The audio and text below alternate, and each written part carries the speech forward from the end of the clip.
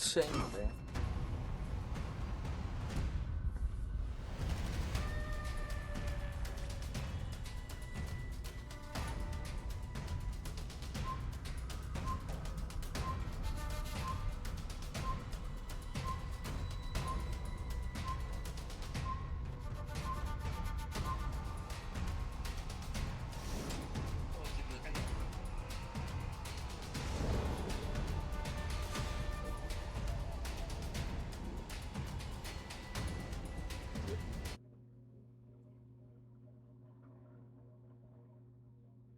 Hello? What the fuck is that? This fucking mic. Hello? Yes, I'm streaming. Can you hear me now?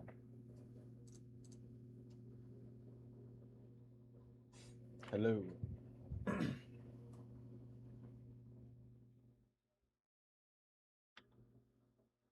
Hello?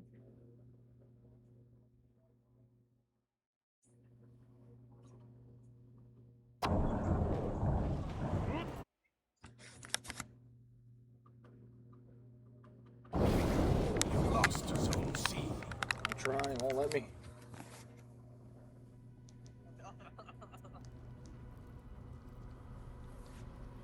How the hell? What is happening?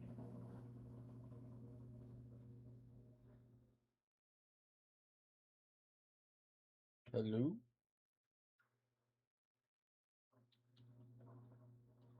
I'm trying to fix this mic, hold on. So I'm trying to fix this mic, hold on. Hello? Hello?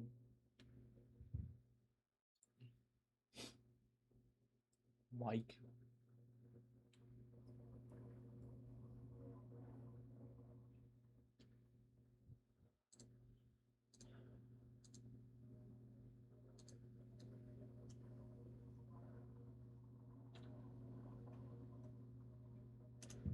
Hello? Testing.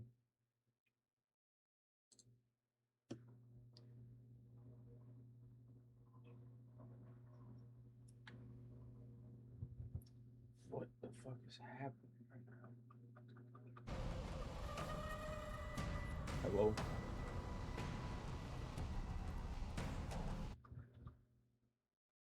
Should be just one. I don't know what. I started the stream too, and apparently now I can hear you guys on the stream. I don't understand how that's happening.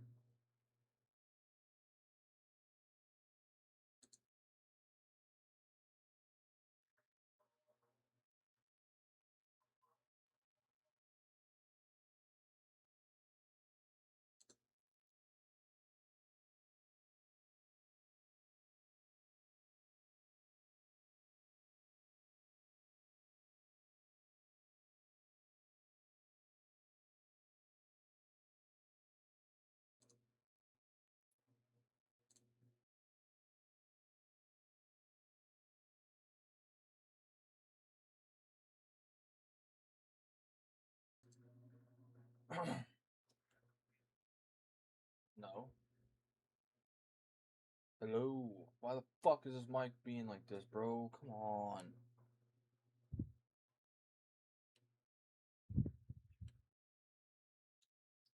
How do you check Discord?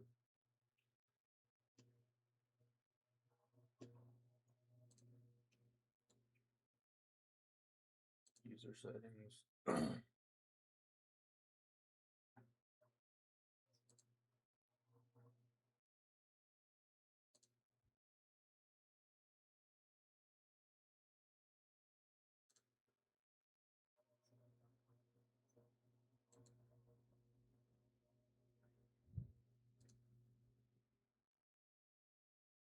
Okay, what about now? Hello?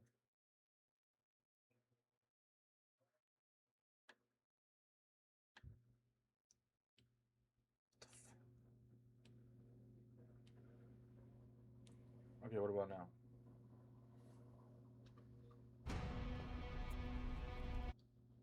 Let me check the fucking Twitch stream. Why can I hear you guys? Why am I able to hear you guys speak? Yep.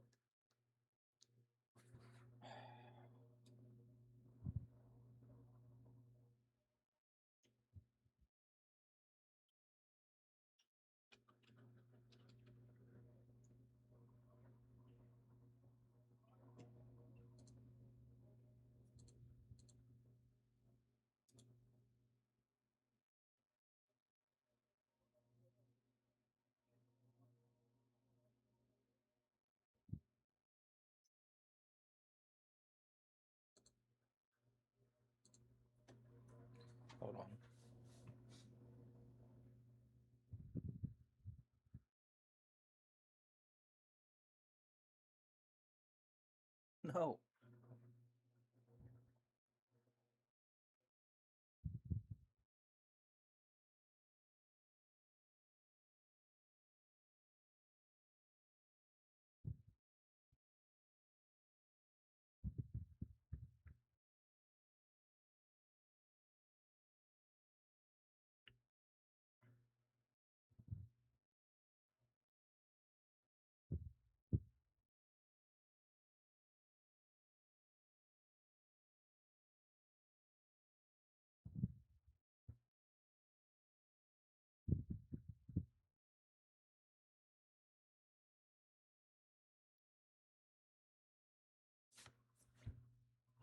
Okay, hold on.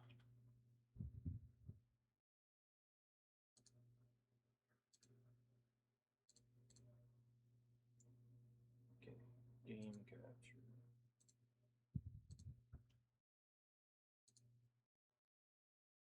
Okay, you guys speak again?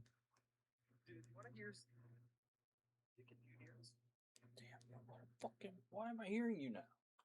I don't understand.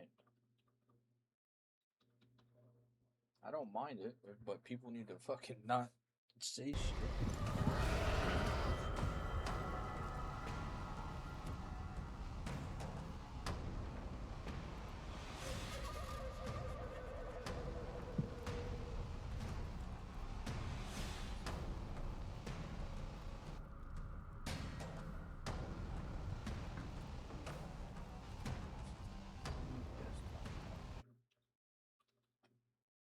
Wait, what?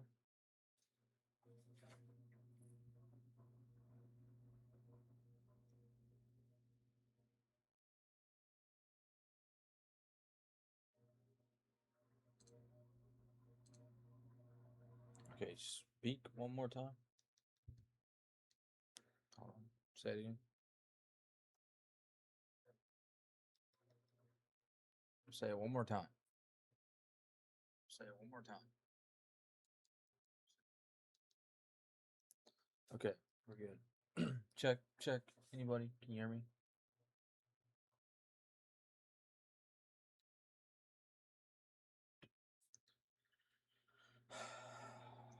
It's so fucking difficult, bro. So fucking difficult, bro.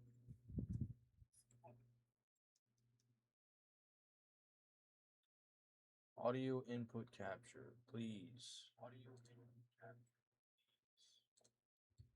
Edit filter. God, edit filter.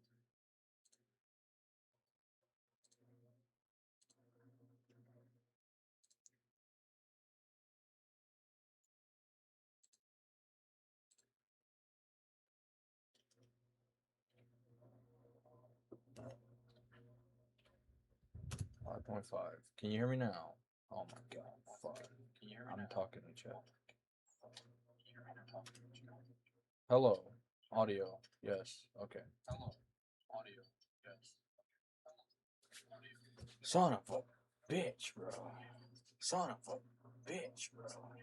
Son of a bitch, bro. Okay. Are we ready? After the Devstream.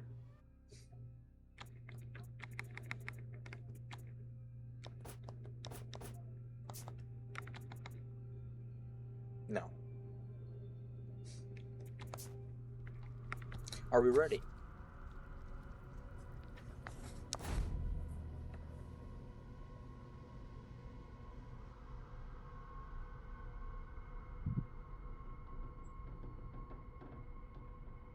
Yep, I already told them, yeah.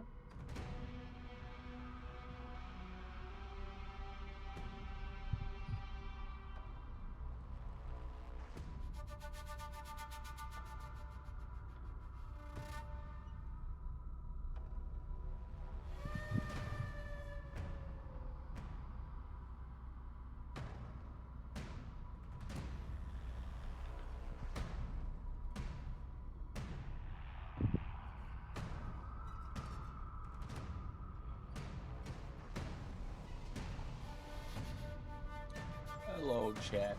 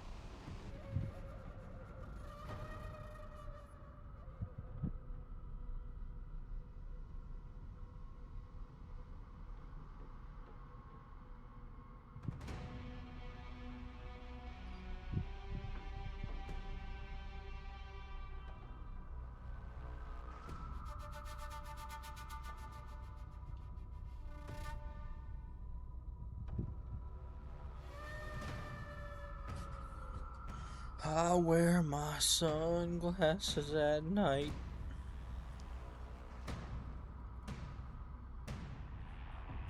Yes. Just figuring all this shit out.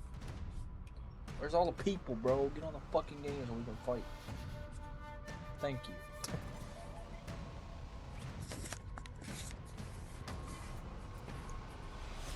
It is people of no name because we don't know them. Fuck them.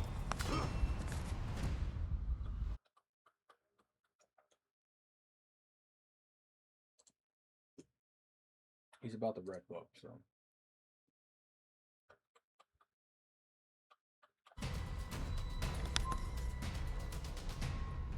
Oh my god, why the fuck are you both playing? What the...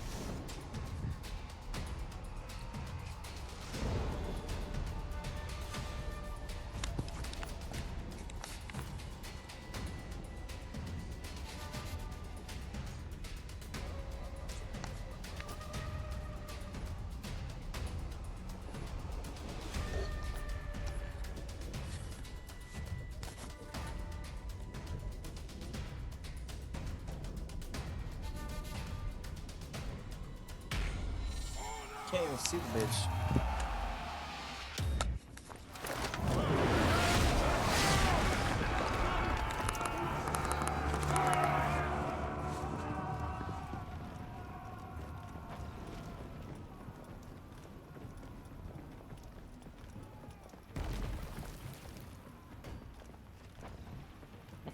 You lost, so you see.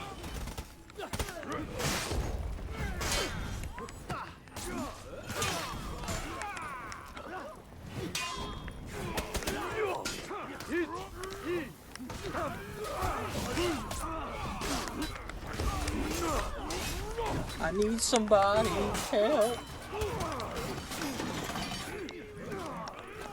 So many little tiny people. Kill them all.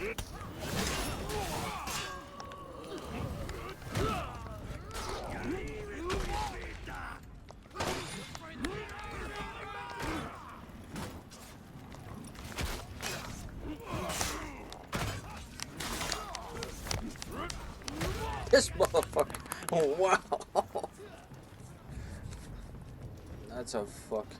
That's a fucking combo if I've ever seen one.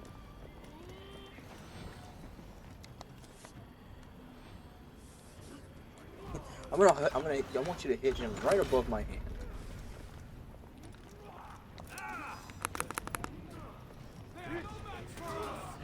Oh, I know, trust me. No,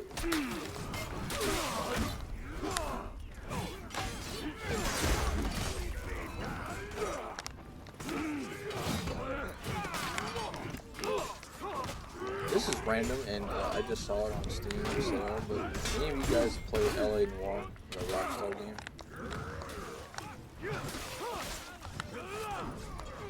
Yeah, it's like where you're a detective and shit, you know, like, the fucking funny faces that people they make when they're like kind of lie to you and shit, it's hilarious.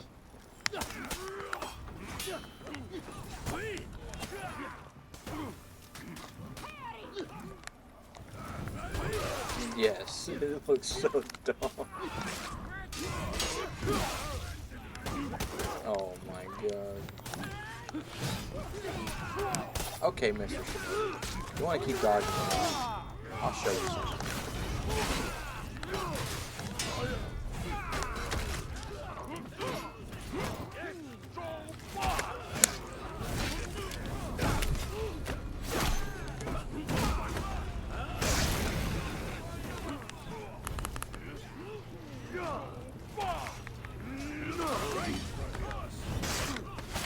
So is a random stupid or what?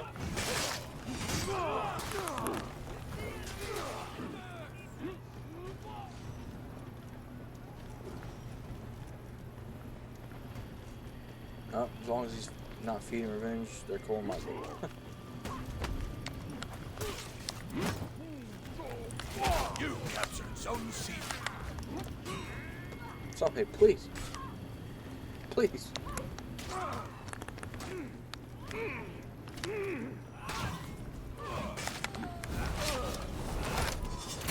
Being choke PK, you bitch. That's what I thought. McLean's just like, you know what?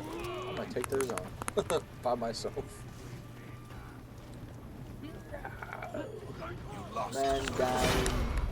Put the chocolate down. Put the cookie down.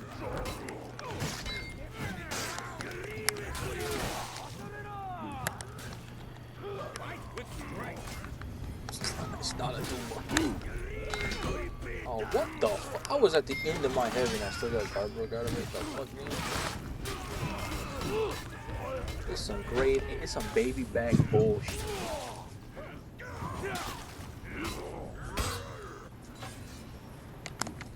It's that McRib bullshit.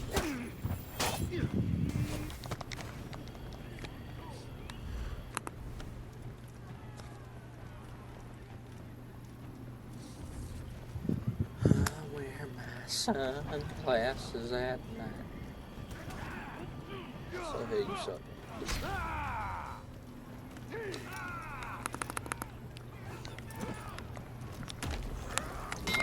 Holy shit.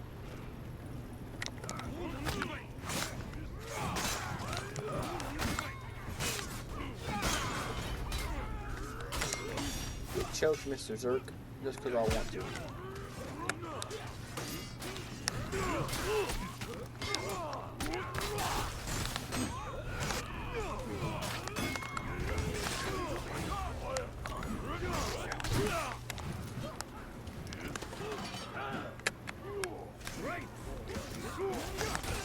Fight with strength, motherfuckers.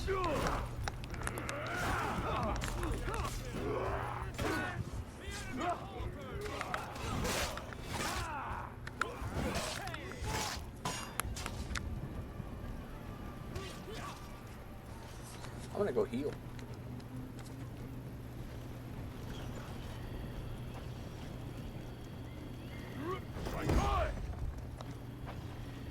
Damn, did you get that fly?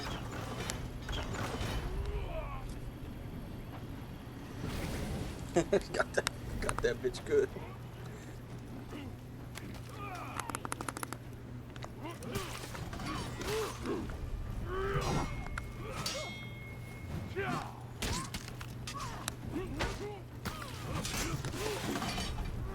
What the fuck was that animation? She like parried but didn't.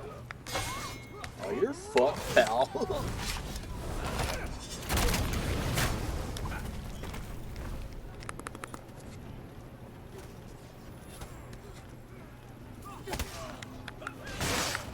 Enemy team is breaking. The enemy rally. What? Smoke bomb. What?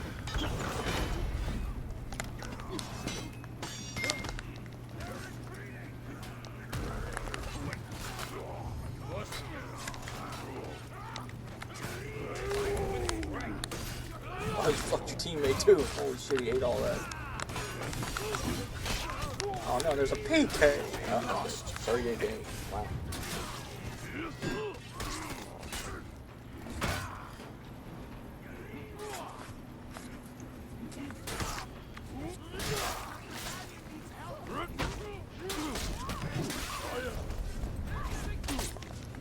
Right meow. You captured Zone A. La bullshit.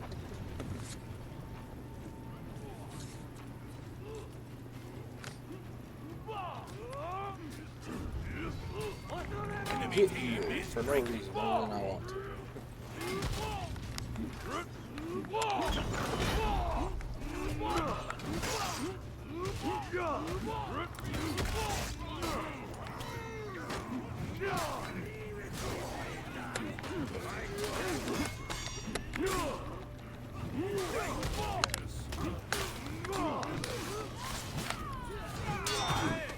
The enemy rally.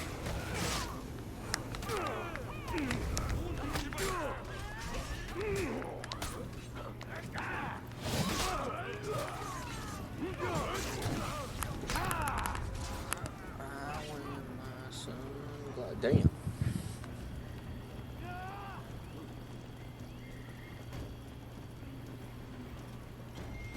Enemy team is breaking.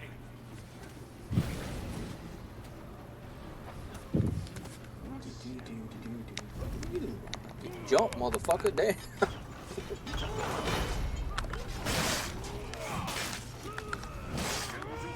Jiggly J-Lo's on the scene, guys.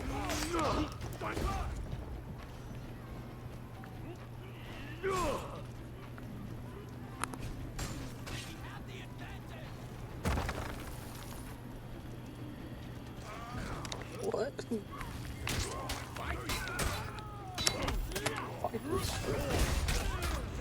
Ah, that's smart.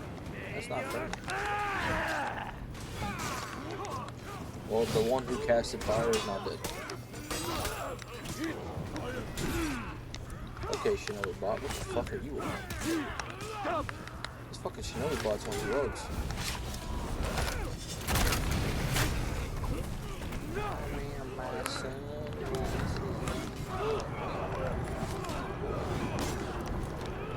That feels good, Mr. Zero. I'm just gonna do this while my teammates kill that bot.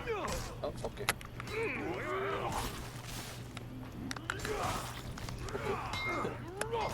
Hey, Mr. Sohei. Mr. Sohei, you're fired.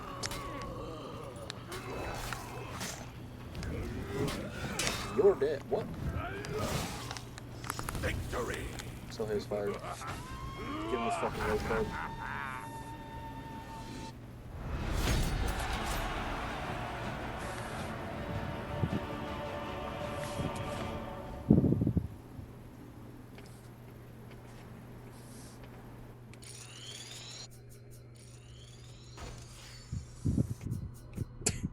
Damn. Bro gets a haircut and gets pieced up at the same time.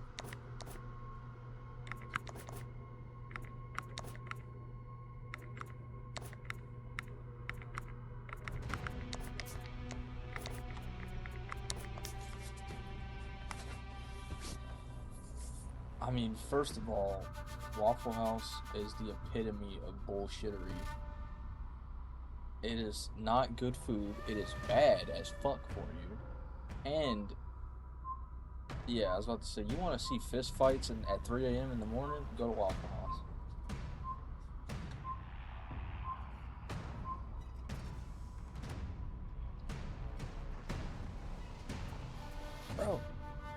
Bro, I was about to say, when I was teaching, I had my own school.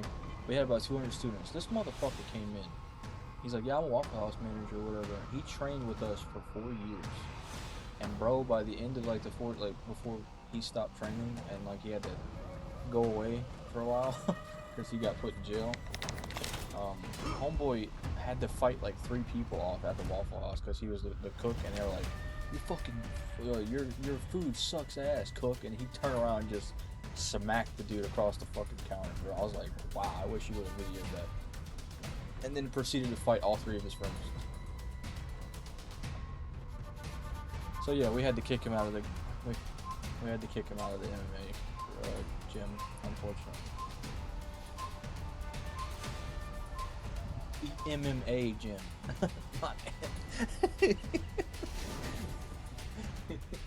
Yeah, I teach you how to do Kamehameha, just so you know.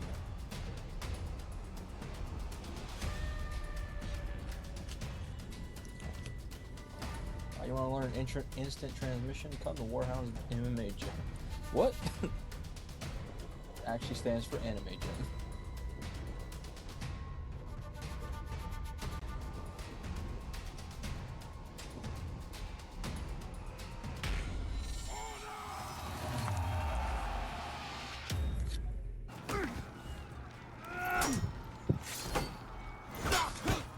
Yeah, pretty much.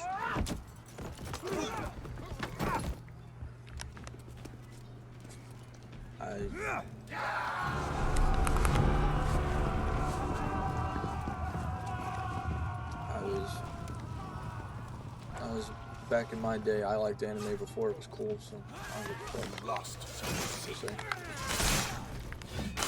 back in my day. Oh, you fucking bot! You piece of shit ass bot! Fucking hit me in my back like that, and you're on my team, little bitch. Hey, guys, there's a Noxia here, and I'm 1v1ing it. I'm scared.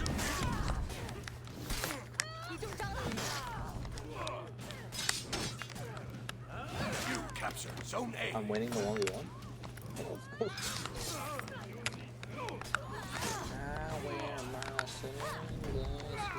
Oh, you're going down, pal. We're going timber.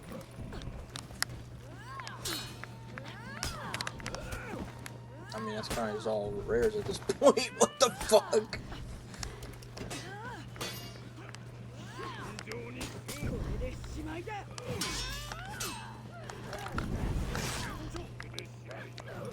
Oh, I still want to win. Calm like this. Yeah, I'll guard my fucking unblockable, dumbass. Lost Zone A. It's a perfect thing to do. I'm just gonna let you continue.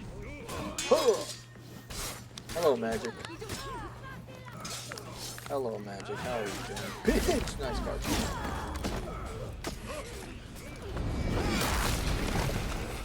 Geese from King of Fighters.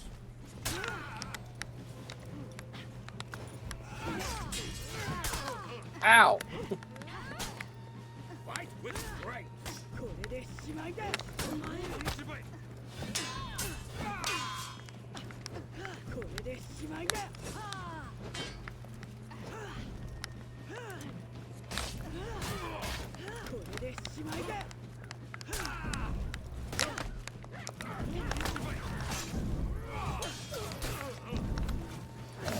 It's fine. Just do the regular combo. But you were already... Zone A. No.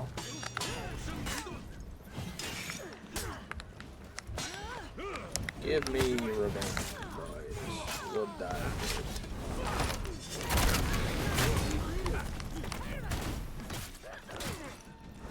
Bitch. Only reason I did this because you were already done.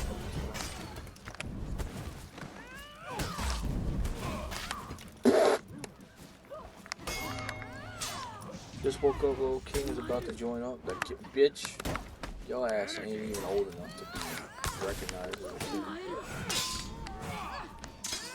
Magic, or chef. And he lets that shit fly. Okay, I'm gonna eat them. Let them fly! Hello, goodbye. You lost Zone A.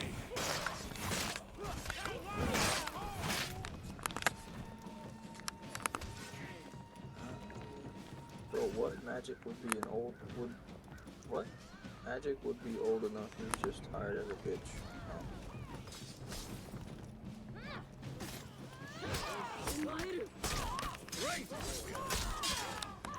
I have no idea what that even means. Are you talking about yourself in the third person, pal? I don't know. We got geese on our team from King of Fighters. Yes, with Nobu, yes, a very good improvisation. Improv game, Jesus. Where's the heart? Got his PK on me, there's a Nixie over there.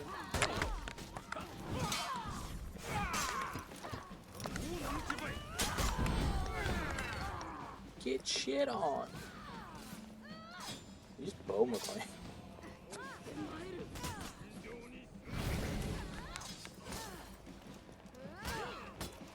Stand here and give you guys. Ow, motherfucker. Let him go. Let him go. No! I tried. You're too early, mate. You lost Zone C. I don't know, what are we doing? Where am I? Who am I? You are protected.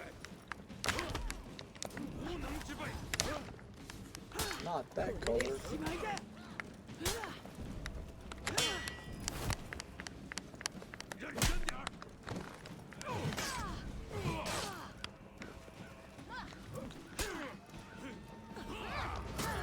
It was. This bitch has cow sharps. Yep, there we go. Whoopee, my favorite beat in the game.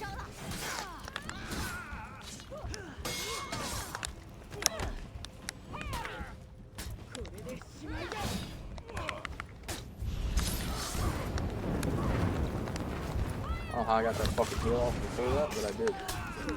No, Kensei. Kensei, please! I'm alive. You captured Zone C. War!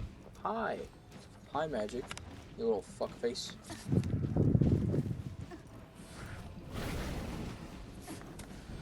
Just kidding. Yeah, you have a wonderful face. I'm just kidding.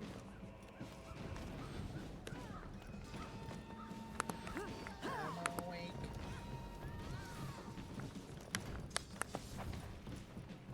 McLean, I'm here. Ow.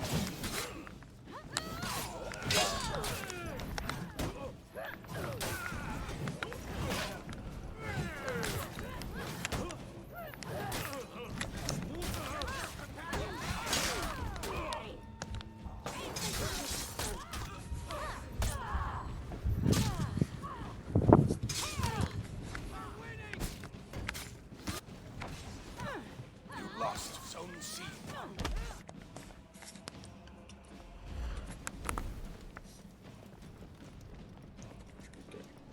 I'm gonna stop fucking around now and actually win. AI streamers, oh.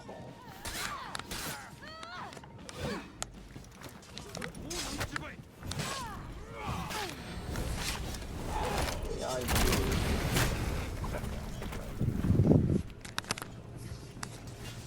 Yep, I'm here. Just got here. Clean. Just got longbow. Pitch. Thank you.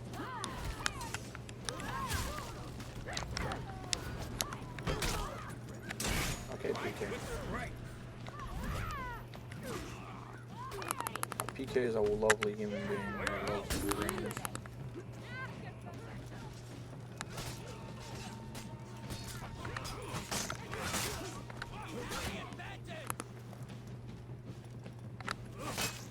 That's weird.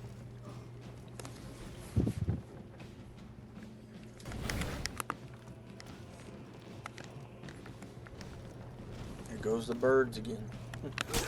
Oh shit, that's Kensei. Fight free.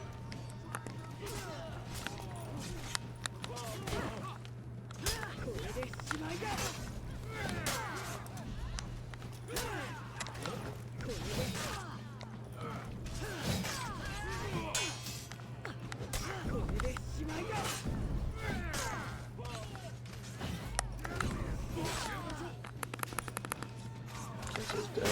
I'm going to clear MD and I'm gonna take it.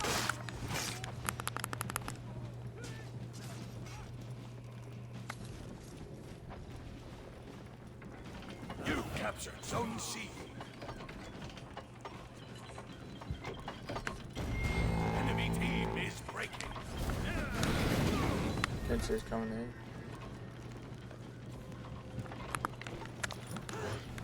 Enemy rally.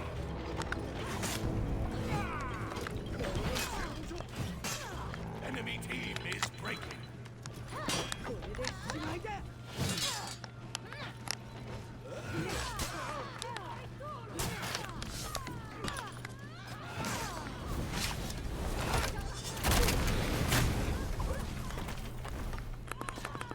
I killed the Kensei. I'm about to kill this fucking Muxie too. Muxie and Kensei are dead. I'm on the way. Oh, they're gonna fucking unbreak. The enemy rally. Right.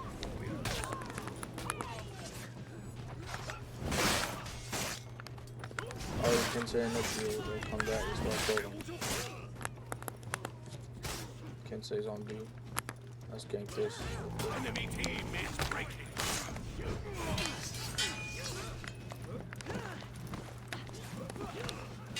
I'll bash for you. Oh, never mind.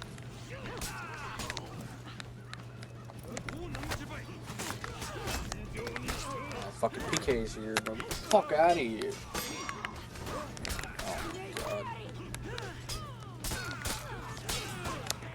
Really? Really?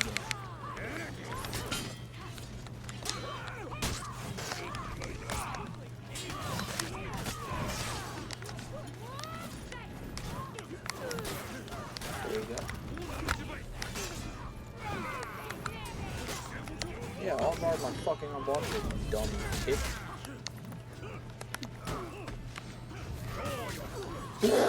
The hyper armor nature grab. Victory! Oh, what's that now?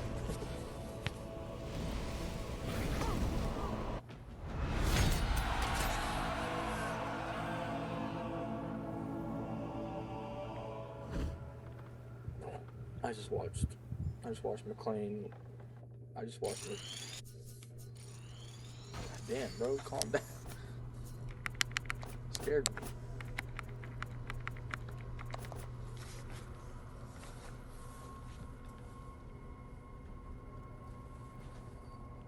Yeah, Central.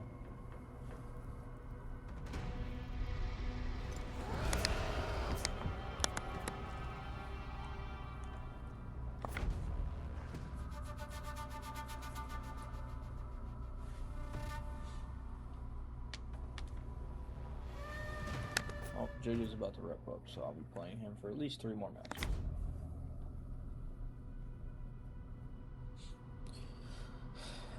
And then chat can pick my characters. Fuck it. Play mother.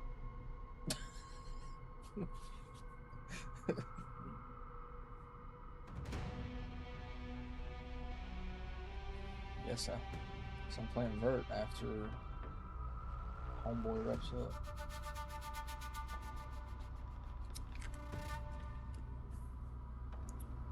I fucking hate Vert.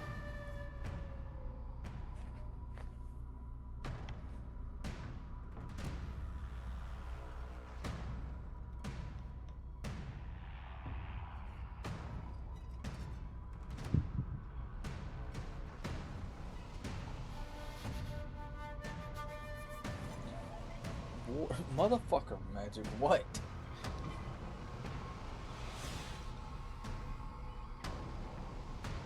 He's rage baiting me in my own chat. Hi. This mother, you redeemed the points to say that.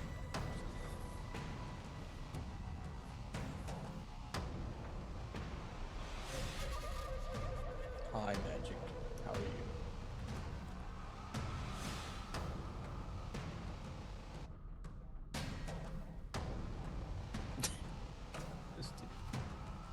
So is this like 2 different personalities? You got like your Magic on Twitch, but your Chef on here, so you won't respond? Got it.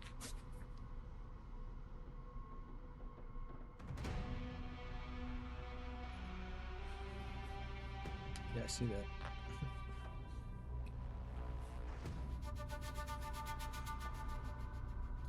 Where's all the people at, bro? Get on the game, bro. Oh my god.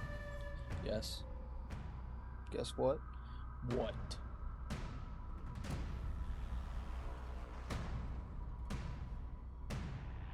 I found out something. Oh. What'd you find out?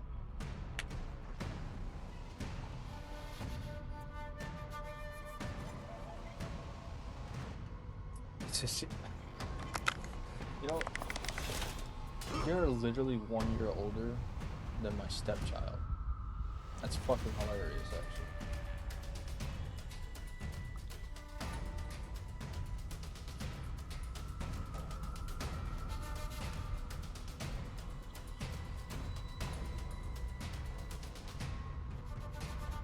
Did you want to know the secret? Yes. Jesus.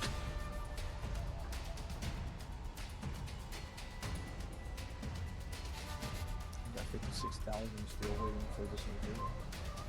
It's fucking insane. It's the best Kensei one I've seen, for sure.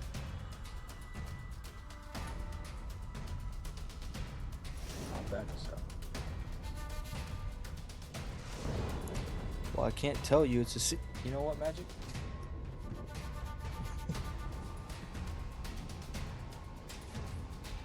When I get big and famous, I'll remember you.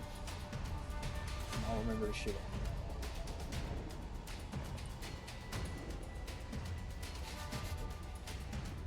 you. He said, yay. Hey man, this is peak interaction. I appreciate it. Hi.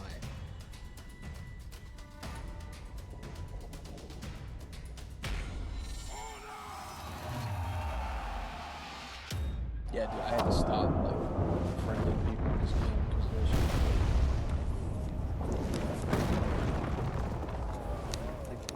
like, can't you see I'm fucking busy? You told me to back out. What the fuck you mean? Well, too damn bad. There you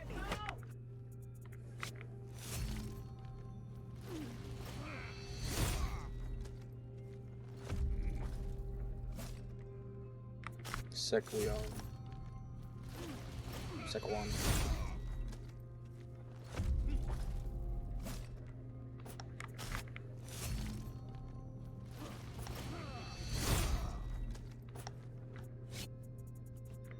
Yes, literally, it's called lose something. Like, yeah, pretty much the exact same. Somewhat of interaction. Oh, magic is back. Hi, magic.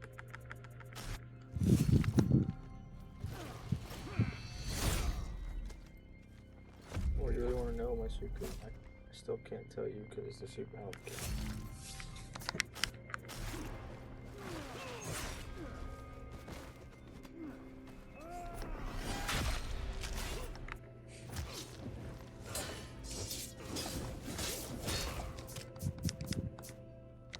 Bro, they just be cooking with Kensei all the time, though. Like, why does he get the coolest executions in the game?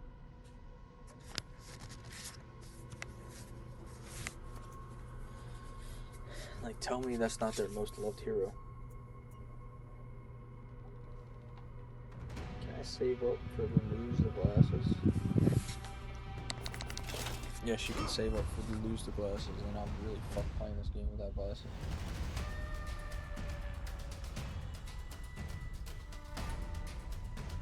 Not really, it's just a little blurry.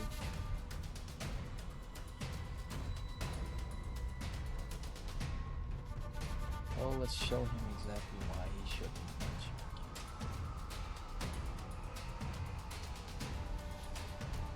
you. Didn't know you had glasses? Yeah.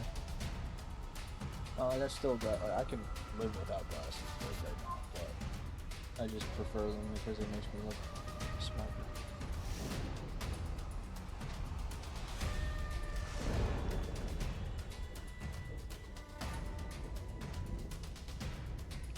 Oh, war. What? Motherfucker. That sounds like your 4 eyes. Yeah, pretty much. But I can see this 4K fucking monitor in perfect vision with these glasses.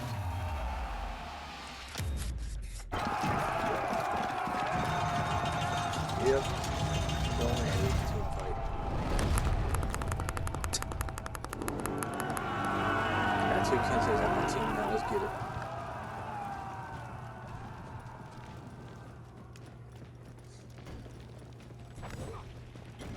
That's why he invited Zone me. A.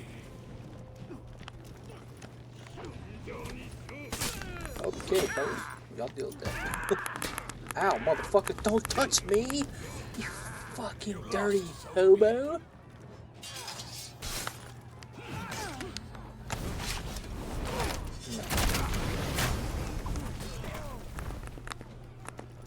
No.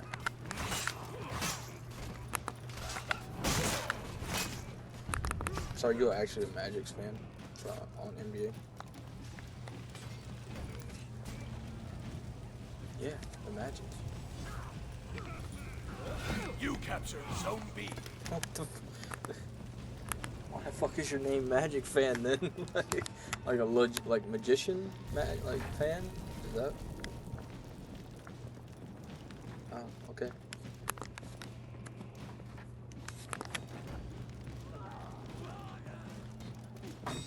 Rare, you have 2 people. I mean, I wouldn't know if I didn't look.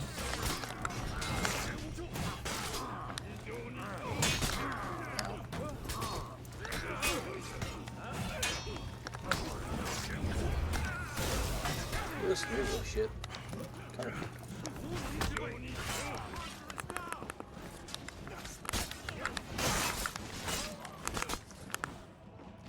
Whoa, lag.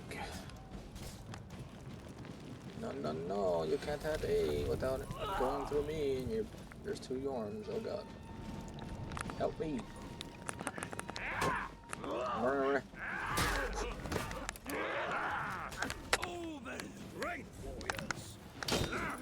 Oh shit, there's a warlord here now too. Help!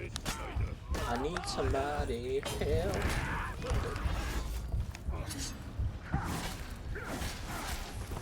We could have if it wasn't a fucking warlord. So I wasn't touching the booty hole. What?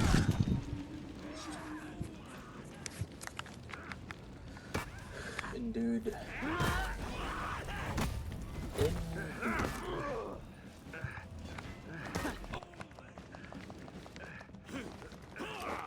Every time I do see his name, I want to say McDonald's sometimes.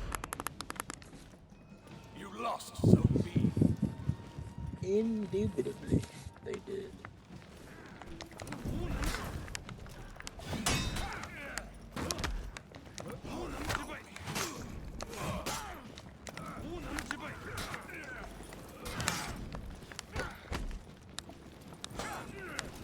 What's up, Mr. Warlord? All you're gonna do is talk fucking heavies, aren't you? You're gonna get fucking parried, I'm gonna choke you, and then you're gonna land on him, and I'm gonna heavy you, and you're gonna die. I said, he's gonna throw a light.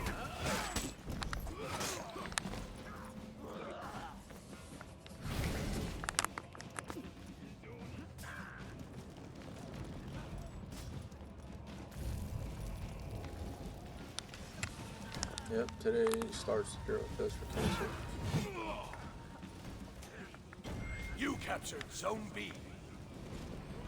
It's just when you're looking for it, it's called Sakuwan. That's what it's called.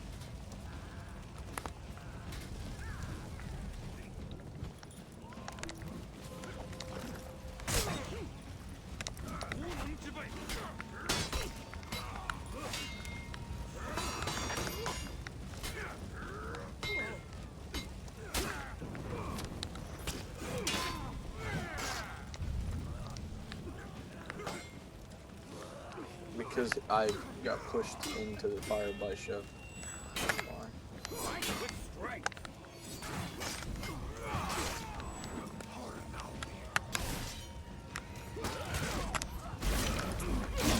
Lock your fucking head off, Mr. Warlord. Watch this.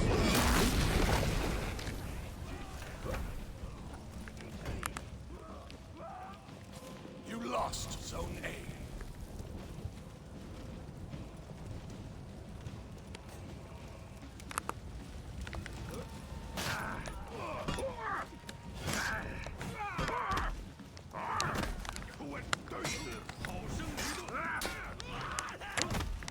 I have a Zerk and Yorm on me.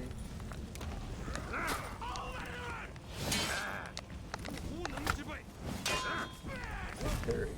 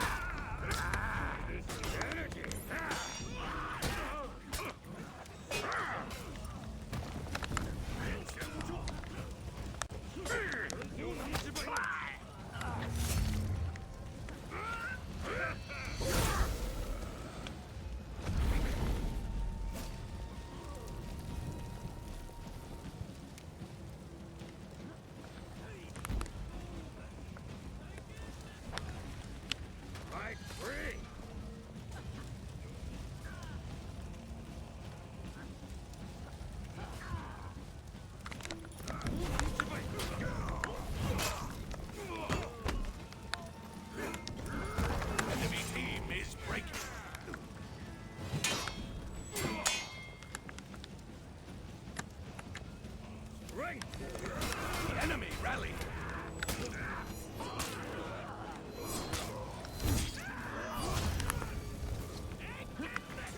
We're strong. Enemy team is breaking.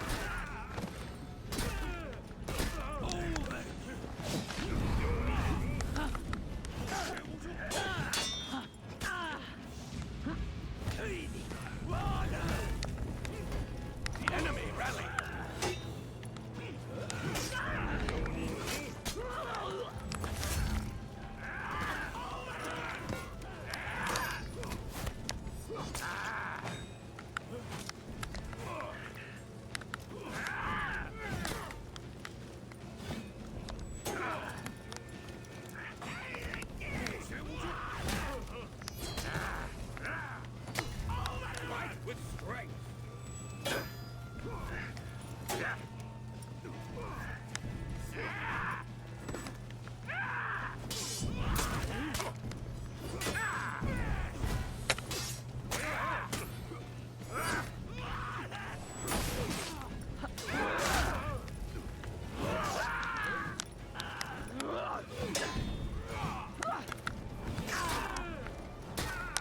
he throws it. Okay. Mon ami.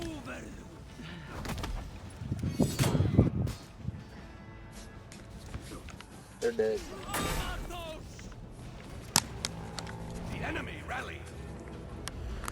Fucking Yorn, bro. Gotta love him. I need somebody help. Enemy team is breaking. Ring.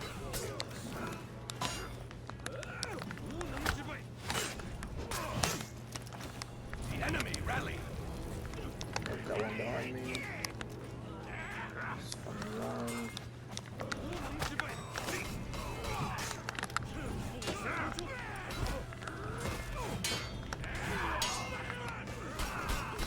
Fuck off, bro. I'm trying to fucking help my teammate.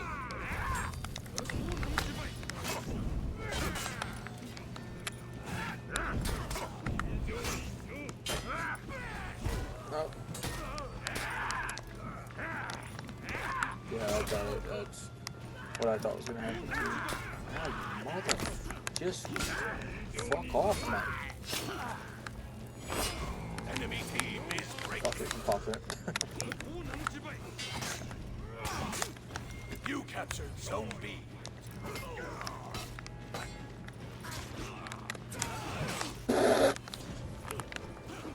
How much was that damage? You were, oh no, you weren't standing with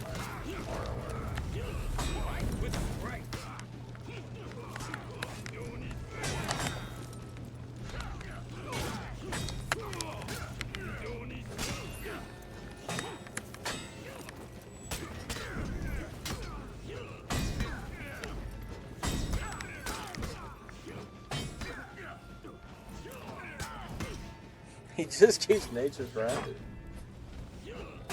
Alright.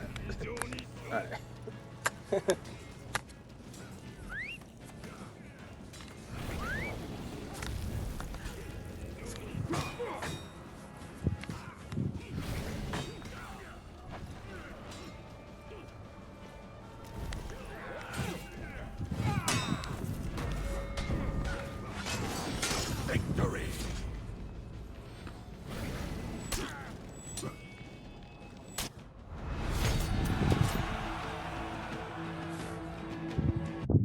Incredibles. We do now.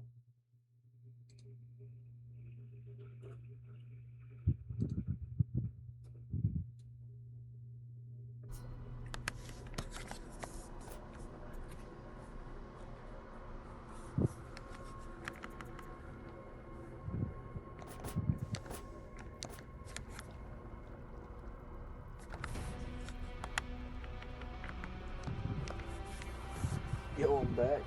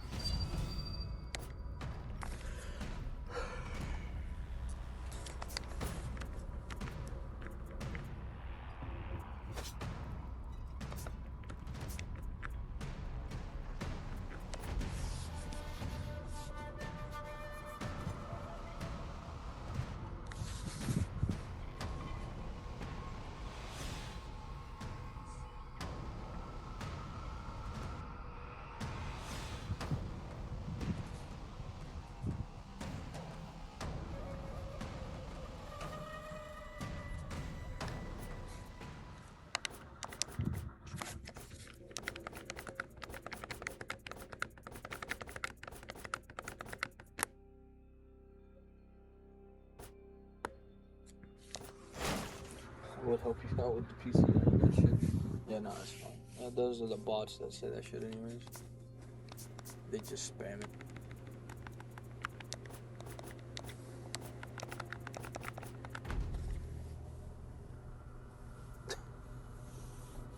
Yes. Hey, look, this TTV guy. Eon. You know him. He rated my stream a couple days ago.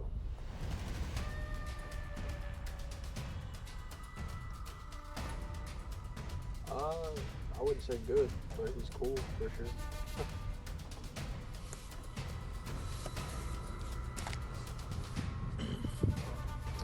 Why are you rep 1235 instead of 1230? Motherfucker. Because I'm repping up. JJ.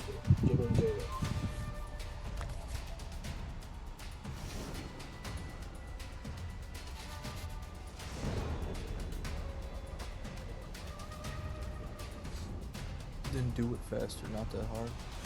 Well, I mean, let's see you get 1,000 more reps before you talk, buddy.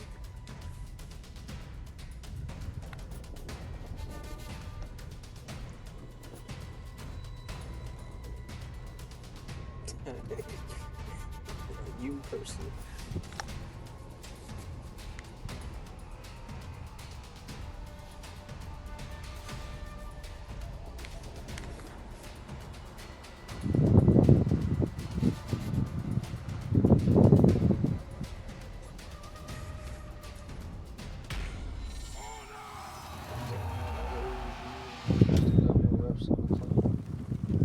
Damn, he's called you out. He's got more reps than you.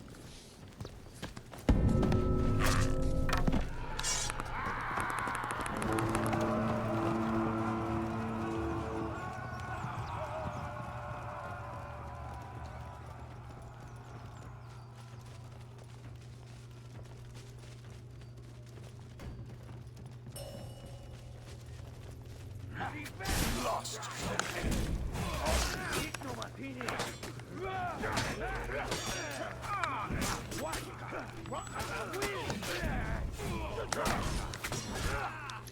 The guy that I thought was a Twitch streaming for Honor, the King Angeles guy, he's still streaming. He still does videos.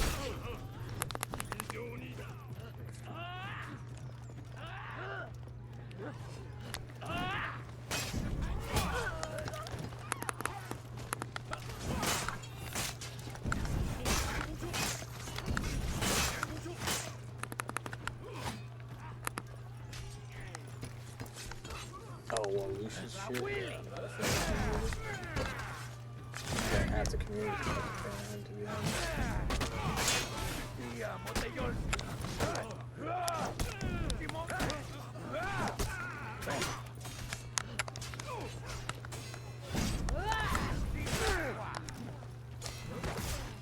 I liked when King Angeles did like the best monk versus like all those kind of matches and shit.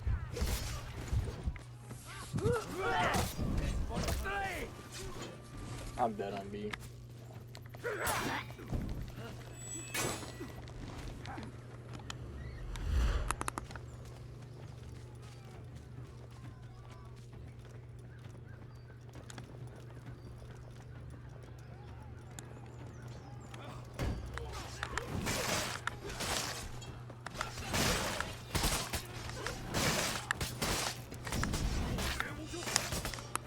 Boosting aim? Question mark. I'm coming help.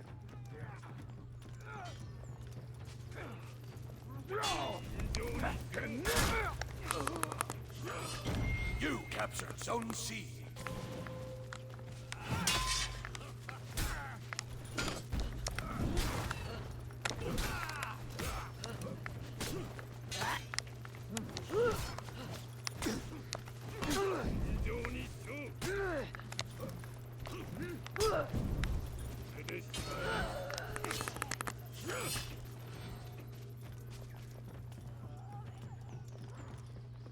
Also, that's still boosting their zone.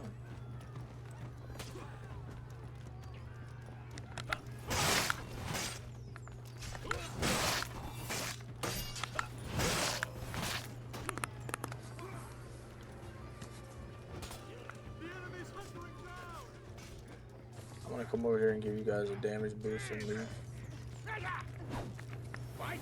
Alright, I'm leaving. I'm just giving you a boost.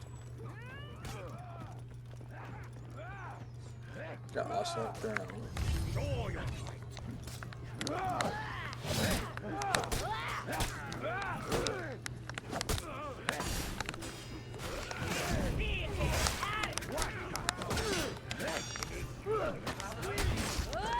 Oh, this fucking awesome, boy. He's just throwing shit.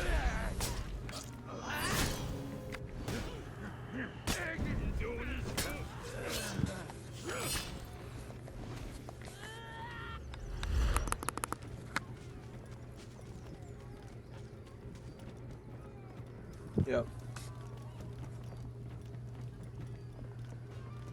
Second continue on B. I'm gonna go take their zone real quick. And just leave it.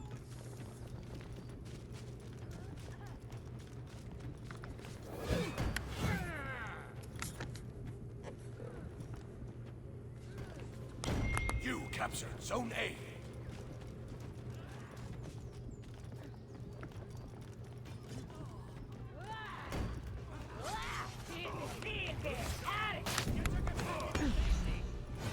You lost Zone A.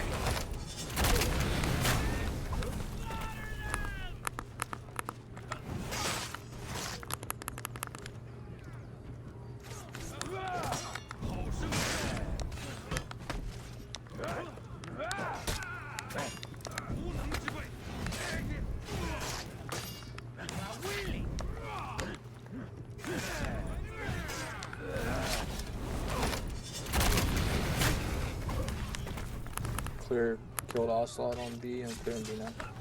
I got 2 on me at B. You captured Zone A. Oh, one's going to C. You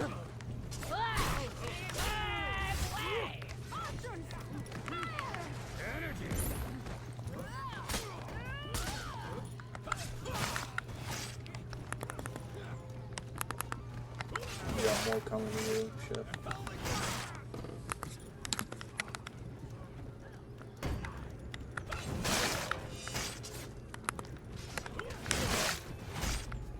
I got my 4th feet, let me know. I'm positive.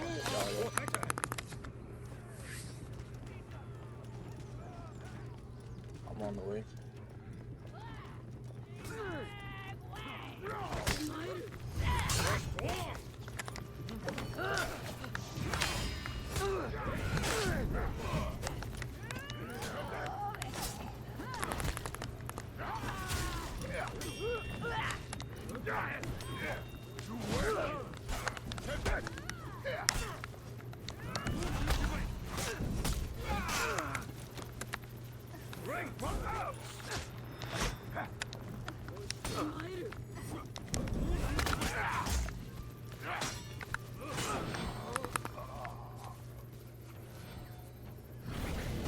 Enemy team is breaking.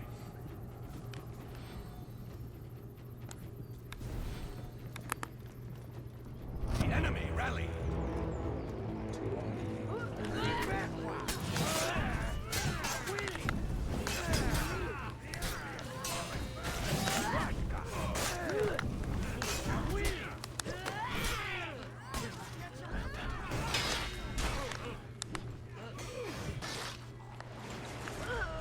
Ha!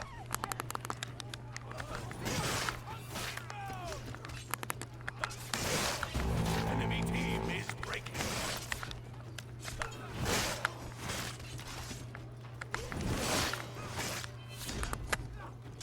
Nice, you clipping that. They're retreating. Oh, I gotta heal.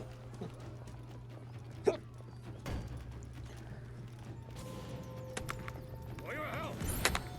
Right with the strength. How did that hit me? I was directly behind the bitch.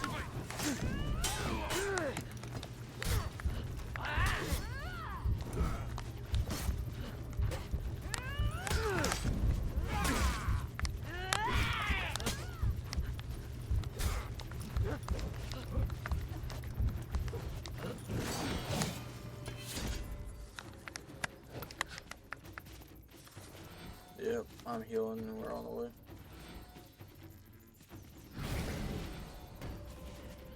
Yeah, I don't have 4 feet. I can't pop it.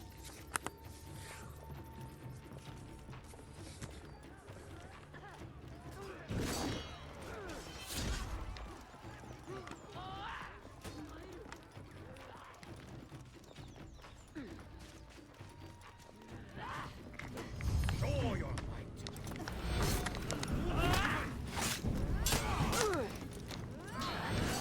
Victory.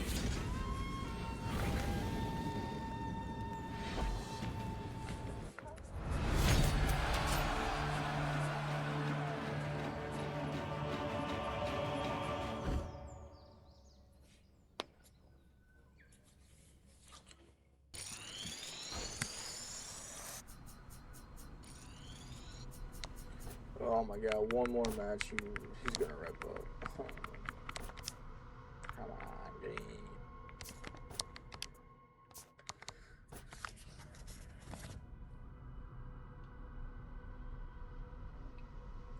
And they left with a quickness on that one.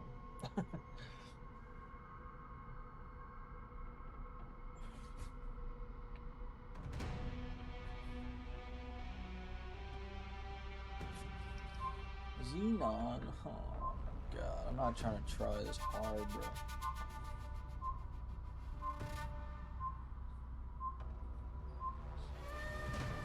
He might leave.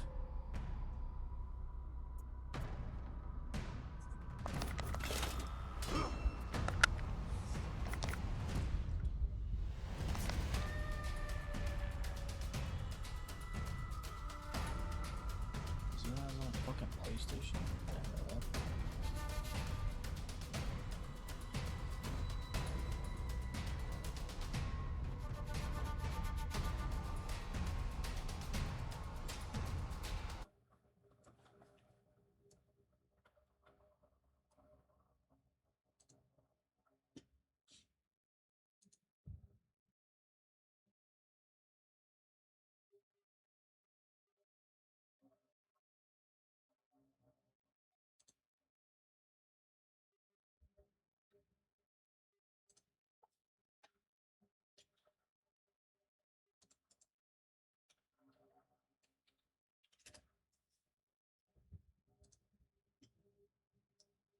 I need somebody help.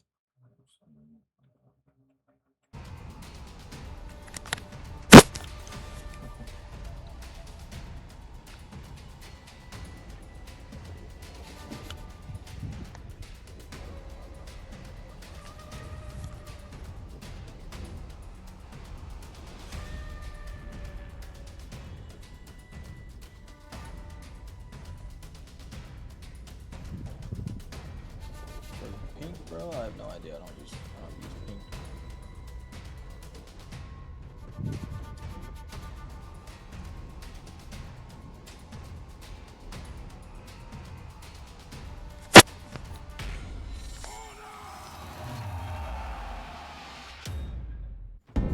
Same idea. McLean, smiley face.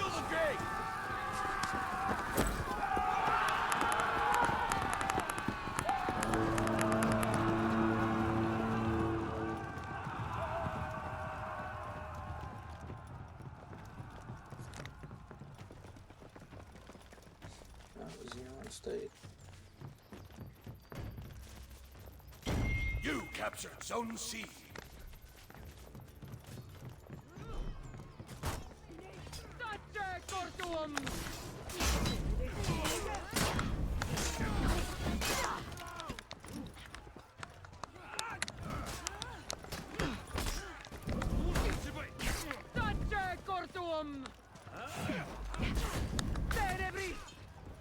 That's one.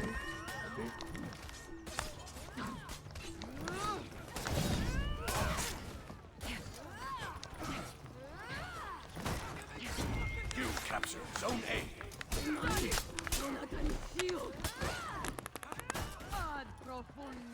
Yeah, I'm not there. I'm low. Oh shit. McLean, I didn't even know you were there, bro. Yeah,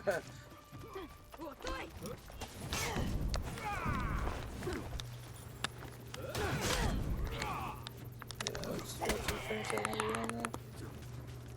I need somebody. I'm almost there.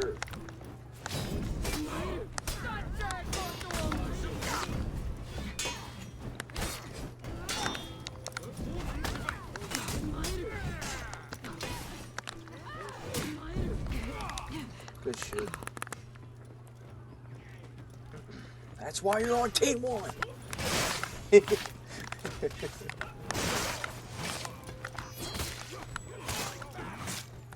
How's it going up there, Samurai? You need help?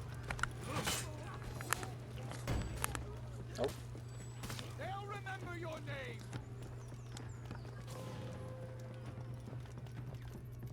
I got one. Ah, shit, I got one here.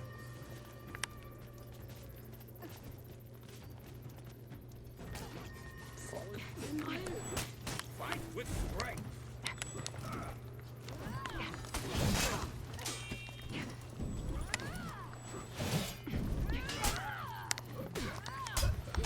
dead. I'm dead, shit.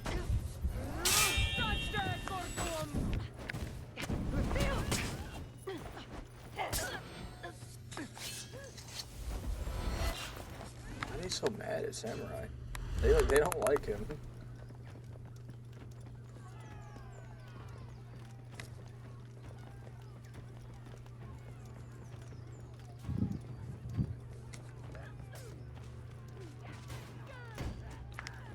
Yeah, I'm gonna let them have that for now. Lost They're too some usable.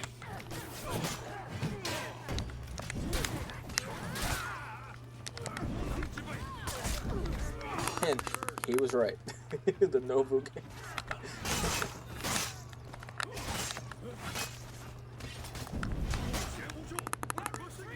I'll try to know. Pop into his damage.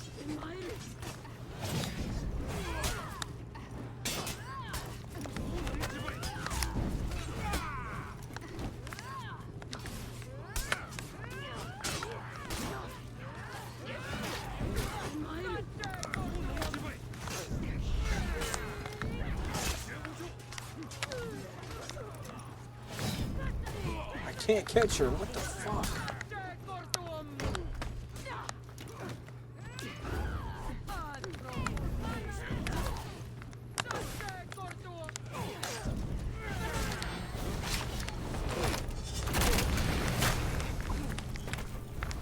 Alright. I'll clear B then.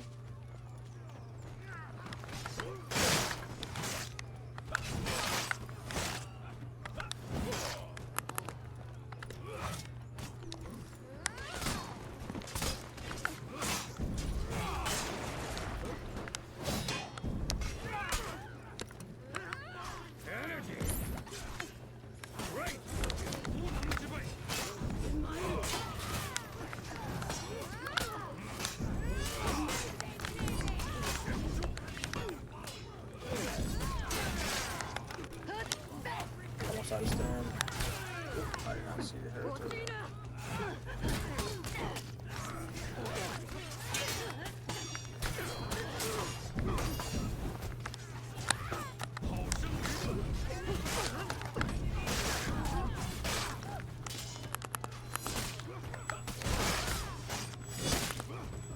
Yeah, you're good.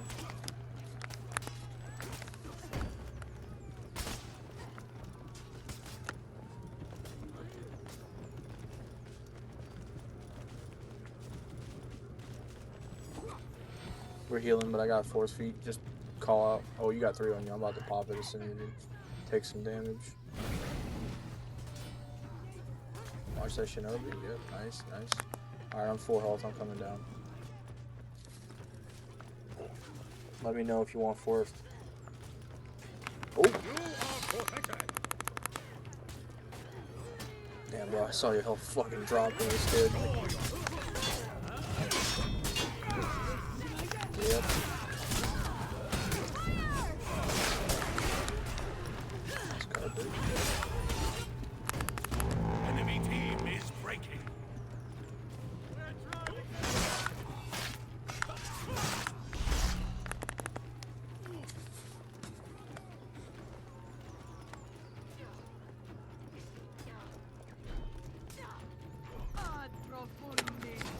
Fight with strength.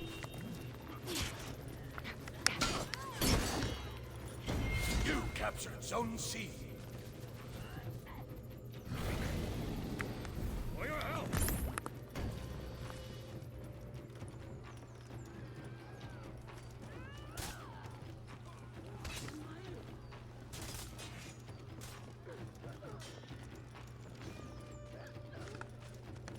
I'm on the Shinobi.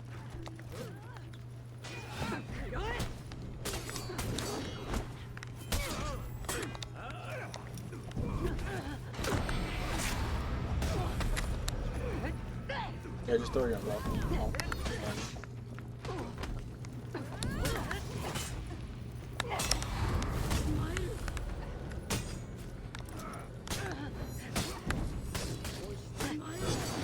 Victory.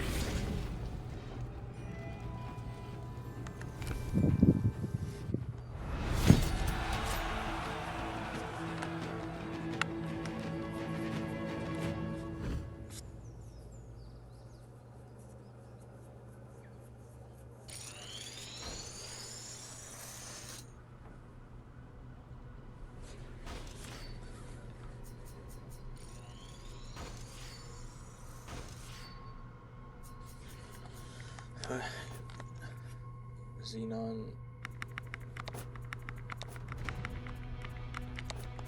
can't carry an entire team by himself. That's just how it works.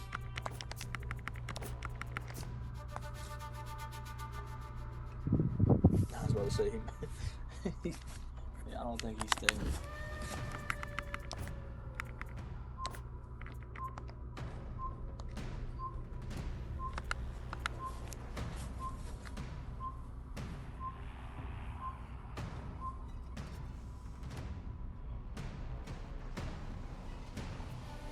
We're almost to the Devstream borders.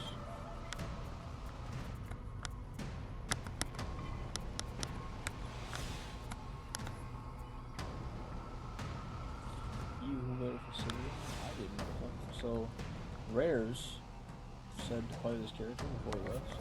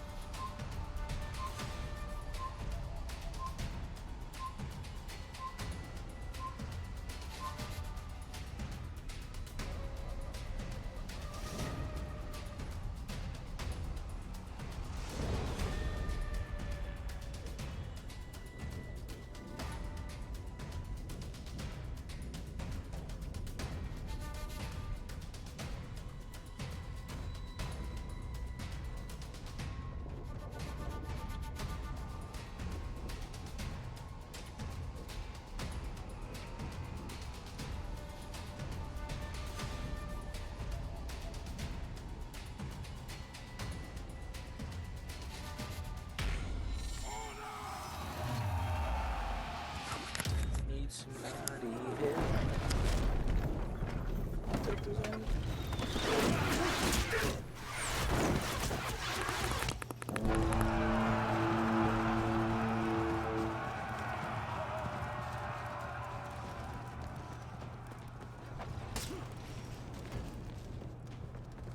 You lost Zone A. You captured Zone C. Where?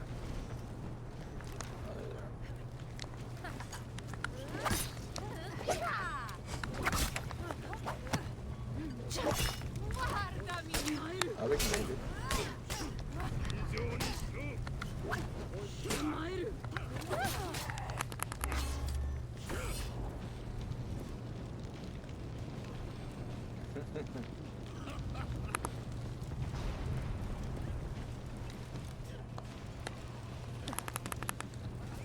Y'all good over there?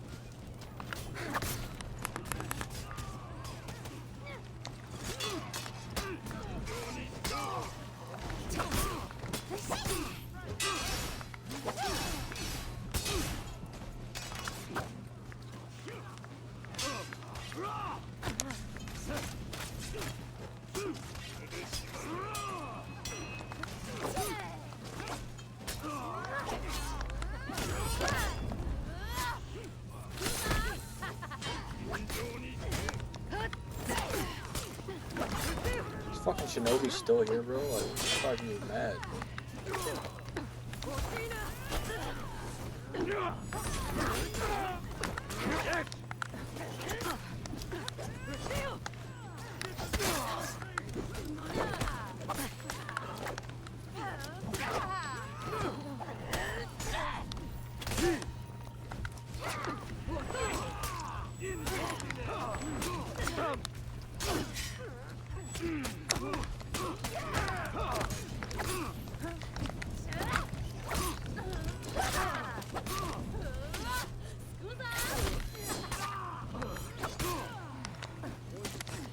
Yep. Dude, this bitch is fucking nasty for ganks. I don't know if you saw that. Oh my god.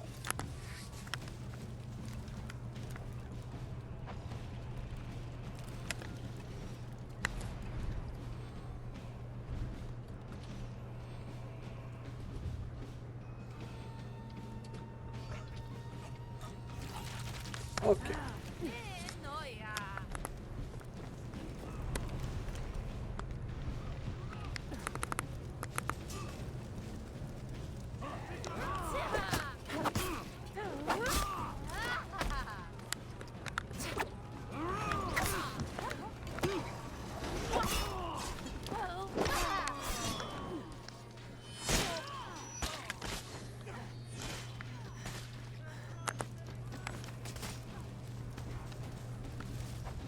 Yeah, he's big mad.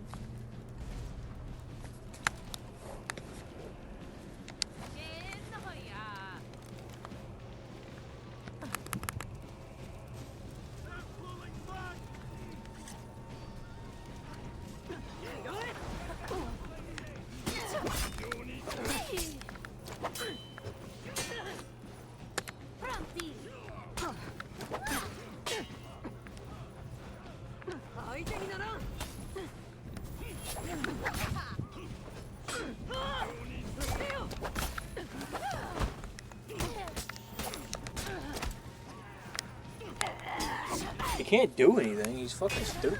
Like, he's dead, bro. Get the fuck out of here.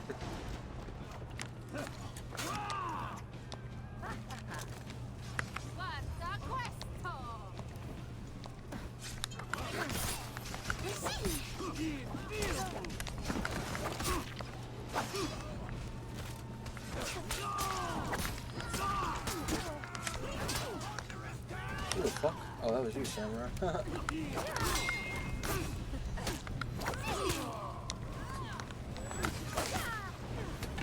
He said, don't want to go.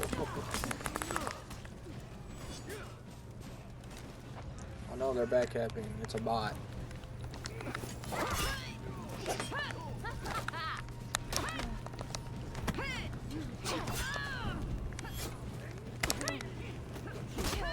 Okay, bot.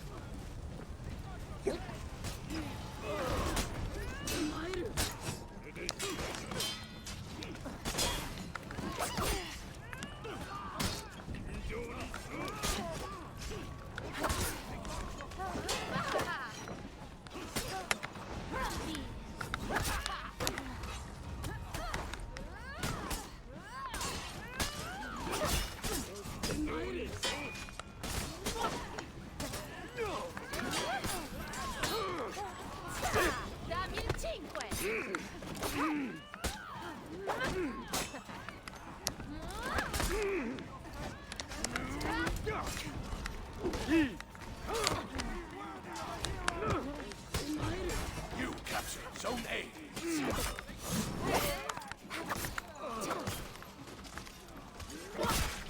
Enemy team is breaking.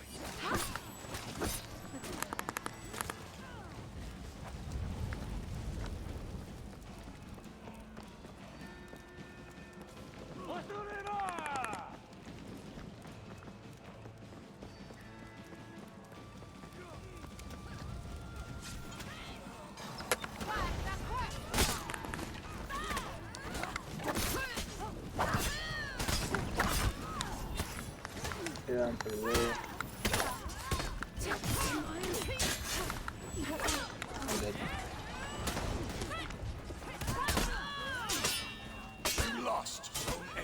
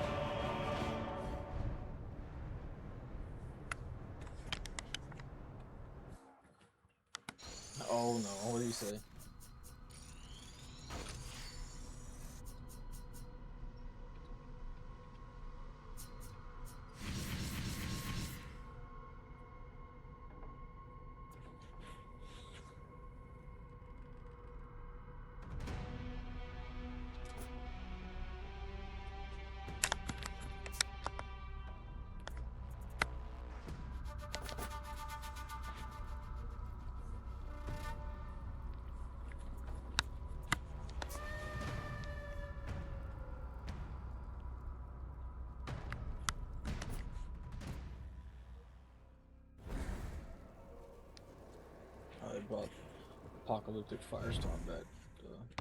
Crazy wings.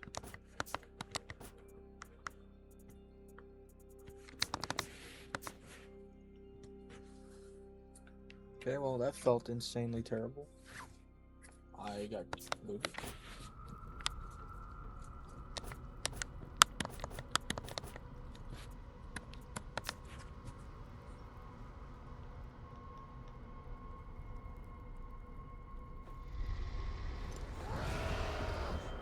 I went out there. I have to restart. Yeah, I'm gonna restart.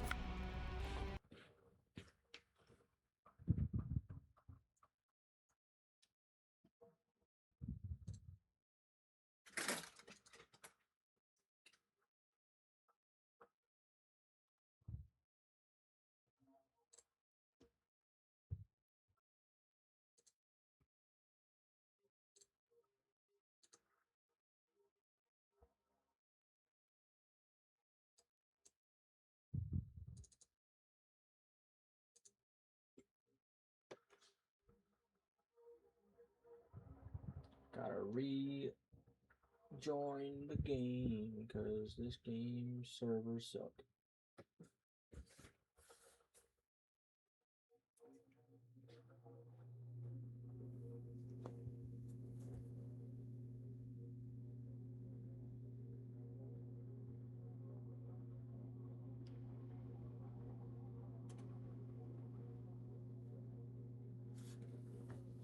Yeah, I closed the game. I gotta read.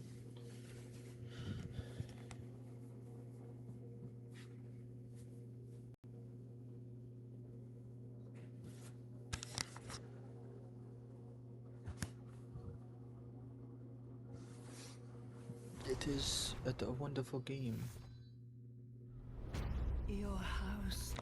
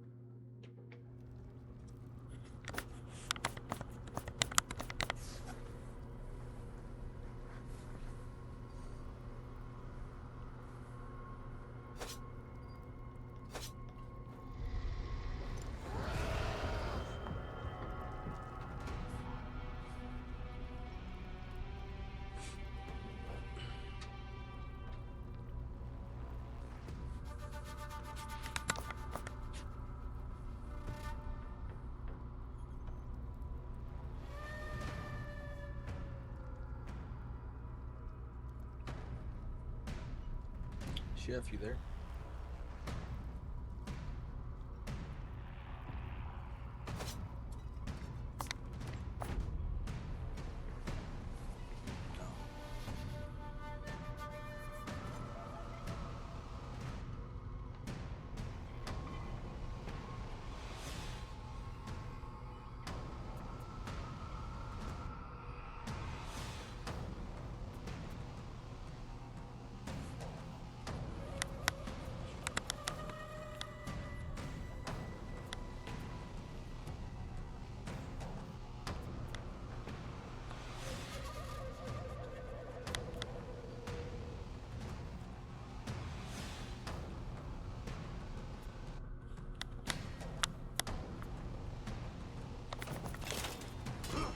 No technology.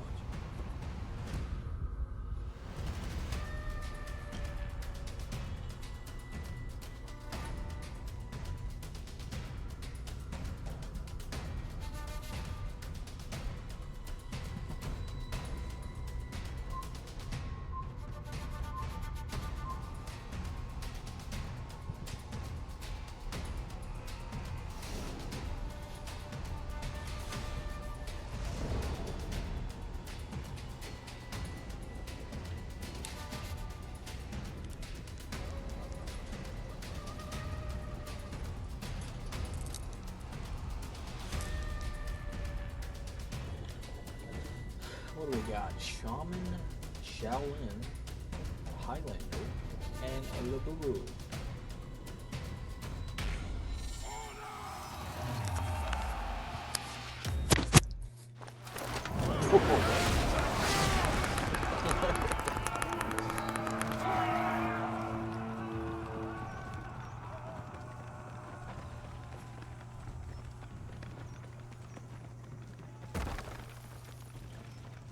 No.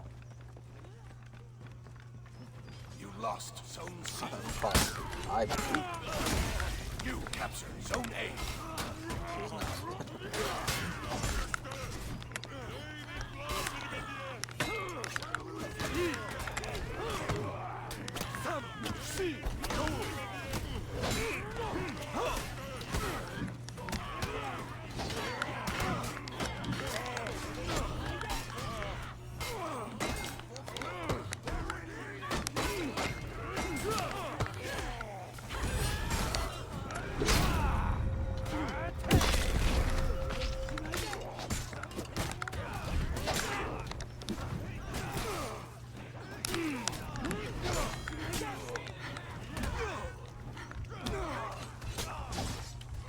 The fucking minions killed me, dog.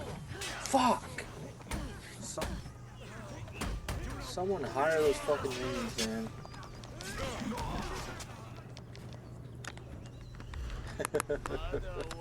Bro. The minions that actually kill people, like kill players, get upgraded to BP status. He might be. But the Devstream is live, so they're getting ready for that.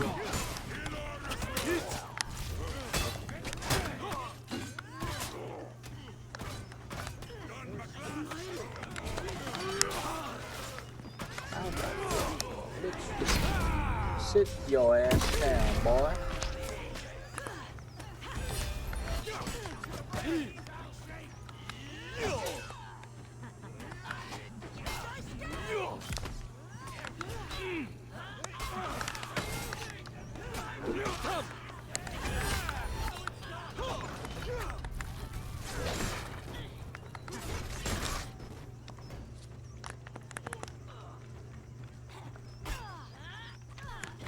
You've captured Zone C.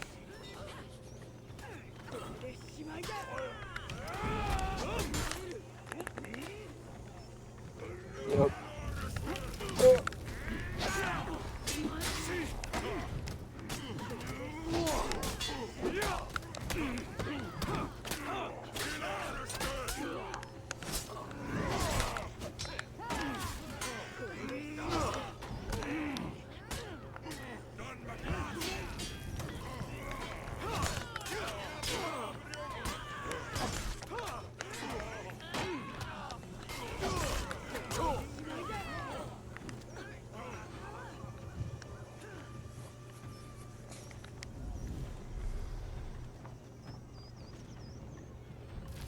Thought you said he was good.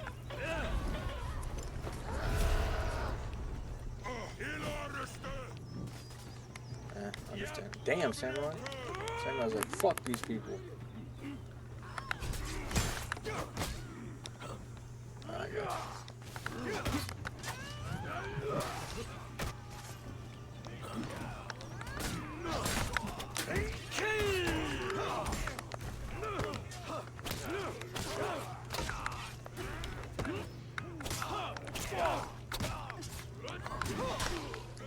I was trying to fucking challenge.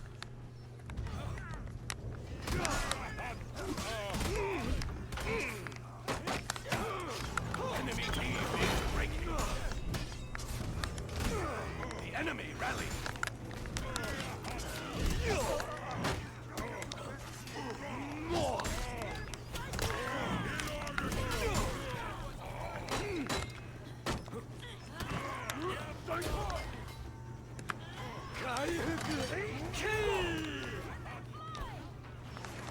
Oh fuck, I walked right Team into is it. breaking.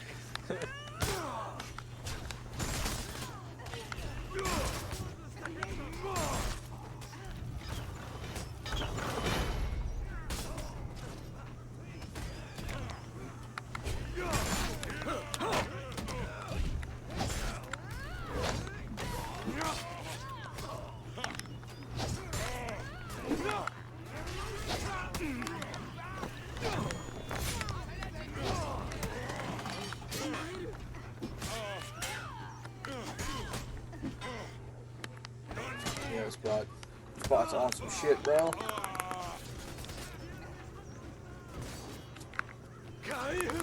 You captured Zone C.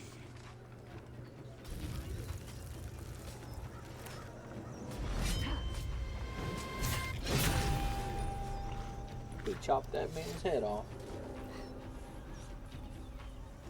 Victory!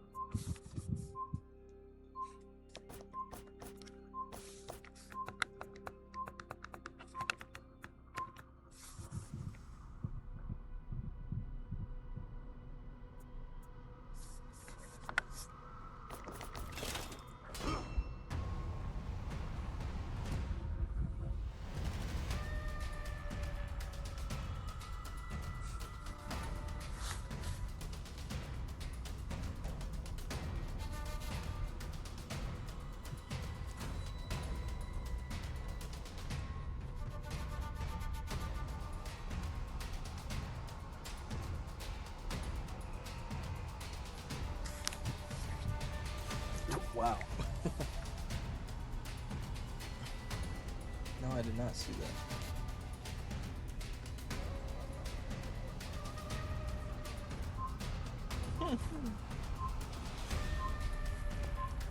Cookie Monster XXL.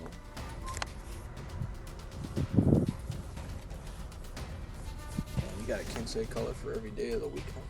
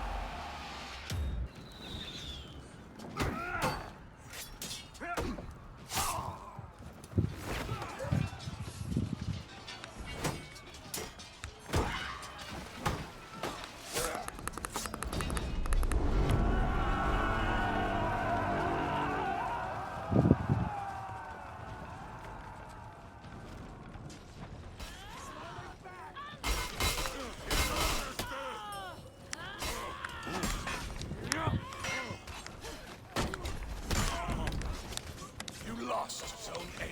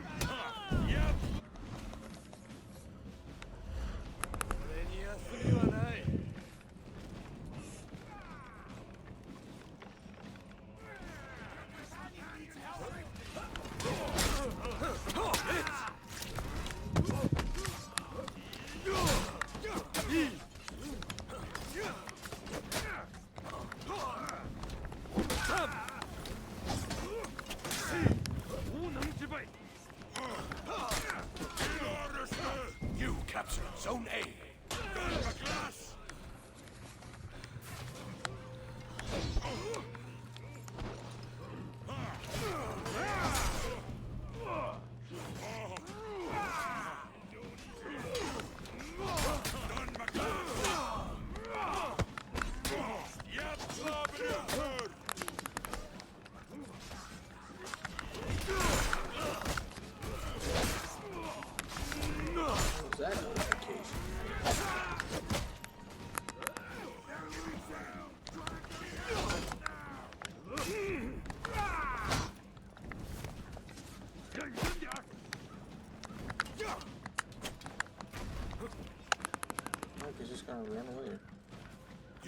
lost Zone A.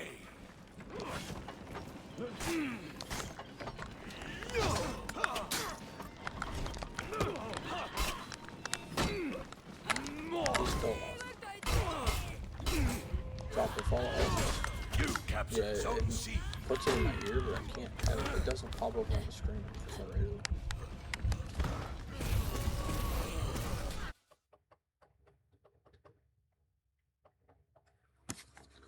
Yeah, man. Thanks for the follow.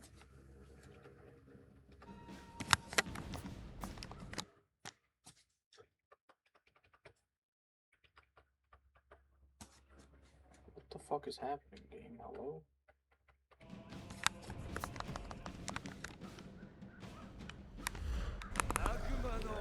Backed out, yeah. You captured Zone A.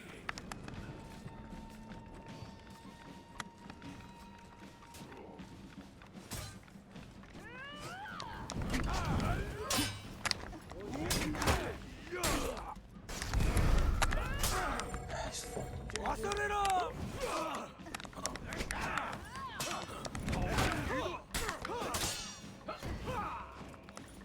There's another one coming behind us.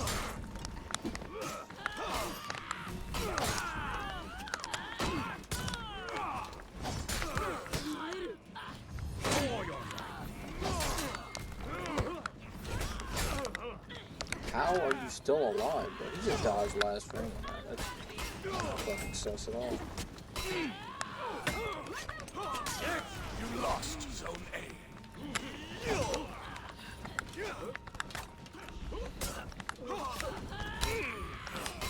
Yeah.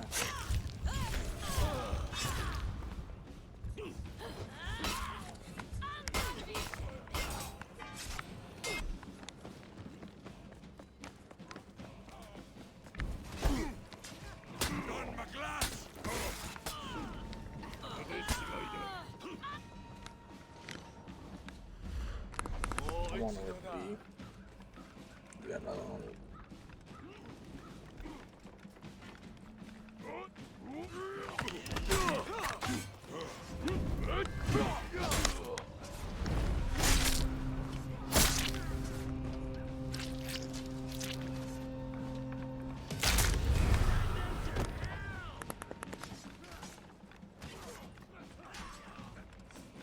back You to C. captured Zone The A. debuffler. I'm debuffing JJ.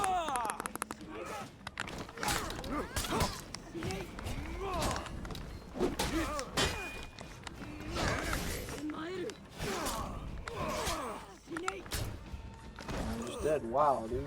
You lost Zone C. I love how you were dead and he was externaling onto you, by the way, still. Like, that's how I died. Makes no fucking sense.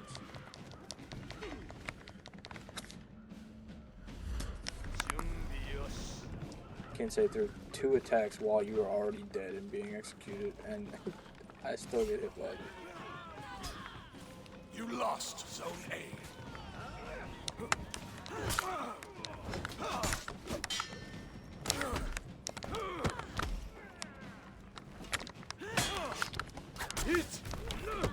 You captured Zone C.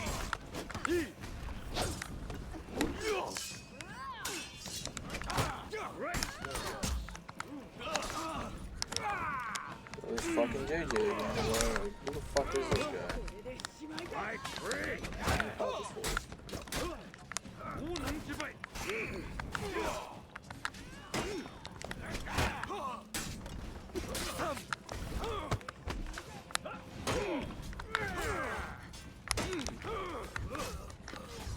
And he spams light, bro.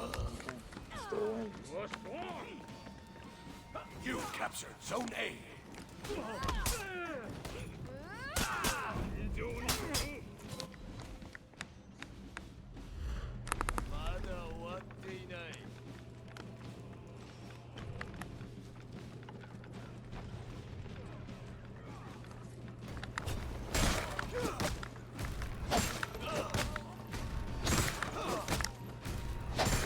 They got 3 on them, I gotta go help him.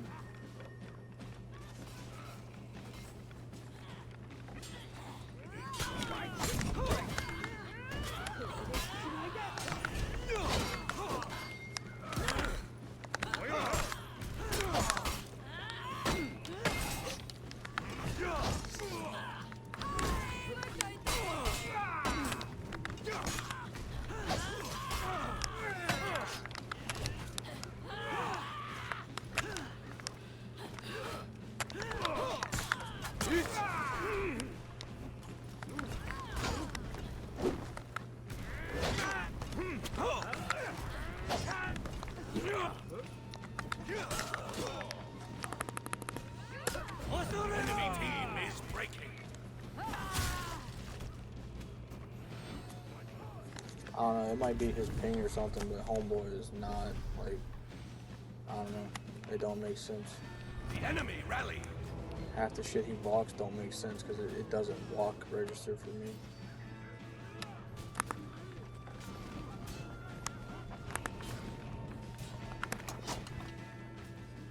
Enemy team is breaking.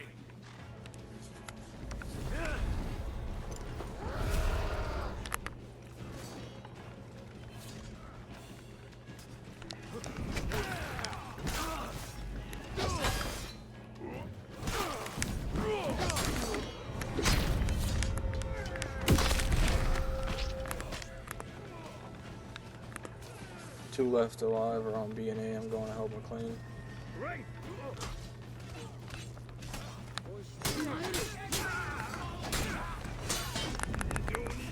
Oops, Samurai, you got it. Yeah.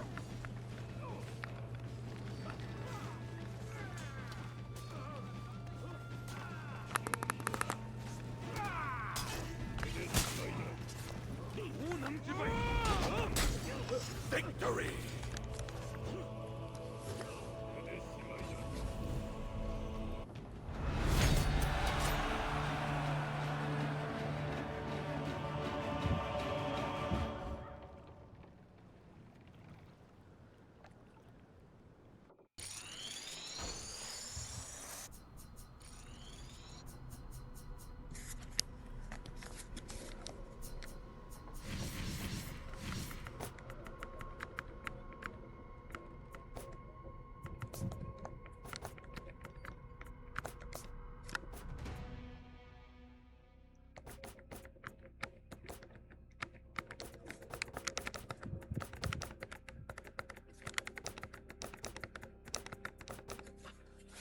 Uh, 2 hours from now.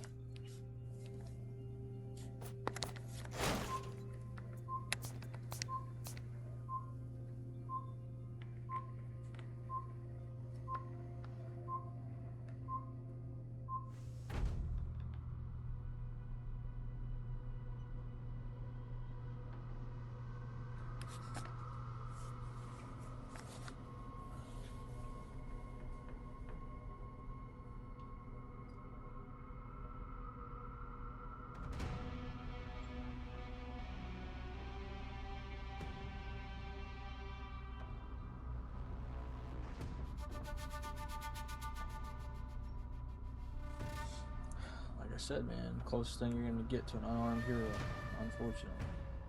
But fortunately.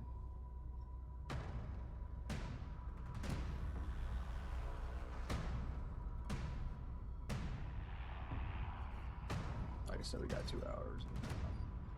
I'm swapping. I'm still gonna keep streaming on Twitch, so I'm gonna live react to it. Yeah.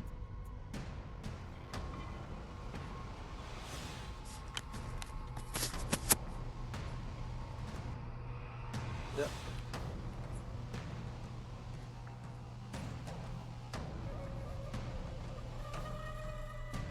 No.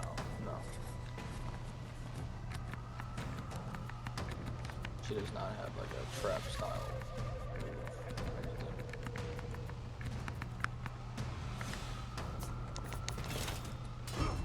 He said, "Oh fuck, the fucking mythic guy."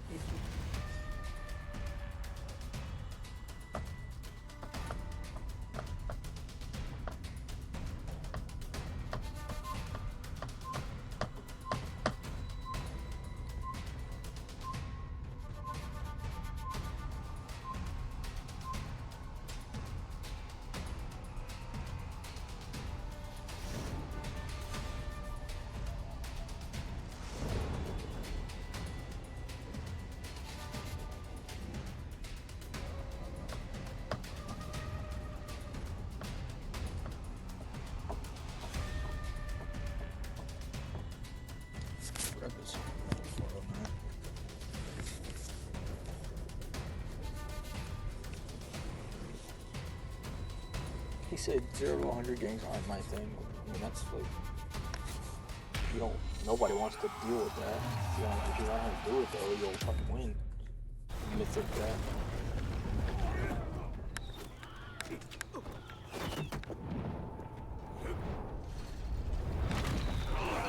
Yeah, I know, right?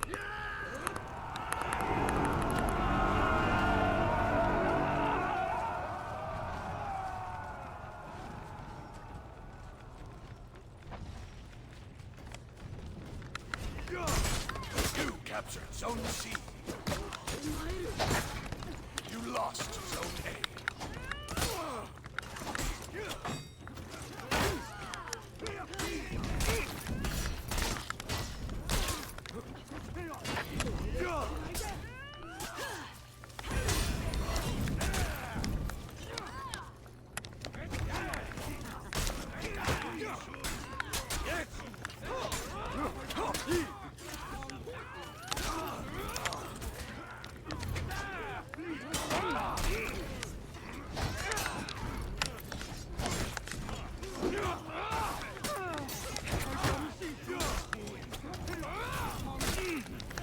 You captured Zone A.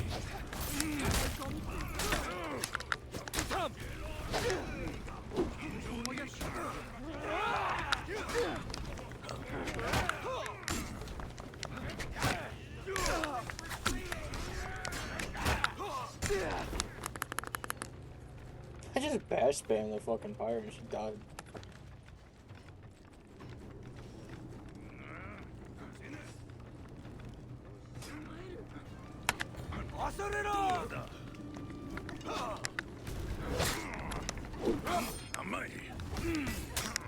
You lost Zone A.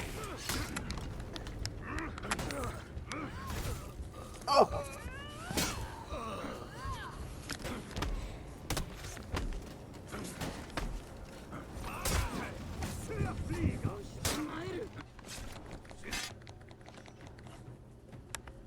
Get the seed. Go, go, go.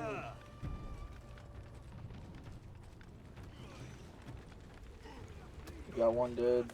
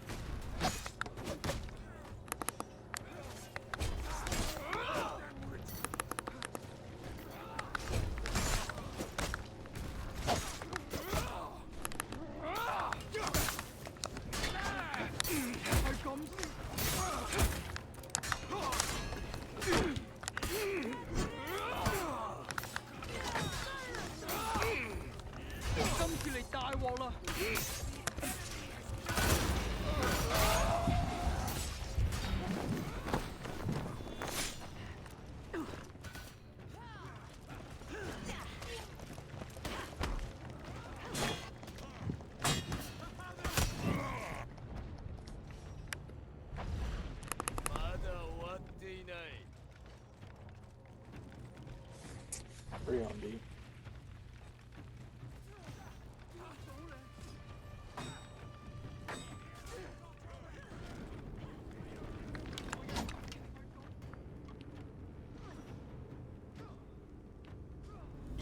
You captured Zone A.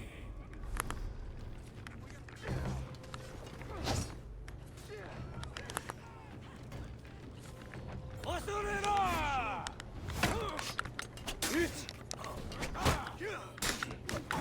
got 2 on me.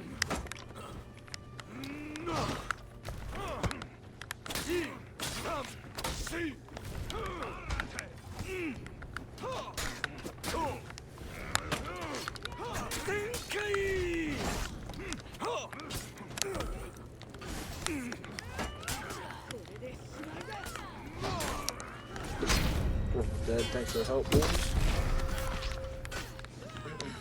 I can one shot. No, I'm not gonna waste it. Griffin.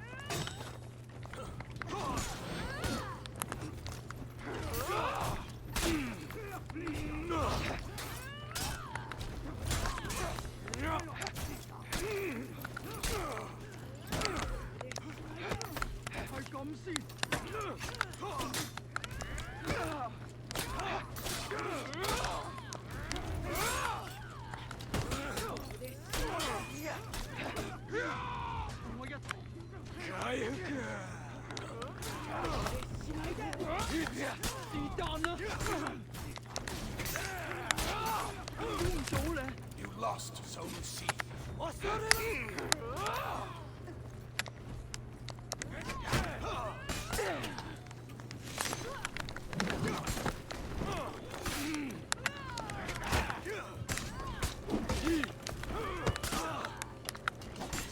You captured Zone C.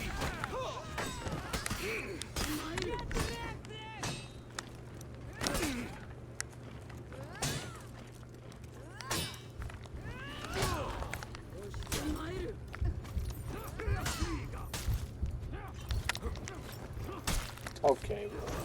You fucking pussy, bro. That's the stupidest fucking roll catch in the game I've ever seen. Why is Conqueror hopping like a damn bunny rabbit?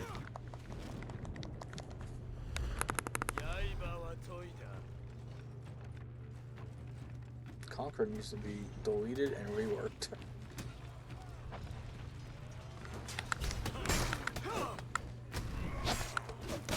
Honestly.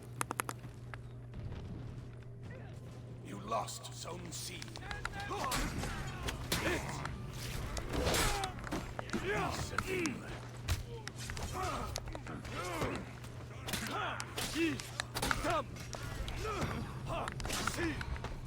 I understand, man. Of course you do.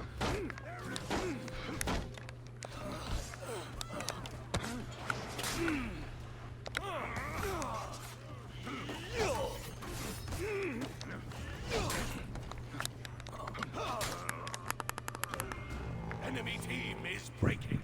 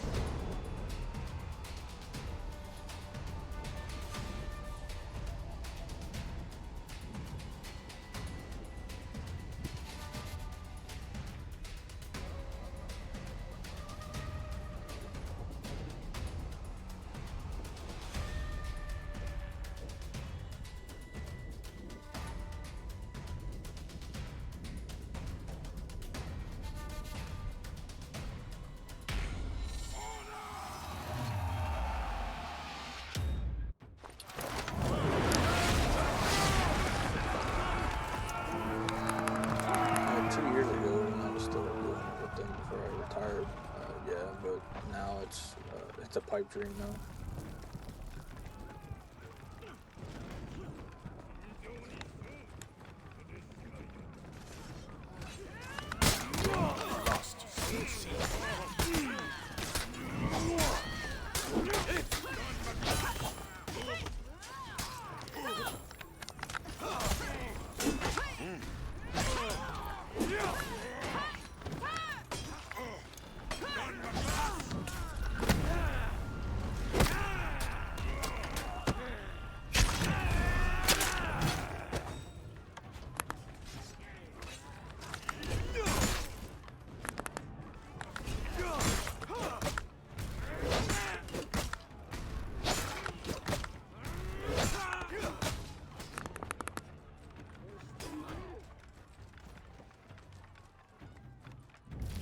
You captured Zone C.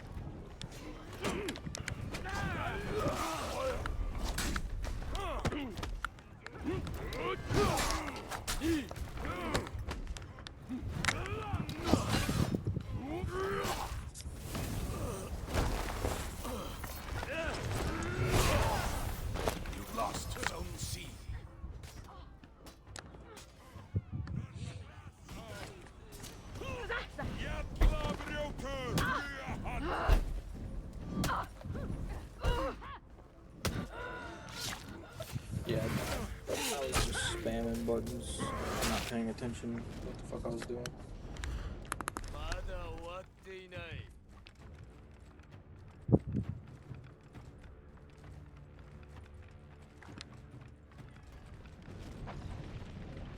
You captured Zone C.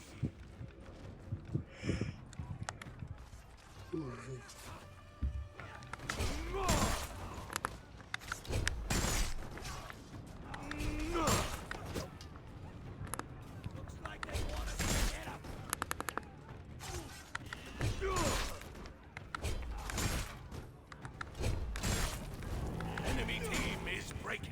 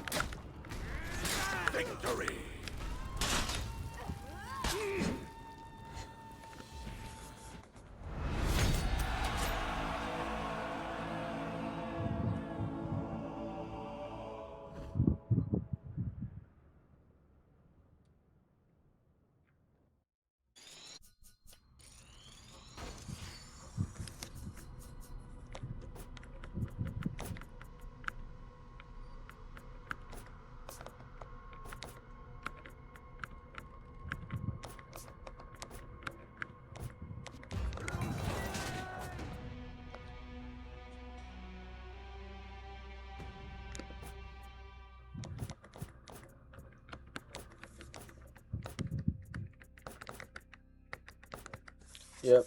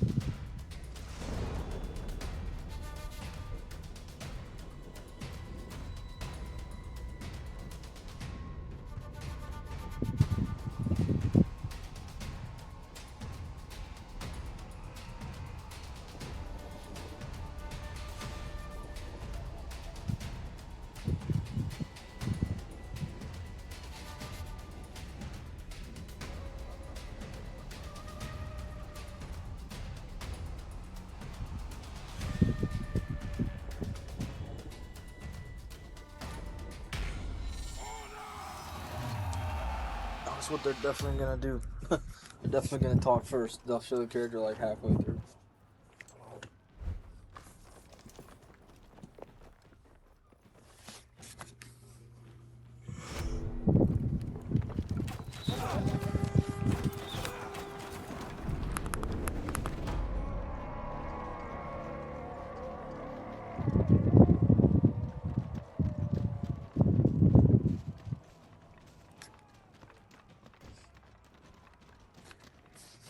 You lost Zone A.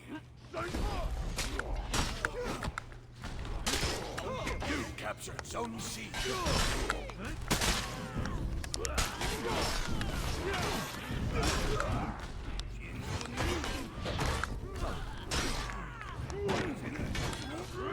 Stand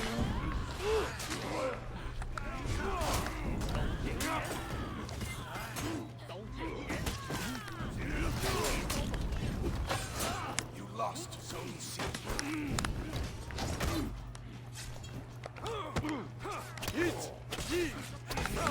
You captured Zone A.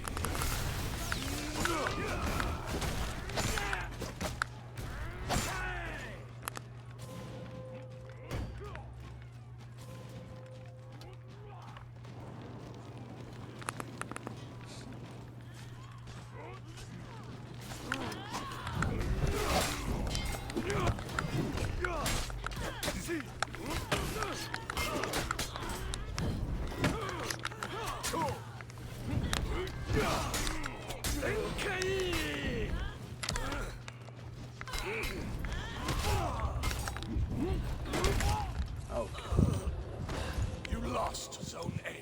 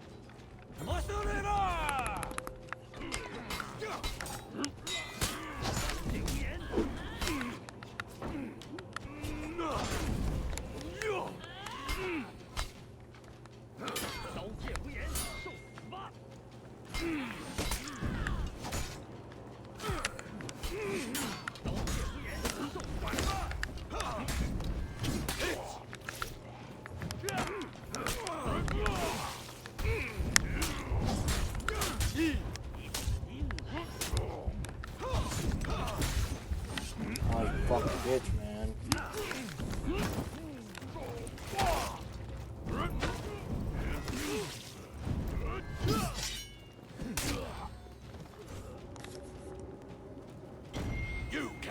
Round C. 戦いは続く。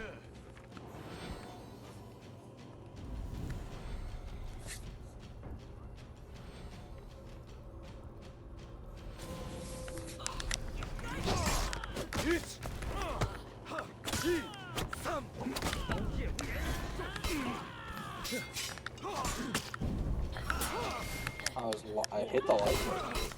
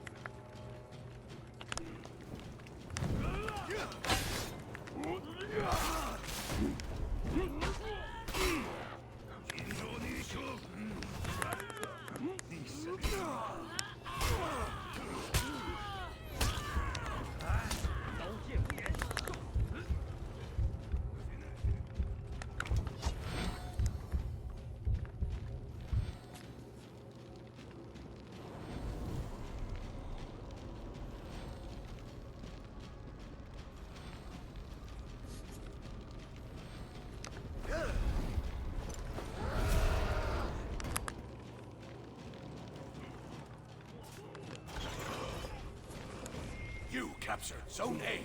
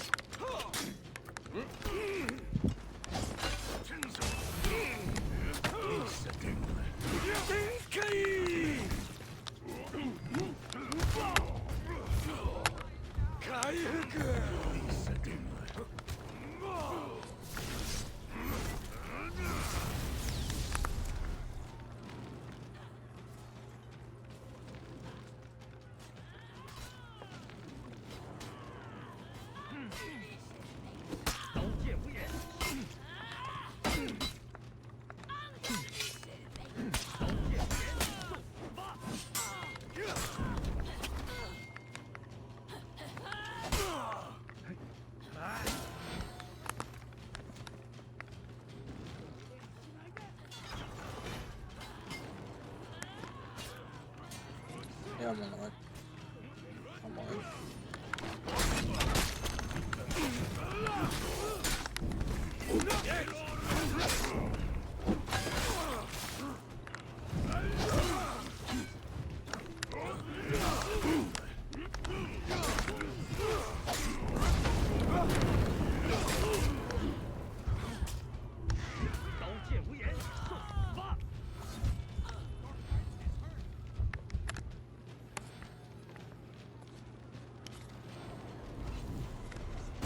Enemy team is breaking.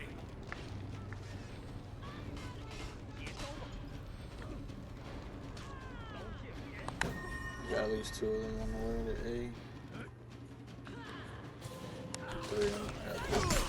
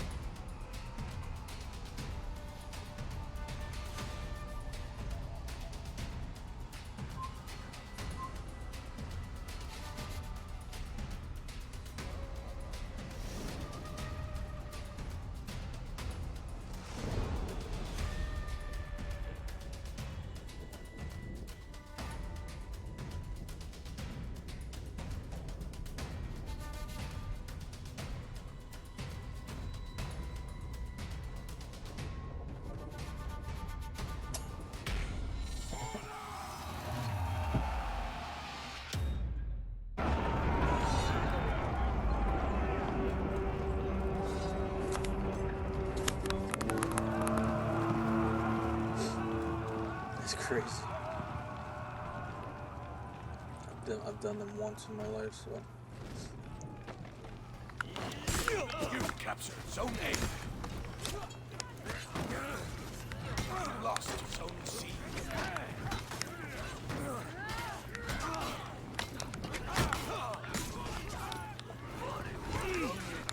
Where the fuck you come from, really? Okay.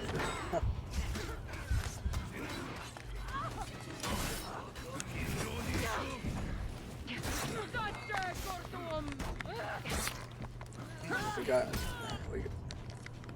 We got a couple of reactards in the lobby now. That motherfucker reacts to everything.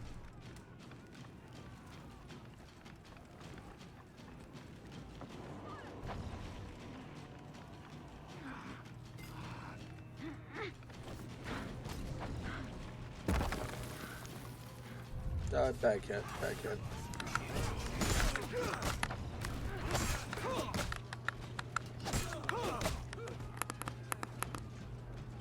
You captured Zone C.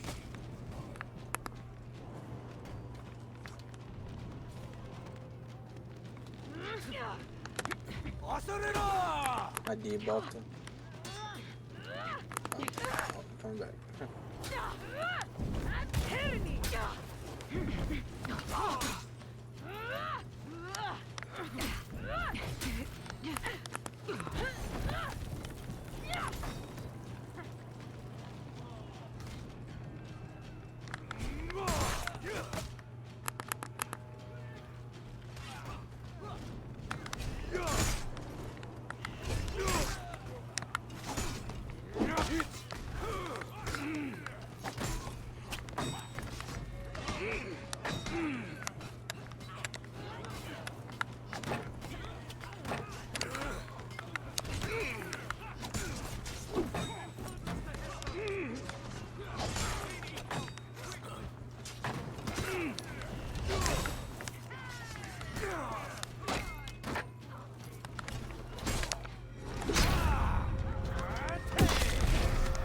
I'm on the way, I just cleared B.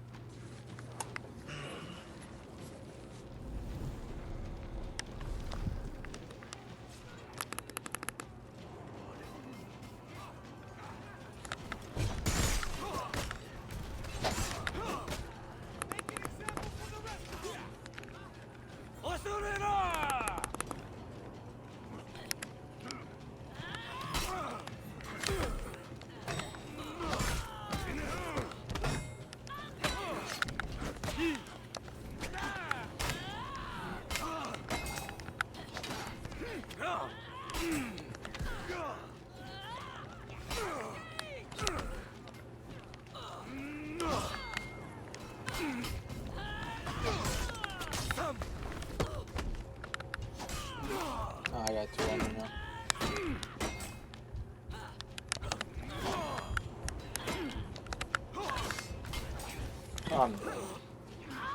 The shaman just reacts to everything.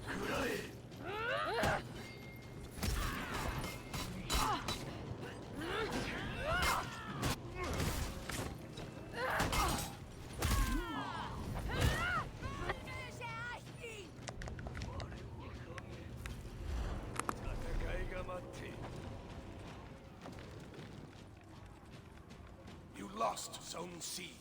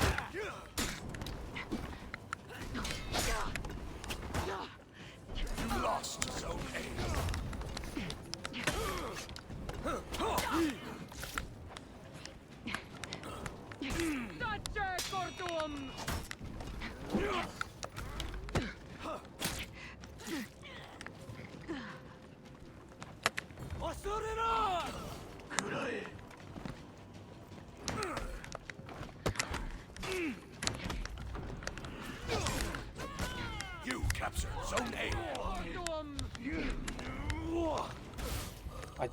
Okay.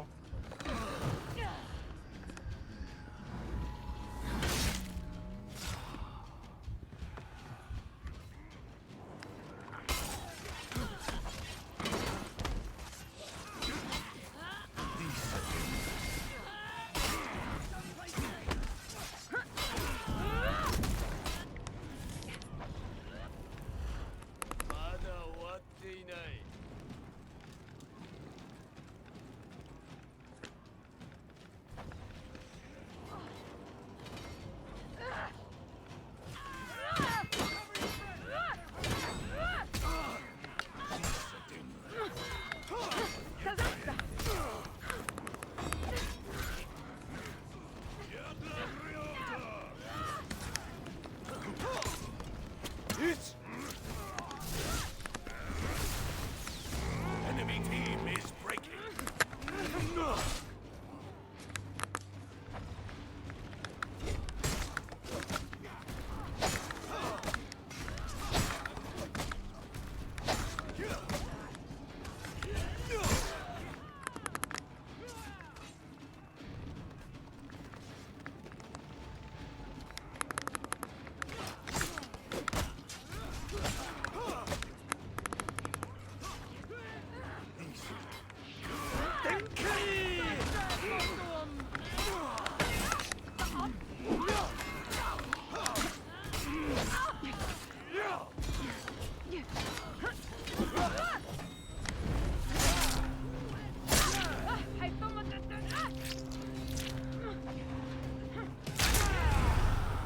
You captured Zone C. Victory!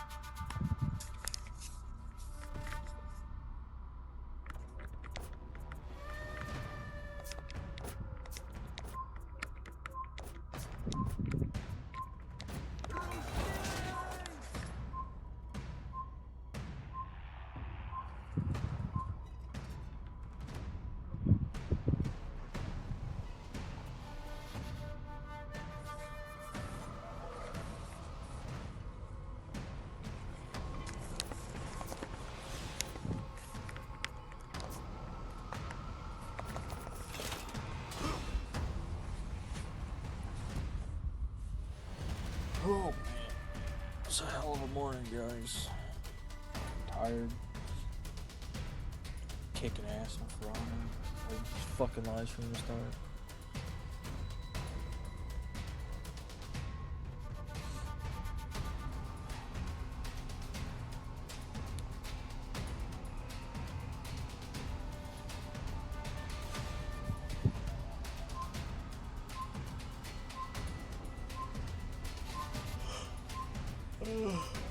After this match, we might take a break.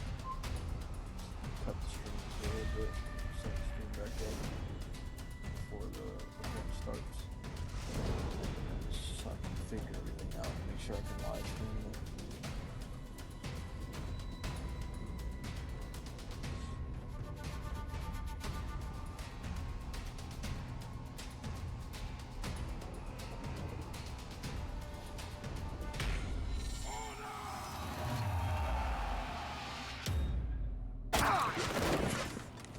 Fucking high for it. Oh no. I'm going to need some things.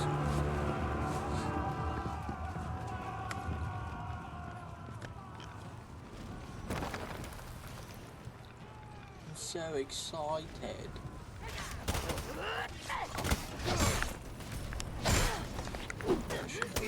What the fuck was that like?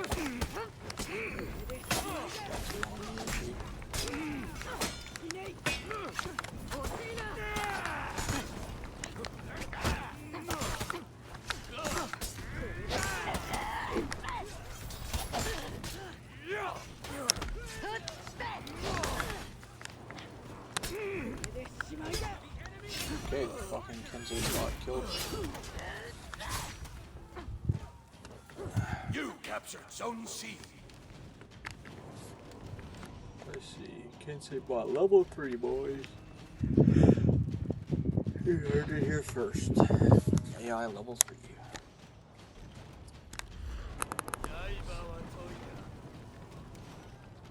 You lost Zone A.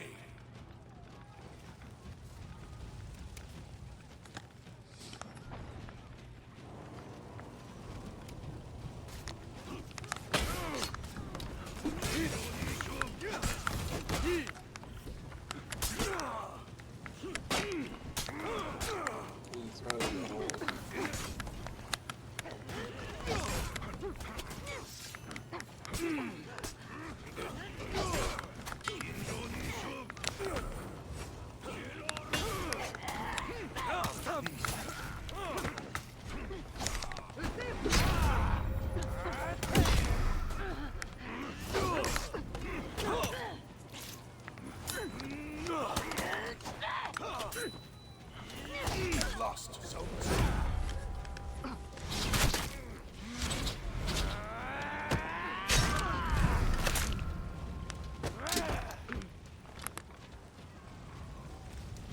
You captured Zone A.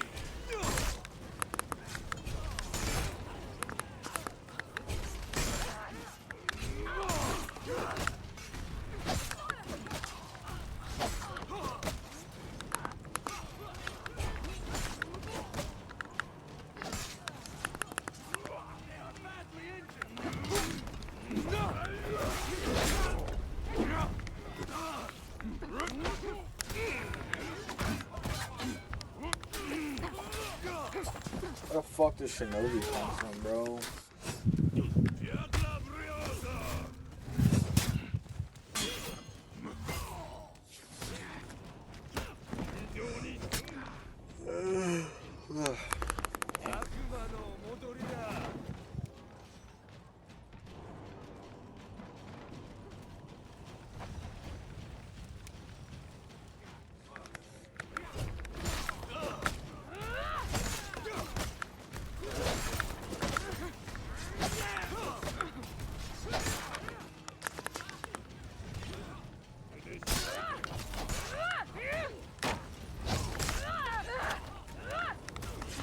I love whipping right front of motherfuckers.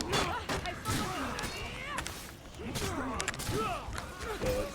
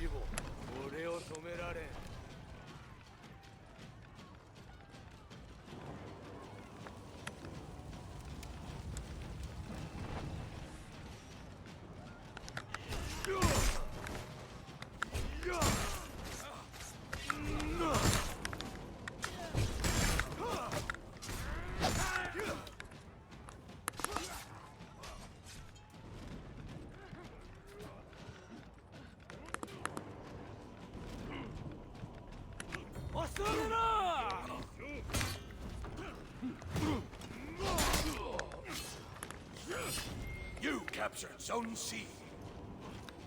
سأرد لك المعروف.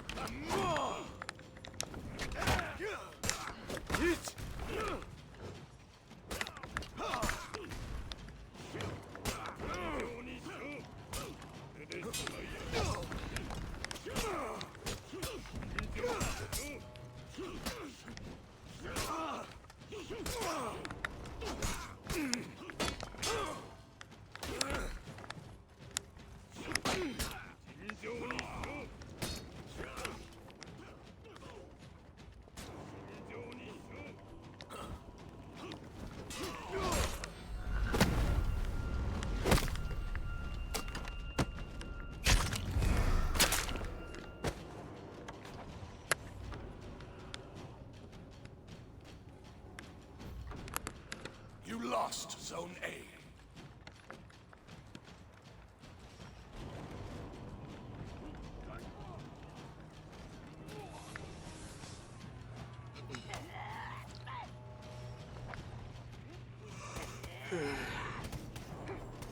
There's 2 on B.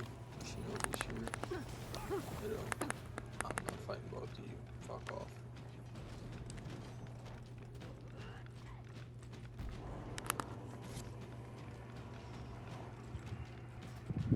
Zenkai!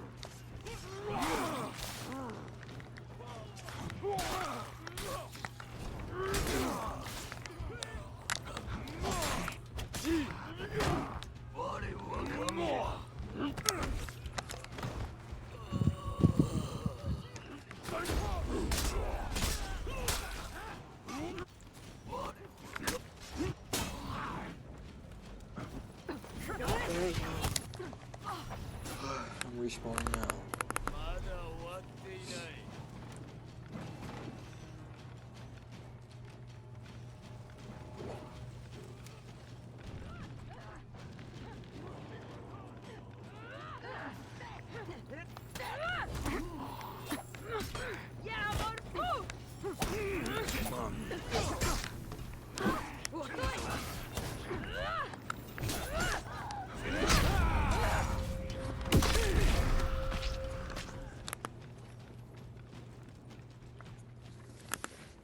Your team is breaking.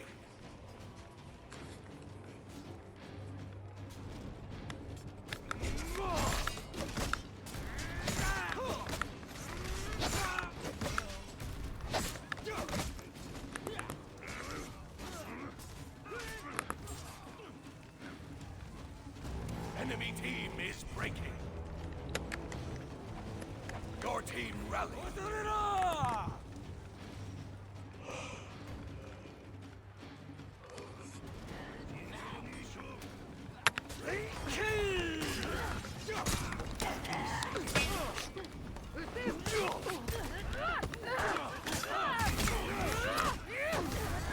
Your team is breaking.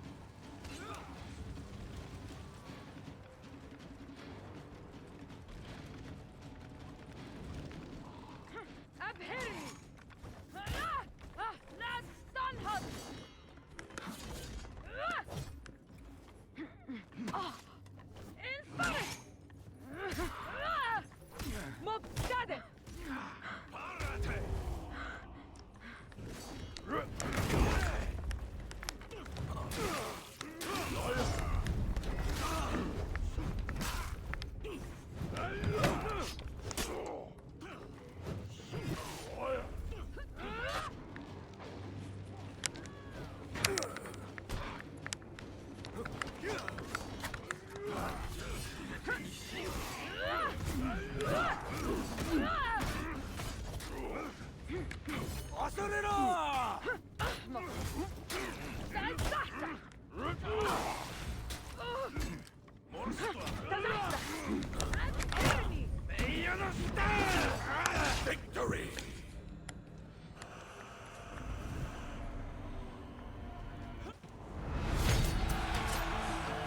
Yeah, we're gonna take a break for about 30 minutes. Chat. Stream the live stream. Yeah, we're gonna do a watch party.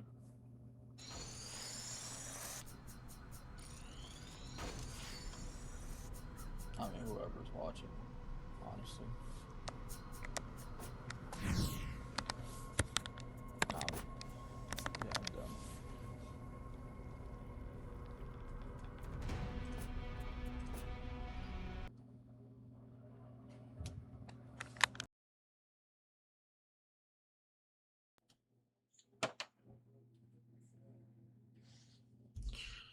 Okay, let's figure this out real quick. What's up, Kool-Aid? Is that who I just heard? It is.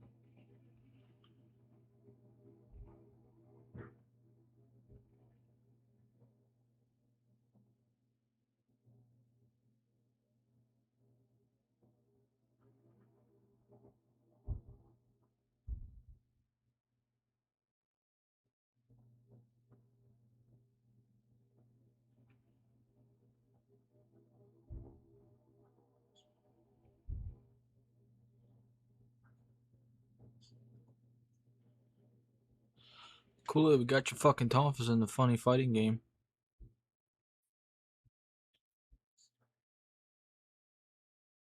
So we finally got Tonfas in this funny fucking fighting game 10 years later. I got to play test a hero too, and she is kind of insane. Okay, let's figure this shit out real quick.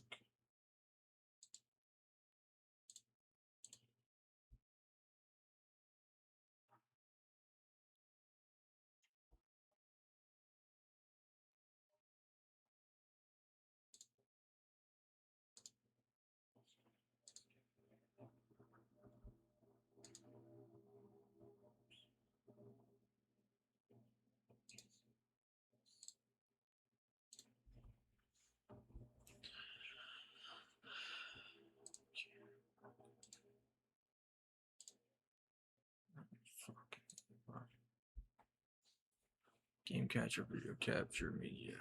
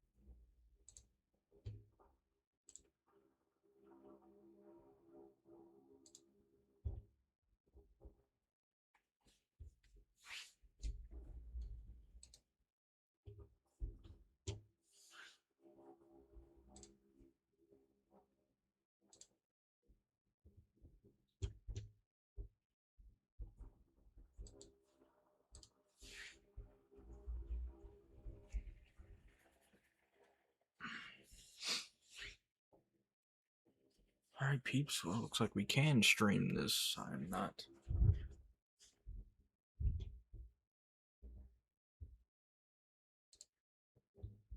Yeah, I'm just trying to figure out how to stream.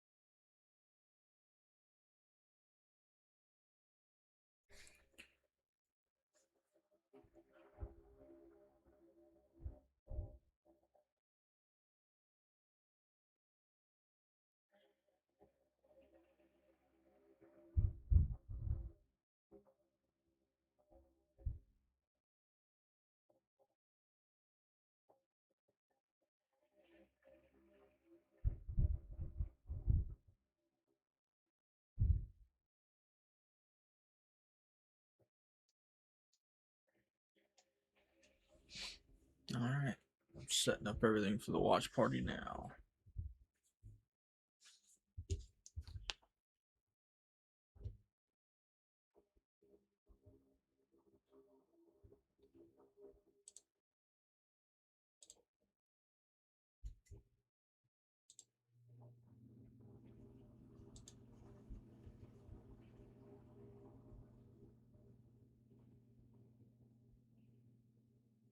I do not want to watch myself game.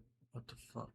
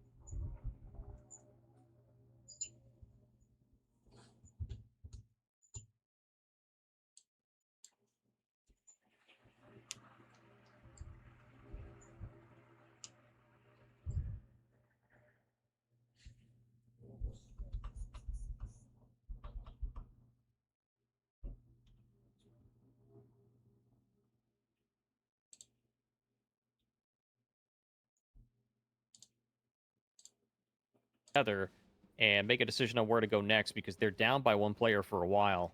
AOG can press the advantage if they'd like to, and they have the feat numbers. Hello. Let's do a little scroll past everyone, see what the feats are looking like. Tier 3 for Clutch, Tier 4 for Vanlar, Tier 4 for Lurkymon and everything available. Mina be halfway to Tier 4. You could Tonio probably still having a come nap has back. Tier 3 just unlocked. Bingulations looking for the Tier 4, but not quite yet. Living just got Tier 3, and that'll be useful as McLean, are you gonna spawn? who has Tier 2 and not quite the Tier 3 yet. Yeah, there it is. Yeah, Lickamon saw that, knows that Living wants to use that Tier 1, and he's shutting it down. Vanlar's getting to use his Inspire, so they do have the advantage here, not only in health, but also in the damage bonus of 20%.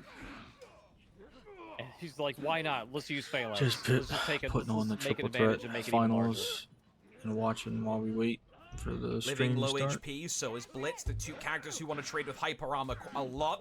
That is disadvantageous to be, especially when you're getting clipped by your own teammates. Also, The people in the downside of Discord Jang party Jun, now, their weapon you're is also very big and it is being very broadcast indiscriminate.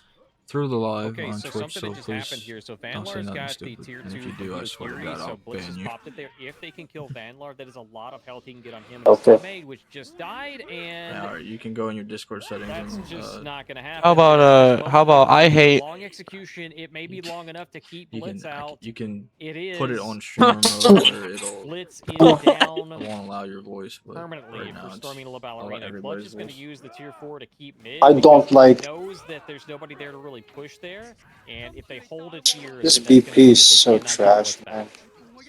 That is going to be a big use of the Tier 4. Yes, I need there's help no here. damage on the See. fight, but they're fighting in an area where there's They're fighting shading right in covering it. it anyway. So Antonio's that may have just been a throwing his big life away. use. I think this is it, goals, actually. They might secure this second game. Dude, It's this definitely fucking looking that way, Akira. and just a perfect gank there. Too much orange. Living can Oh, only that's make slide. so many guesses, and he can only live so Oh my long. god, that video is Fury takes the dodgeable. second game in this set. Best of 5. That means we are looking at potential tournament point here for AOG. Stormina really, they've got to tighten up here. All right, what's the final? Oh my god, yeah, we lost this game. We lost. Fairly decisive. I mean, look at the takedowns difference and then the run. Okay, I'll just go to A. Oh boy. I'm really going to C. All right, let's keep this fairly I'll just make the crisp. last stand. Let me go ahead and get myself queued up to get ready for the next section. There we are. And I don't even question it at this point. Memes, you have mouse control. You have the replays. Go, my son. Commit replay. Wait a second, let me spam click, guys. First, we're gonna probably... I think the first thing I clicked because we gotta be fair. We did it to Will. We gotta do it to Licky now. We're gonna watch Licky be in the meat blender for the first clip. We did it too much to Will. We gotta do it to someone else. True, now. It's true. only Someone's fair. got to get it. Oh Right, no. the meat grinder. Yup. That actually would have killed if he did side heavy, I'm pretty sure as well. Yeah, Maybe scared of the wall? maybe. Yeah. Oh god. Yep. Oh yeah, here's that little macro play. He baits him to go to A so he can clear the lane. So his team is in a better position once they regroup in here in mid. Just sends him off on a complete wild road trip. And this is just Vanlar playing like very well, playing his life here. I think he just hasn't died at this point. Like, look at his renown. I mean, he had 533 renown by the end of the game. I think he just kept a kill streak going the entire time. And we're gonna see why that matters later. We're gonna see why that matters. Here's Mina, Masterclass Aramusha. Like I could carry these sessions like this. Holy fuck! I'm starting to lead the Unfortunately, boys. dies So here. what?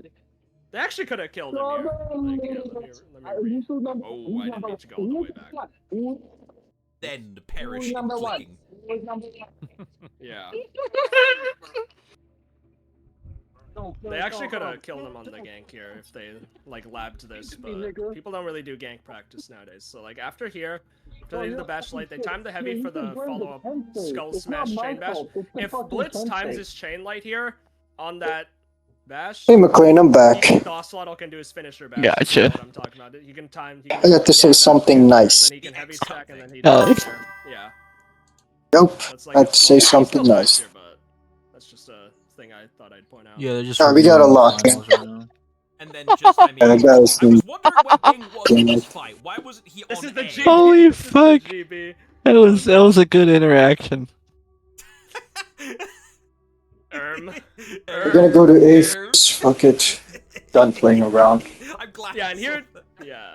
Here's where Van Yeah, that Kensei went zero. because he has phalanx. Made So him he leave has the- phalanx advantage because He didn't say shit. He didn't say anything. So But the he wants Conquerors, he was like, he waits for the perfect opportunity here. He waits. he was talking all that shit because I was how are just they ever telling gonna him win the this 2v2? truth. Like they're just fighting two healthy. Yeah, now he's like, playing. on both points. So they lose both 2v2s because of this, and then they just lose the game. And then I don't know I'm how pretty to sure I take their clipped it, and then voices Clutch out of does it, this to really be good tier honest. 4 in mid.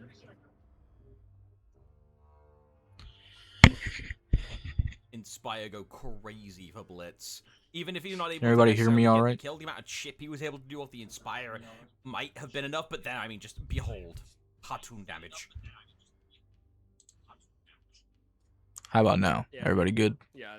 Okay, it skipped a little bit, but we still see the tier 4 in action. He cleared the lane, and it forces everybody to fight in his Doom banner, and they don't have any minions to work with, so they can't get the lane back and unbreak.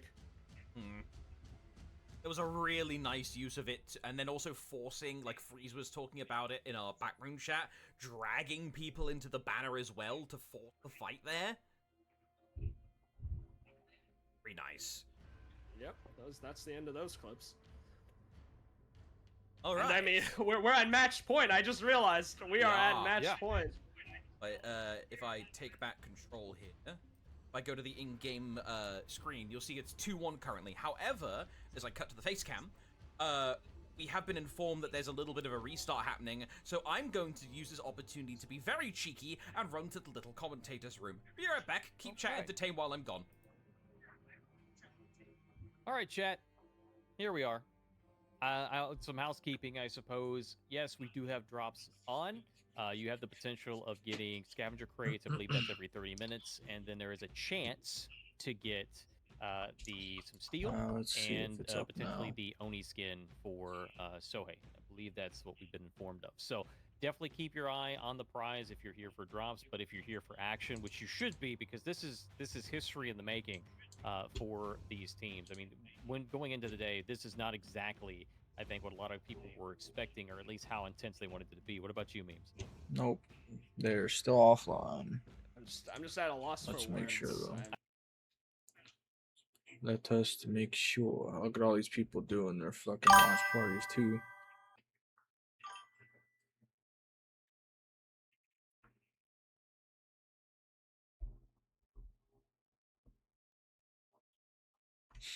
You said next ad break? Well, pow. Where the hell the Frauner Discord just go?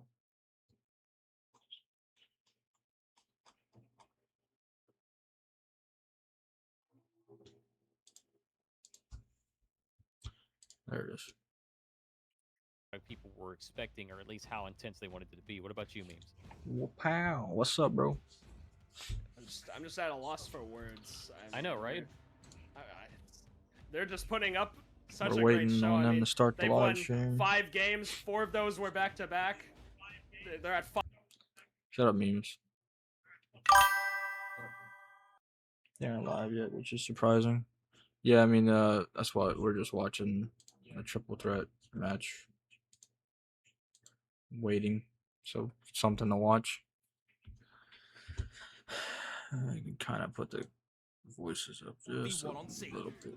There we go. I just want to point out, Lickimon's been on a roll. He's won every 1v1 against Bing. So Yeah, I mean, far, they the got 30 last 2 minutes, so. matches. He's on a roll. And that guy won the last duel tourney. Very nice. Yeah, being the champion that he is, and then Lickamon being that consistent is very impressive. I mean, Lickamon's not Don't he's forget a I very won't be on well-rounded till tomorrow evening. player in his, Yeah, in his I own remember. right. A lot of times we would see, I remember him playing on You Tianjin. can check your We're not seeing a Facebook lot of messages, Tianjin Gunner. I after talked some to you. adjustments I that sent they you a made. message about that game we were talking about. The caber toss there ends up just giving Lickymon a back rub. There we go. Finally ends up getting it. I saw some crazy clips of that game, and I'm down to play that That's whenever. the only reason they aren't going for the blood. The only reason they aren't going for the throat right now. HP. He's got the pressure of having Lickemon with his tier 1 in his face as well. Yep, gotta make 2 reads there.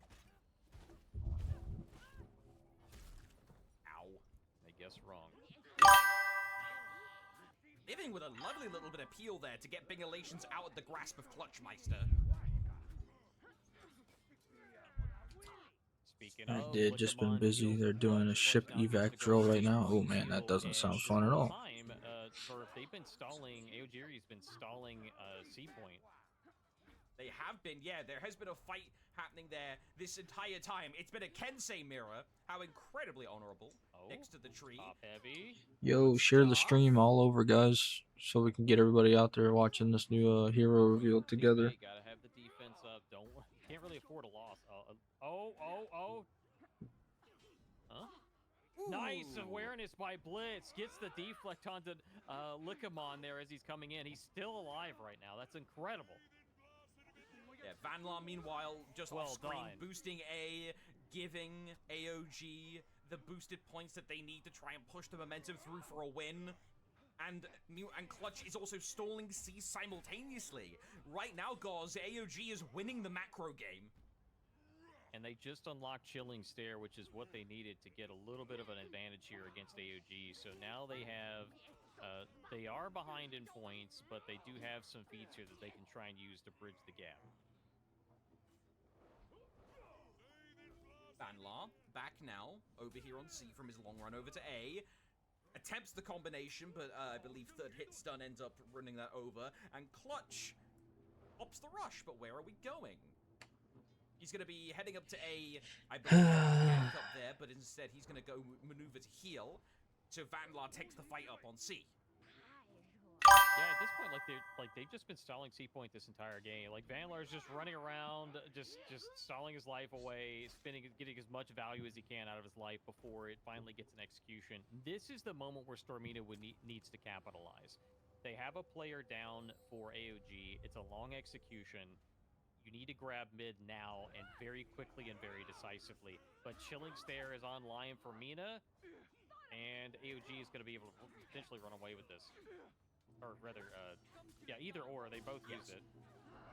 There are double Chilling Stares. Chilling Stare in stereo, giving both On teams... the stairs. Chilling Stare in stereo on the stair. I'm fairly sure there's a nice rhyme there. Antonio just dodging away. But Clutch is just constantly keeping him in his sight, even with Bingalations trying to peel. Oh no. Van Laar's. Yep.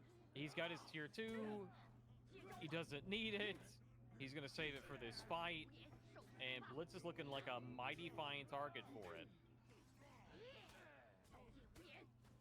Ooh, that Chilin Ruse is looking awfully tasty right now.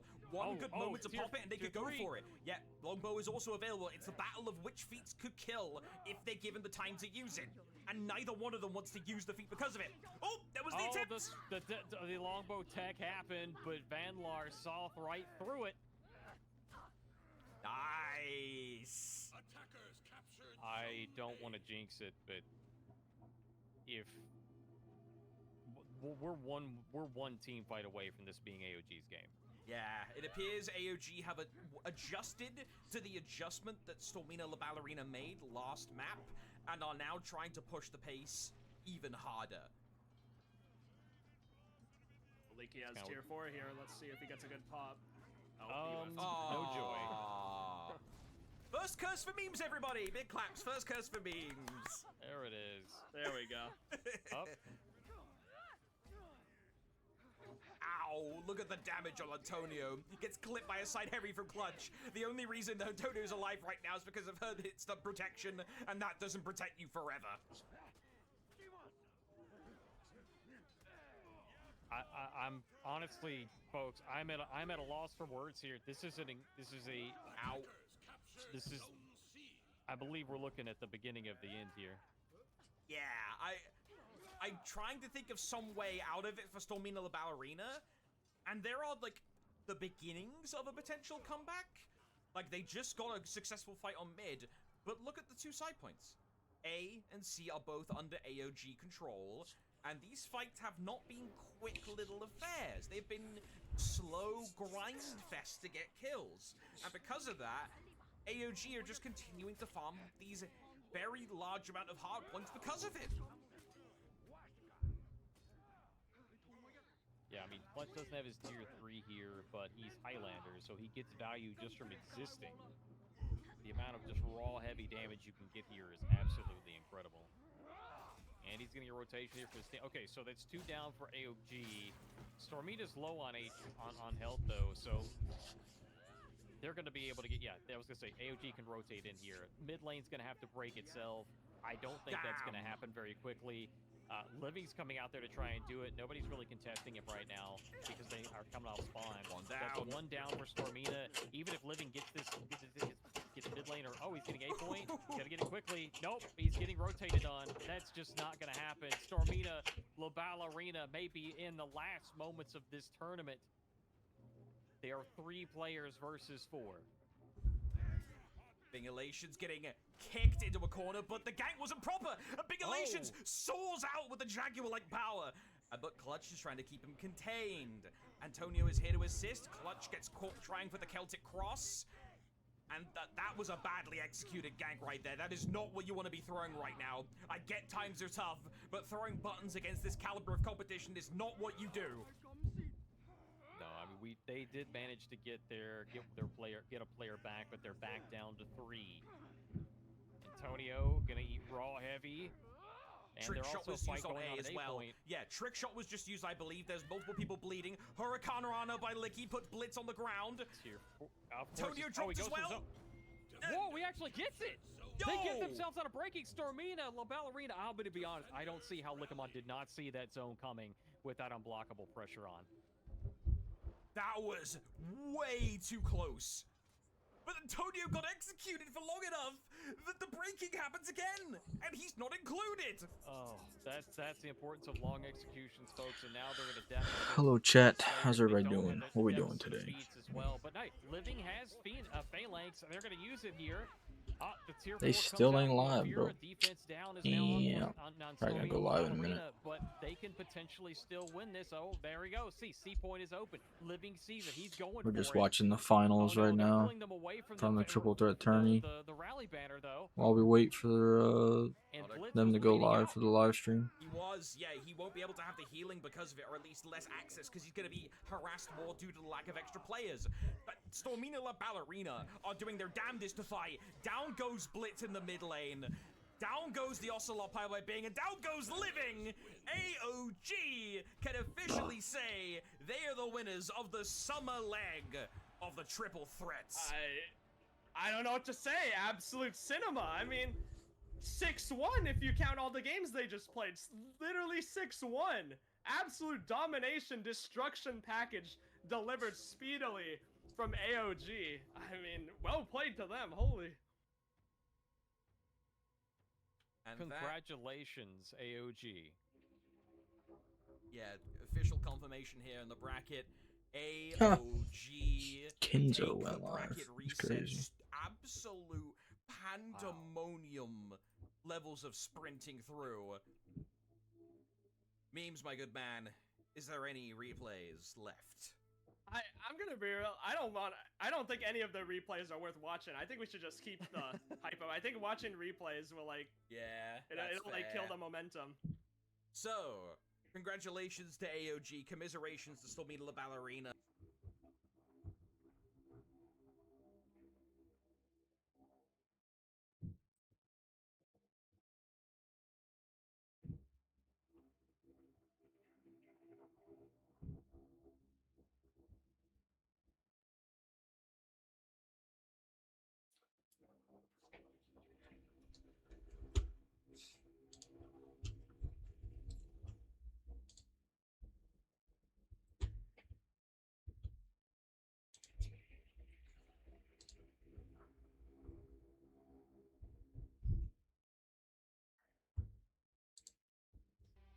Ballerina, they fall just at the final hurdle.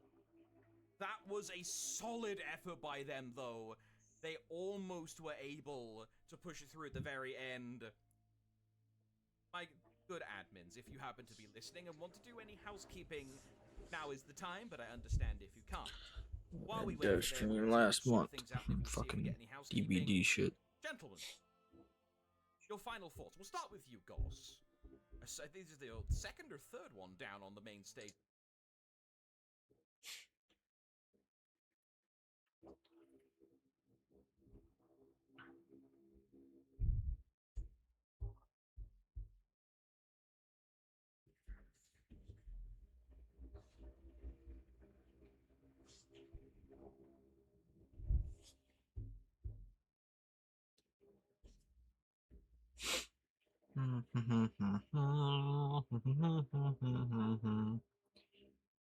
Yeah, this trying to learn how to stream on a PC is so weird, man.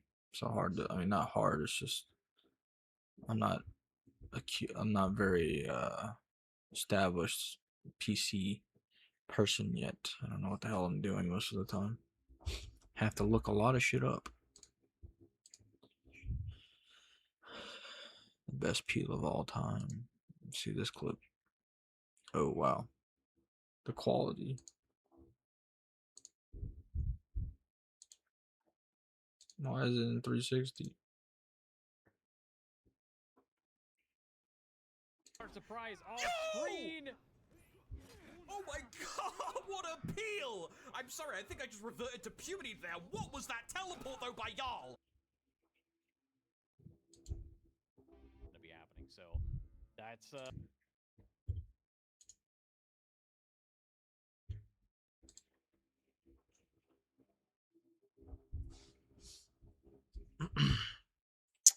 Got 20 minutes left. We're almost there. Almost there for the new reveal.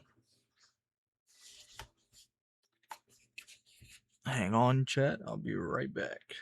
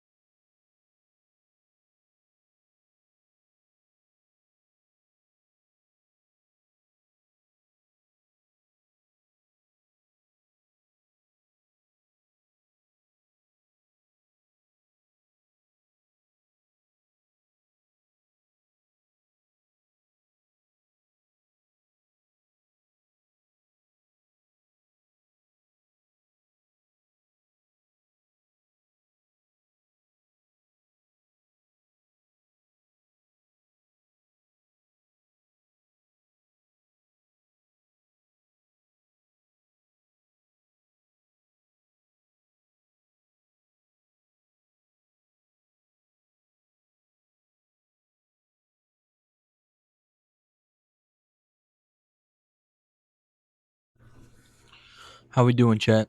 How's everybody feeling?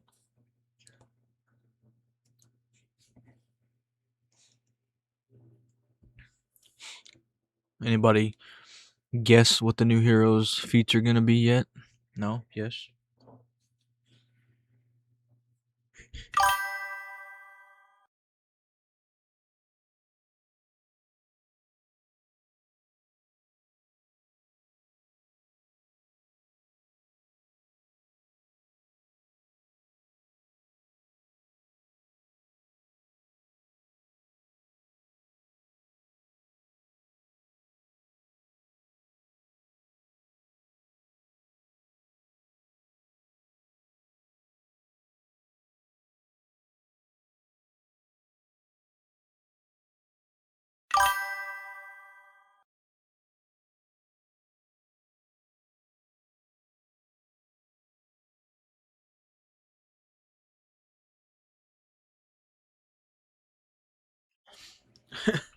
Ninja said, no more guessing.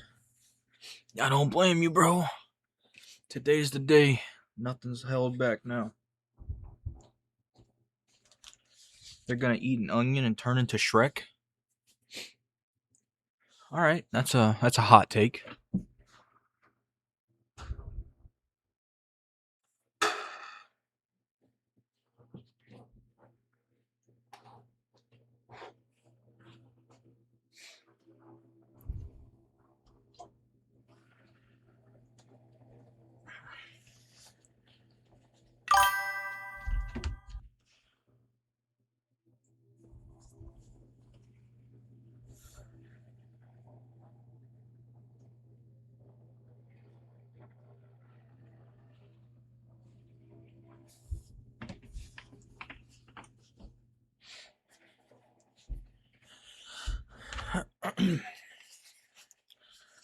She makes grilled cheese Obama sandwiches. Okay. My arteries won't stand this. Catone dies to pelvic crush? What the fuck is that?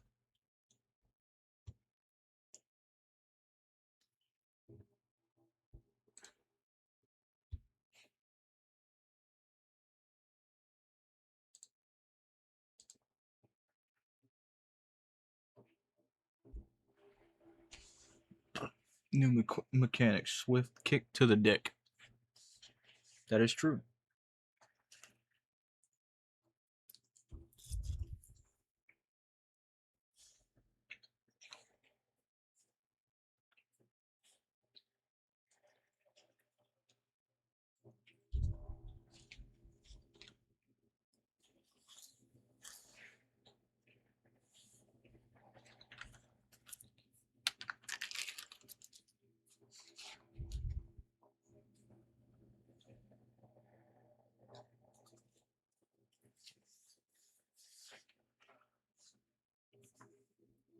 Not the phantom penis.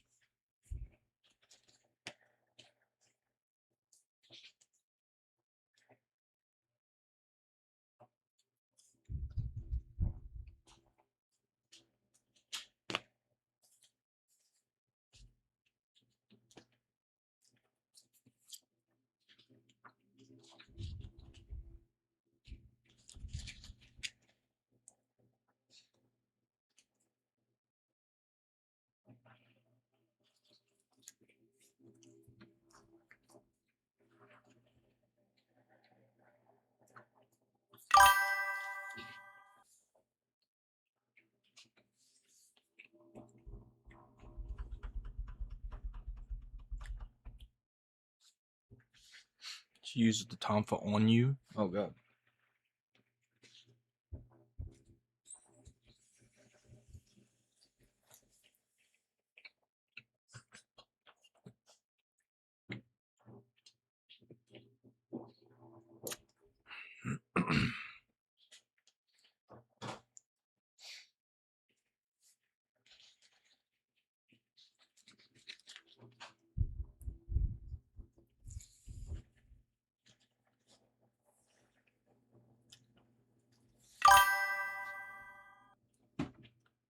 First feet violation.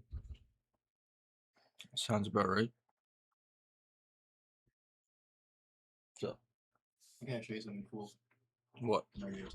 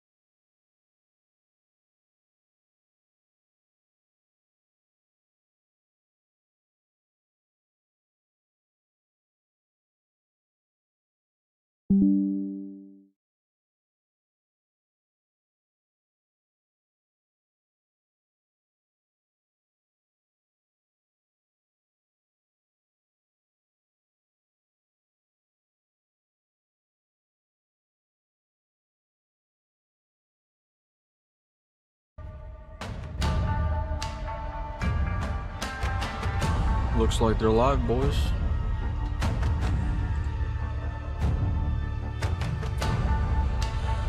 Looks like we are live, ready to go. How's that sound, by the way? Can y'all hear me still? Pretty good. 刀を砕け刀を砕け刀を砕け刀を砕け刀を砕け黒き見沼に生を受け名を知る前に覚えた痛み小さな手に神師と度胸で開いた運命身の程を知れたなら全て割ってやるよ争いの後傷跡残し反逆の道砕け生きるが罪なら死ぬまで有罪無視それが俺の掟目つぶし踏みつぶし何でもあり愚か者のラッド騒ぎ目つぶし踏みつぶし何でもあり愚か者のランド騒ぎ気の短さは手榴弾爆発寸前のこの怒り街に火花一触そうか聞かせ近距離戦闘場の衝撃重い一撃刀になんか頼らない俺のファイトは Alright, bro. I'll fill you in on everything. It'll be in the Discord too.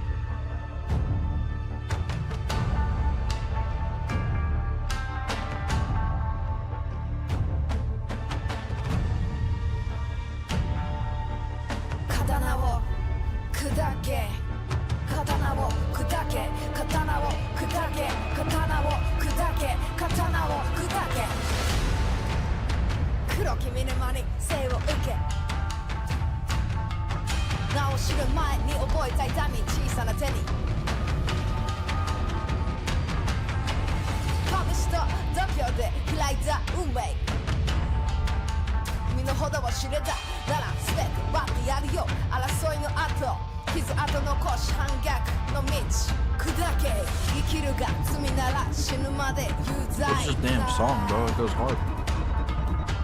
無視それが俺の掟目つぶし踏みつぶし何でもあり愚か者のラッド騒ぎ目つぶし踏みつぶし何でもあり愚か者のラッド騒ぎ気の短さは手榴弾爆発寸前のこの怒り街に火花一触そうか聞かせ近距離戦闘場の衝撃重い一撃刀になんか頼らない俺のファイトは力強く荒れ狂う嵐の中笑い飛ばせ堂々と荒れ狂う嵐の中笑い飛ばせ堂々と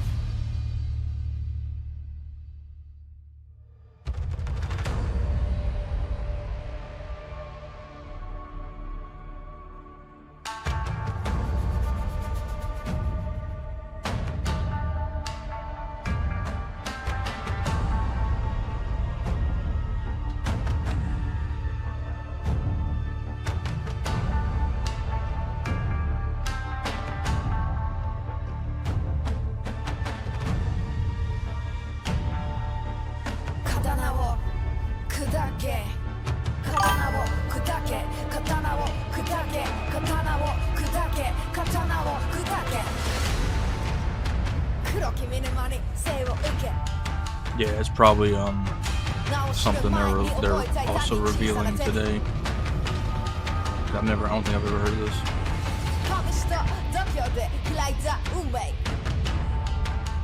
身の程を知れたなら全て割ってやるよ争いの後傷跡残し反逆の道砕け生きるが罪なら死ぬまで有罪無無視それが俺の掟目つぶし踏みつぶし何でもあり愚か者のラッド騒ぎ目つぶし踏みつぶし何でもあり愚か者のランド騒ぎ気の短さは手榴弾爆発寸前のこの怒り街に火花飲食そうかつ聞かせ近距離戦ドンバの衝撃重い一撃刀になんか頼らない俺のファイトは力強く荒れ狂う嵐の中笑い飛ばせ堂々と荒れ狂う嵐の中笑い飛ばせ堂々と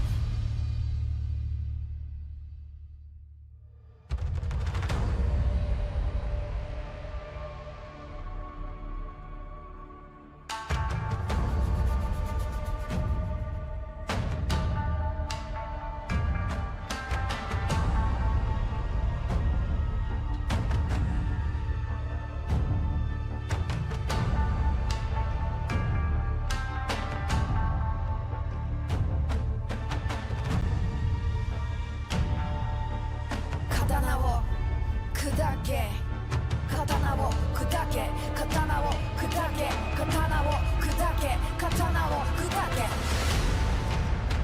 黒き見沼に生を受け名を知る前に覚えた痛み小さな手に拳と度胸で Put this long ass hair up.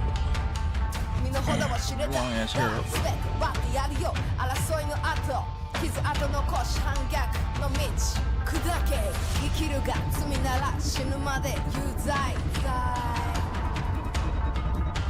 無視それが俺の掟目つぶし踏みつぶし何でもあり愚か者のラッド騒ぎ目つぶし踏みつぶし何でもあり愚か者のランド騒ぎ気の短さは手榴弾爆発寸前のこの怒り街に火花飲食そうかつ聞かせ近距離戦ドンバの衝撃重い一撃刀になんか頼らない俺のファイトは力強く荒れ狂う嵐の中笑い飛ばせ堂々と荒れ狂う嵐の中笑い飛ばせ堂々と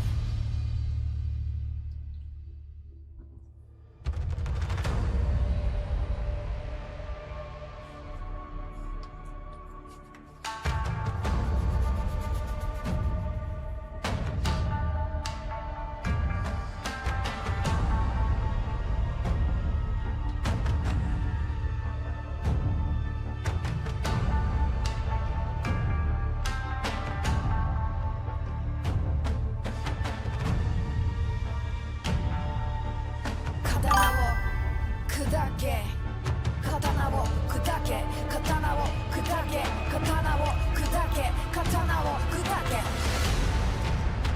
黒き見沼に生を受け名を知る前に覚えた痛み小さな手に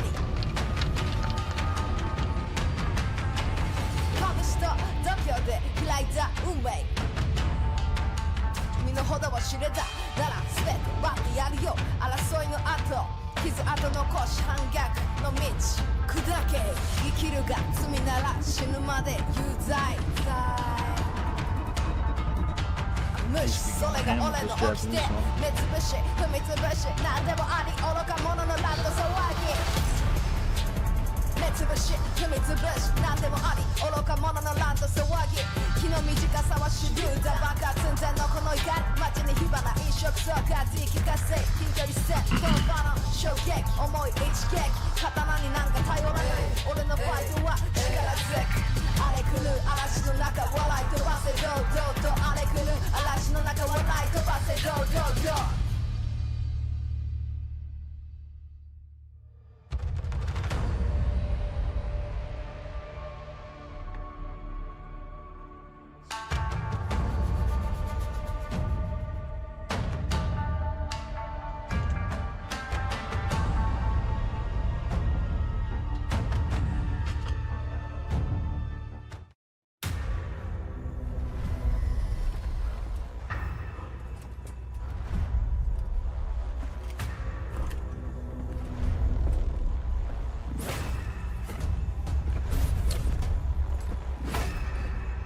It is, bro. Just about to whoop some ass. Nasty ass haircut though.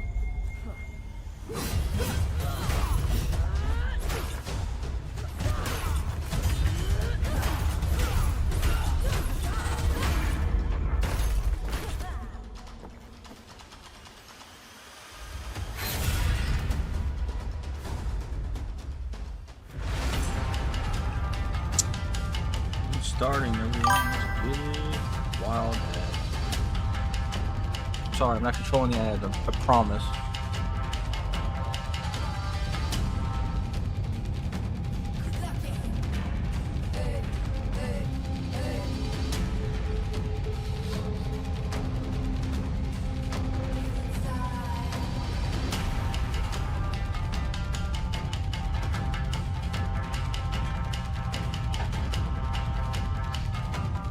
Hero reveal, baby. Let's get it.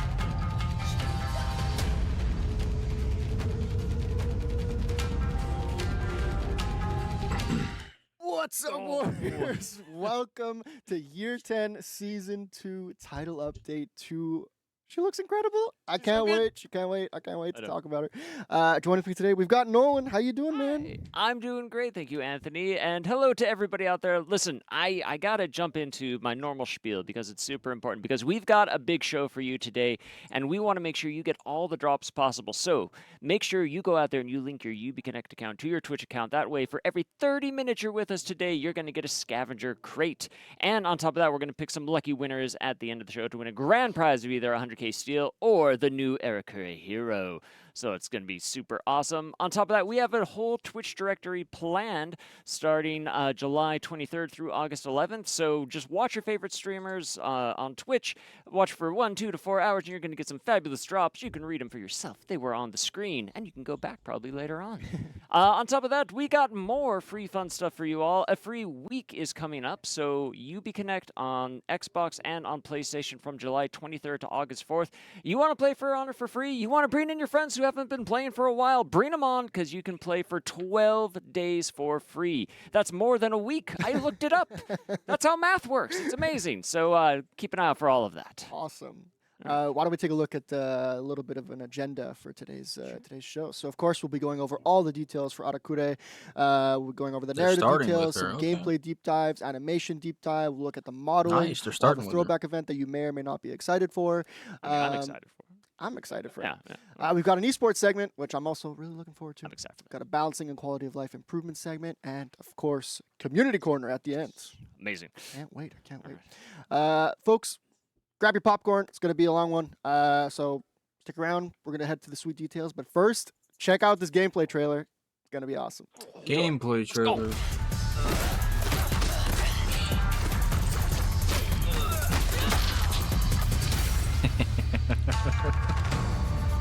This character's fucking awesome, bro. 刀を砕け刀を砕け刀を砕け刀を砕け黒き見る間に生を受け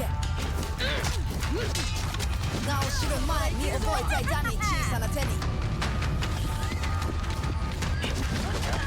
拳と度胸で開いた運命身の程が知れたなら全て待ってやるよ争いの後傷跡残し半額の道砕け生きるが罪なら死ぬまで有罪さ無視それが俺の掟目つぶし踏みつぶし何でもあり愚か者のラッド騒ぎ目つぶし踏みつぶし何でもあり愚か者のラッド騒ぎ気の短さは主流だまた寸前のこの怒り街に火花一触そうかち聞かせ緊急にせコンファの衝撃重い一撃刀になんか頼らず俺のファイトは力強く荒れ狂う嵐の中笑い飛ばせ堂々と荒れ狂う嵐の中笑い飛ばせ堂々と Dog. Yeah, she's insane. I told you she's fucking insane.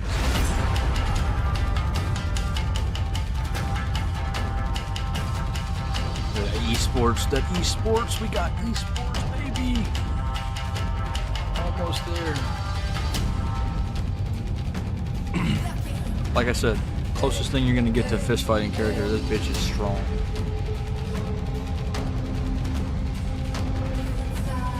Martial arts, yeah, man. Like I said, I've owned multiple martial arts gyms. Like, I'm a black belt in jiu-jitsu. Like, this shit is all me.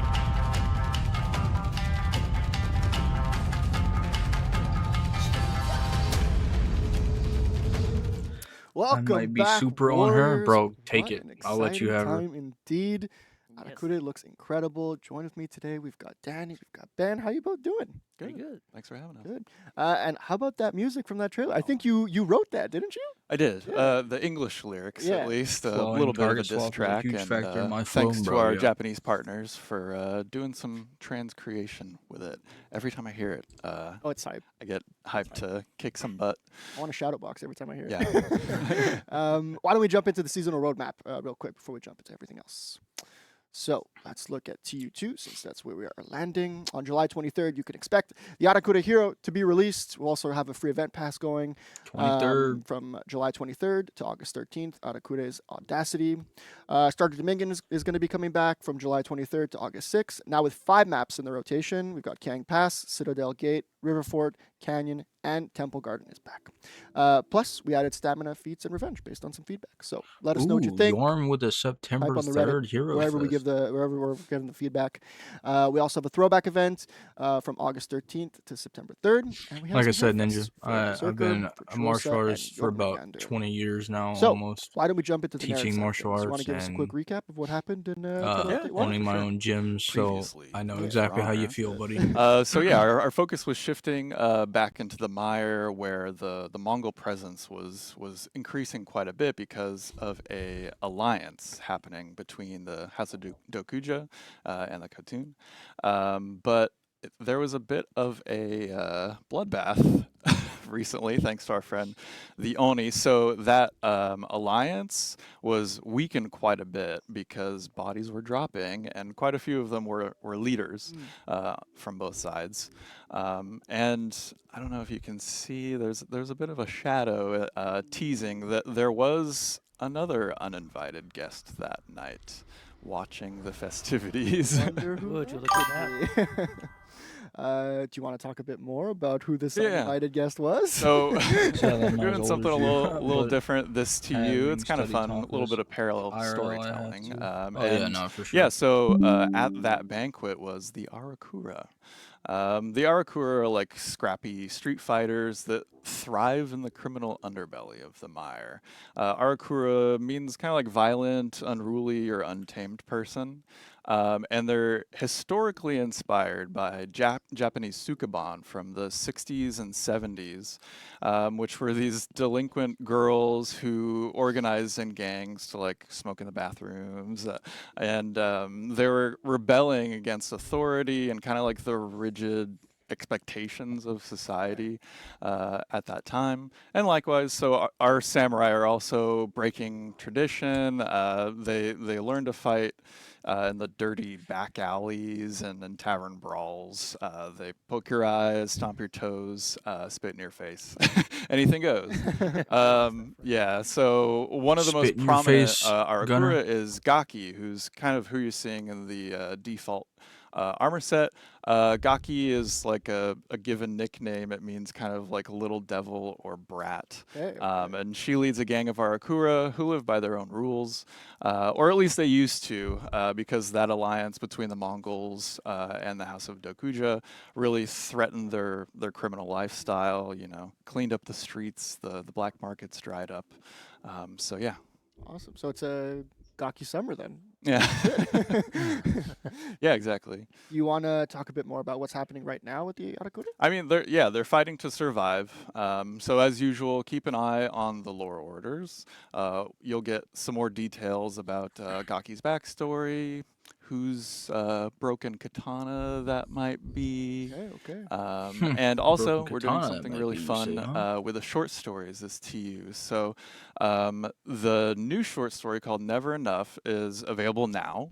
But it takes place at the same time as my friend Ian's short story, Seeing Red. So go back, read or reread Her Seeing drip Red, does look really and good. then She's got read some good. Never She's got way Enough, better drip and than what they've I showcased hope so you far enjoy it. too. Yeah. Ooh, okay, so it's like a dual perspective kind of thing. Okay, That's that's really cool. That's Yeah. cool. Danny, I want to jump to you because Arakure looks so unique. Are Yes, you it able to does. tell us a bit more about what inspired her aesthetic?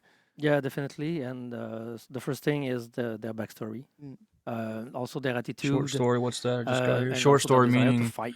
that And on top of that, that they it gives live you in the streets backstory of the as well, character things and like that a why lot. she has that broken katana We on also her back. use the reference from the UFC boxing scene and Could you imagine if like one actress team that in did the like clan mastered tough this and girl and badass could roles. run a 4-stack? So we can check perfectly? more Yeah, in I mean, detail.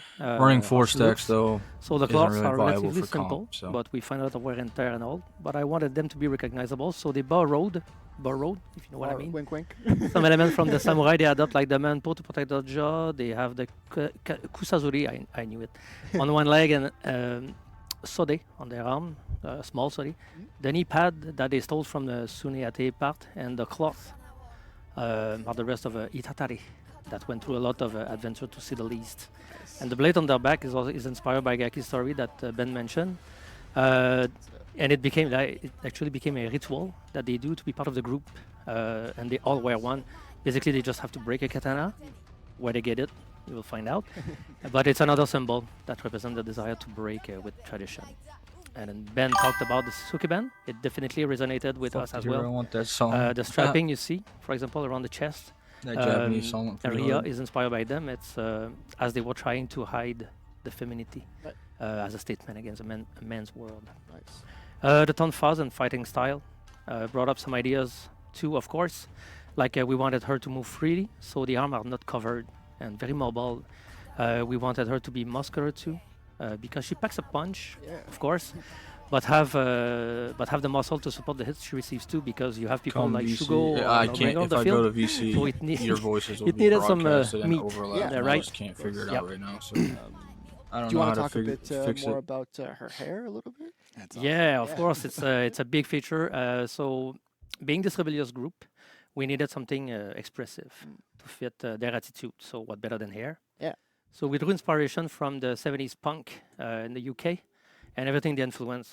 After that, they influenced so much, and then we continued from there and had fun with the haircuts, and I think it gives her a very modern touch. Yeah. Modern touch, yeah. And we even inspired ourselves from the rockabilly style that you see in Japan, that with their crazy hairstyle, which is so cool and it fits so well on her. So she looks incredible. Yeah. And by the way, the player expression is looking awesome on this. The patterns and material all work so well together. It's really a canvas for you to express yourself. That's yeah. You want to talk a bit more about the other sets, maybe? Yeah, absolutely. It works well on the set one. Like as you can see here, we left a lot of real estate, I would say. Yeah. To give player more punk rock. choices, and Of it course fits you so did. well the I know. personality of the Arakure that we couldn't like do more than that and let people have fun. That's and on some this set too, wild ass hair. pretty much have a little bit more of the same, but we brought up some fashion style a little bit more this time, like the wing-shaped shoulder cloth inspired by the katajino that are usually used more on traditional cloth. The small cape in the back is mostly just for movement and purely aesthetic, and it looks great, but it's, again, more real estate for you guys to have fun customizing her. Have fun. Yeah, it's amazing. Awesome. Well, folks, I mean, Arakure will be available for purchase next week, July 23rd, for $9.99. It'll also be available for 15K steel 2 weeks after the release. So be on the lookout for that. I want to talk a little bit about the free event pass coming. So, as we mentioned earlier, starting July 23rd and running until August 13th, the free event pass, Arakure's Audacity, will allow players to loot some awesome-looking weapons. So, why don't we get a little sneak peek at that? Ooh, these are cool. I like these. Awesome. Well, thank you both for coming on the den and breaking all that down. Folks, stick around. We're going to be doing a gameplay deep dive with some familiar faces in the next segment. But first, we're going to take a look at all the lootable weapons from the free event pass. So, we'll see you soon. Nice. Bye-bye.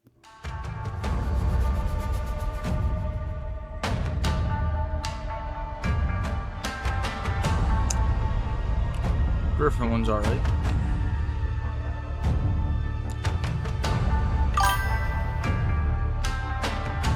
Those look sick. They're alright. They're not their best work though.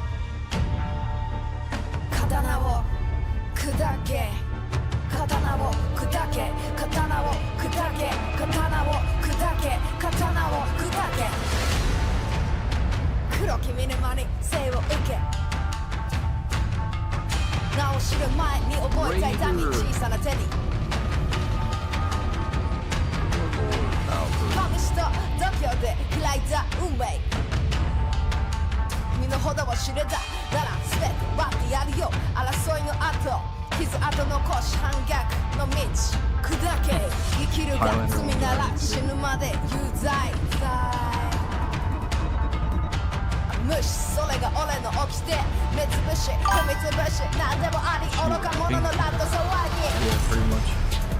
目つぶし踏みつぶし何でもあり愚か者のランド騒ぎ気の短さは手榴弾爆発寸前のこの怒り街に火花一触そうかディーキ達成近距離戦ドンバの衝撃重い一撃刀になんか頼らない俺のファイトは力強く荒れ狂う嵐の中笑い飛ばせどうどうどう荒れ狂う嵐の中笑い飛ばせどうどうどう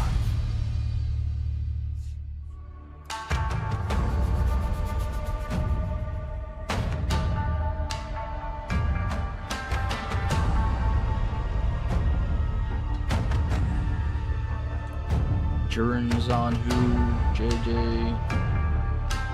Muxias. Where's Monks? Monks is nice. I like Monks a lot.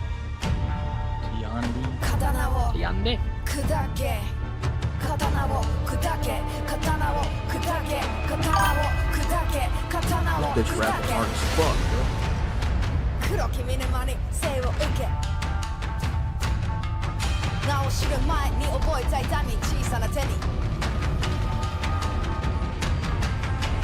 試しと度胸で開いた運命 Ocelot, 身の程を知れたならすべてバッてやるよ争いの後傷跡残し反逆の道砕け生きるが罪なら死ぬまで有罪 I don't know. We have to go back and watch it, but can't do that right now. Now they're about to do the gameplay though.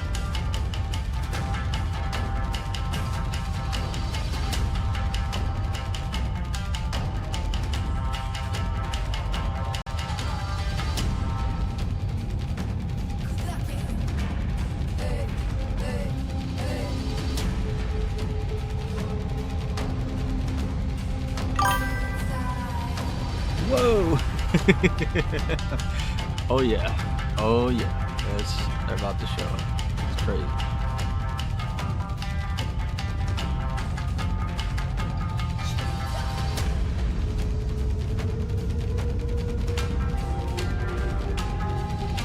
Those fucking hats, bro.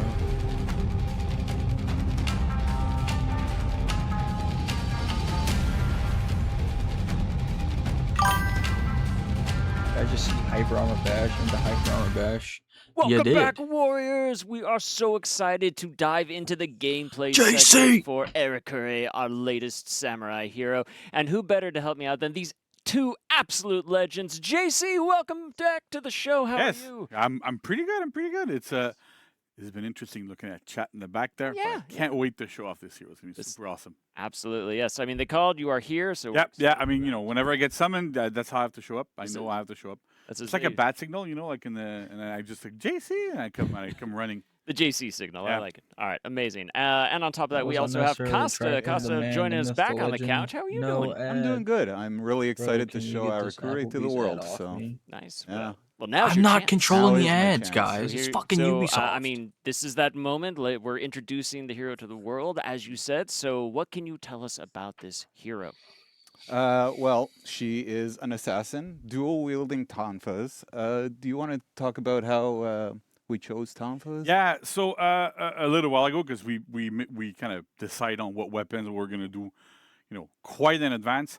But I was Vanessa and I specifically, but we were talking about a bunch of different people. We're looking at how can we make a kind of like fist-based hero, right? We've been getting a lot of requests from players to go, I want to have somebody that punches people, that does that kind of stuff. And the issue that we have normally is that every single punch in the game right now is a bash. And no matter what we kind of pick, like there was like Cestus and like a bunch of different kind of weapons, it always looks like you're punching straight up, and it always ends up looking like a bash. So that's problem number one.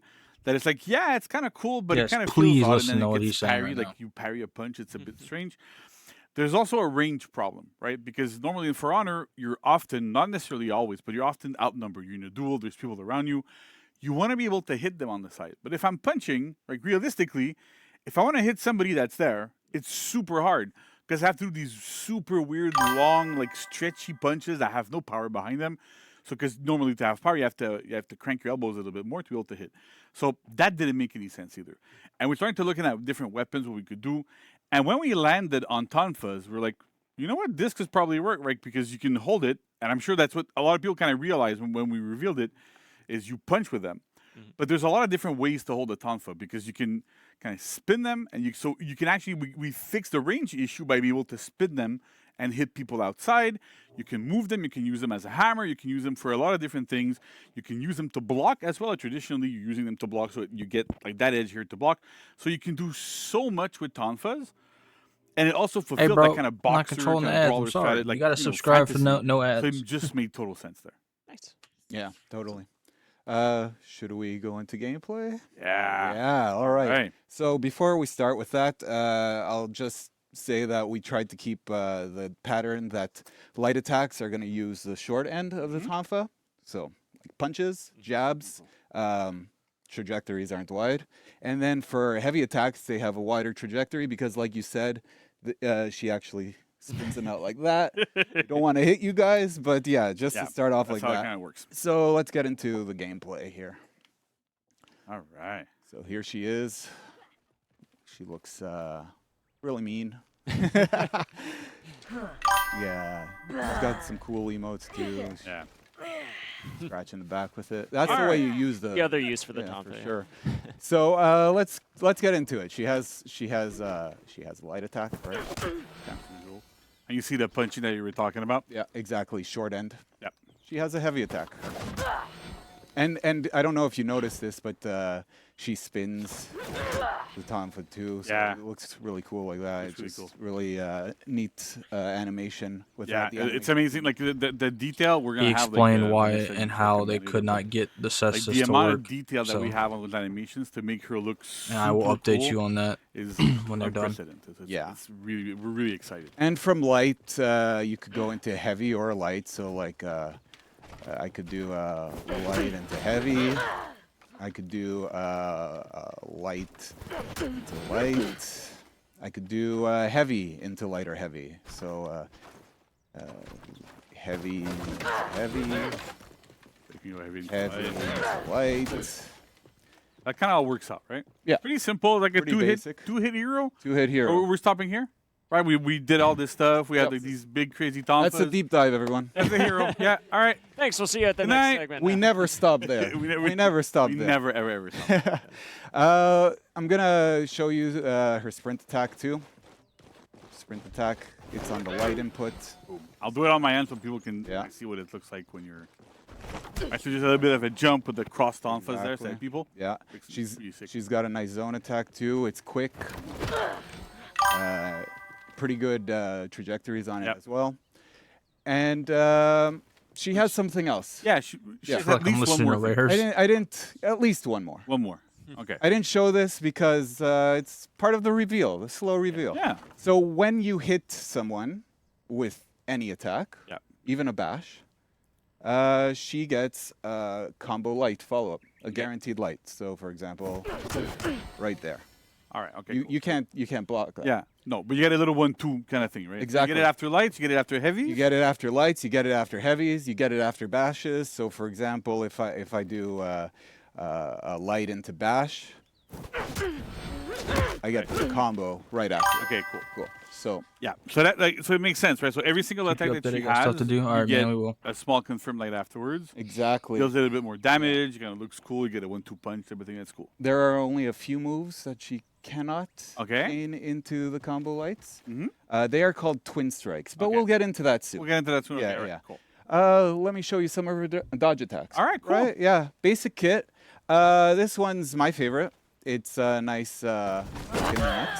Yeah. Oh, that's funny, right? Because I remember seeing because I'm terminally online for some reason. This is true. Because And that's really good for I ended up like confirms. there was a lot Oh, of comments yes. because that specific move is in the trailer. Yeah. Yeah. And I remember people going, I really want her to have it. Guess what she does? She got it. If you want to clown on some people you don't like, go and have fun. But not only that, if you unlock for me, we also, added a little kick in the butt. Oh, okay. So we had some fun with it. Yeah, We had yeah, some yeah. fun with it. So that's a bash. Yeah. It's undodgeable. It's unblockable, right? Unblockable, sorry. We have an undodgeable forward light, Yeah. front dodge light. Yep. That's quite a bit of range as well. Like I can get it from like pretty far. Sorry. Yeah, go ahead. Yeah, Go really ahead, good show me. peeling tool here. Yeah. It's undodgeable, so often enough, like you get into situations in group fights where people keep dodging away from you. So she can catch up and say, no, you ain't going nowhere. Yeah, exactly. Just like that too. Just like that. Yeah. Exactly. So something to add is after all these moves, like I said, the combo strikes happen. Combo strikes always lead into the finishers, the chain finishers. Okay. So you could, for example, you could. Sorry, I got lost there. So I could just keep doing that. For example, I'm always going into my finishers. I can dodge out of them. Don't worry. Yeah, I know people are going, but I can dodge out of them. So basically, that creates kind of like a faux infinite. Yeah. Right. You could only. Like it works off of like heavy light, heavy. So it's kind of cool, right? Because you have to commit to that little extra attack. You deal a little bit less It's not damage a on rage your meter. attacks They'll explain the because of meter in a that- second. that, It's that little badass. extra That's trick the new afterwards. mechanic I was But talking it still about. feels kind of good. Exactly. So that's kind of her false infinite there. I mentioned twin strikes. And Yeah. the way that you could think of this is that twin strikes are true finishers to her moveset. Okay. So anytime I do a twin strike attack, that's the end of my chain. That input can be done at any point in the chain. So if I open, I could go into my twin strike attack, end the chain like that. So how do you do twin strike attacks? Because you've shown me everything now, and now I'm confused. Everything. Yeah. But so I had to create other inputs for Oh, the twin okay. strike. So to enter twin strike, you basically enter your chain, and then you press back on the left stick as well as your input. So light, heavy, or bash. Okay. So let's start with the light. So I'm gonna go light into the twin strike attack. Okay. And notice how she attacked with both tonfas there. Is that why it's twin strike? That's why. That's why. Yes. It's Like again, the narrative team Yeah. is showing their pure genius here. Love it. Ben Like did a being great able to job looking with at that. stuff and going, you know what? This is twins. Exactly. So we got the twin strike light that I showed you. This is a 400 ms.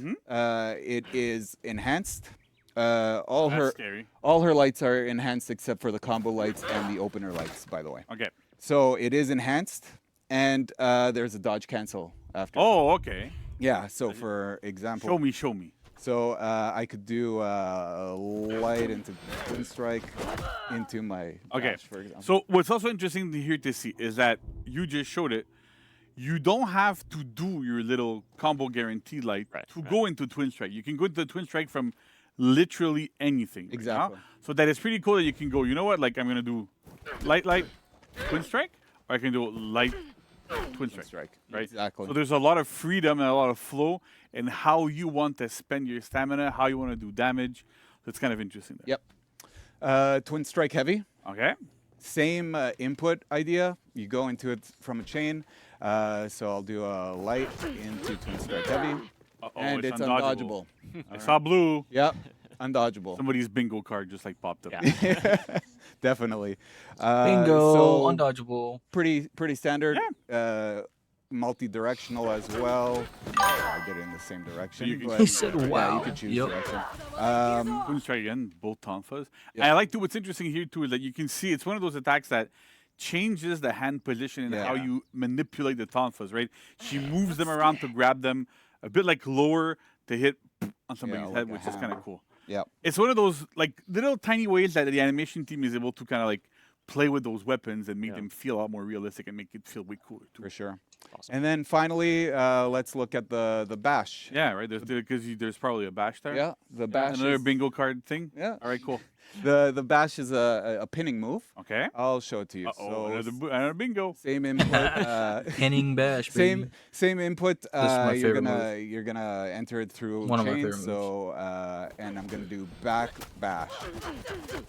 Uh-oh. I got hit real hard there. So what happens is I kick sand in your face because she's a dirty fighter. Yeah, right. She kicks sand in your face, and then from there I could input lights to continue Crazy. pummeling. Holy Okay. shit. So it's Yes, kinda like she's sir. like- Yes, sir. No honor for honor. Exactly. Right? Boom, boom, boom, boom. Yeah. Bam. At the end. That's And pretty the cool. and the move is even called Dirty Trick. Yeah, It's so there you throwing go, right? sand in people's eyes. That's a Pretty pretty dirty trick. Yeah. So I could also choose to throw. That's pretty from it cool, right? At so any point, at any except for point, the last except for the last one. So basically, you Exactly. can go, hey, I want to go 1, 2, throw. I can go up to 4, but you can't throw after the last one. Exactly. All right. Well, the last one is the commit full move. I've committed to the damage on the last hit. I can't do anything after Yeah, that. so the damage is really, really low on the initial hits, but the last one is where most of, like, the majority of the damage comes from. So that's like pretty cool. Told you You get to guys. choose your own because you can still wall splat after throw. Exactly. So off the throw, you could wall splat, land a heavy, potentially lead to more damage that way than just finishing the pummel. All right, that's cool. They've been working on this character for quite a while. Well, the one thing we haven't shown yet before we move on to the another one more thing, because there's always one more. There's always one more. She has side dodge lights as well, right? We haven't Right. Really show yes, them. Side dodge lights. They also go into. You can combo them as well. Exactly. Side dodge light, pummel, and hit people. Hey, I'm gonna kill you. So yeah, so it works really well. So there's that. But then there's something else that we've seen in the trailer. Yeah. And I've seen on chat before, because sitting in the back, I like to chat. People were wondering. 'Cause that's how I know how to get summoned, right? Sure. But people are wondering, like, it says strike meter. Yeah.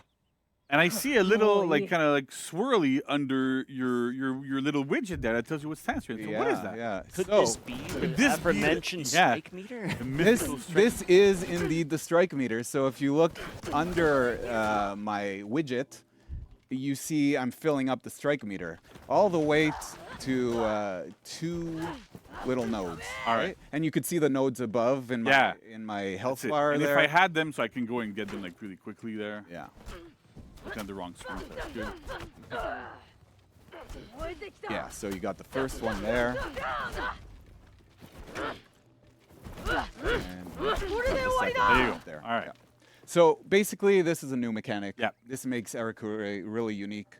What happens is this strike meter has thresholds levels, the 2 dots that you see. It has 3 levels. Okay. The first one is called idle. And the way this works is it's just the base moveset. Yeah. What we've shown you up until now.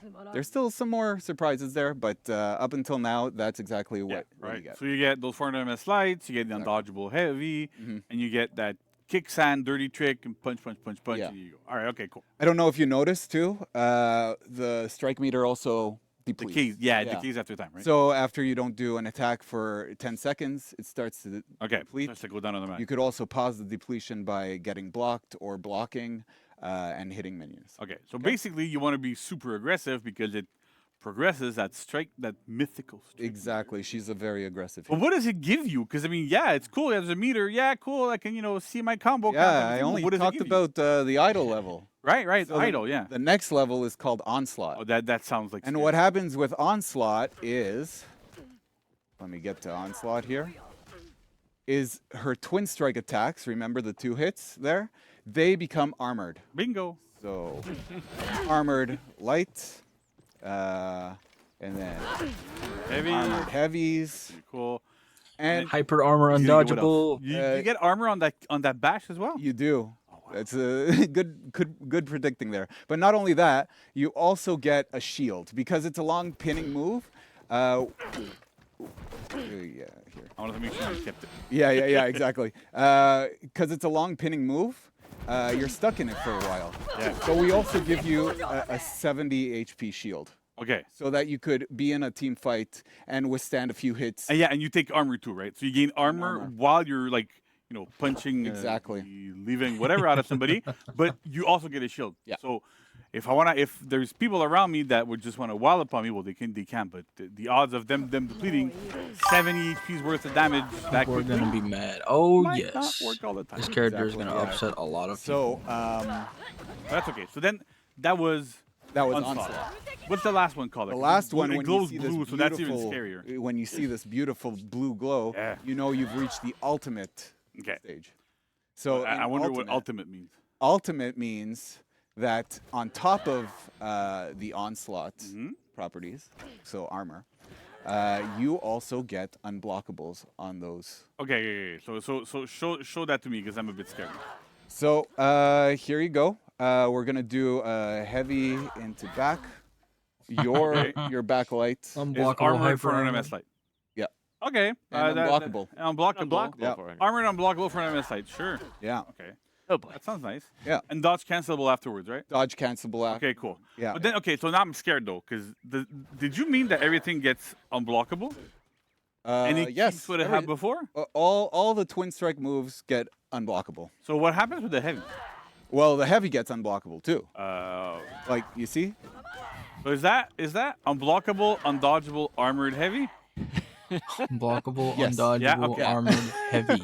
It is an unblockable, They're not lying. undodgeable, armored attack. Okay. How do you think the chat's doing right now? They're probably freaking out, which is Maybe a a good little thing. So, just to calm everybody down, because I'm not seeing it, but I got a couple of nods from the back, so I can kind of see it.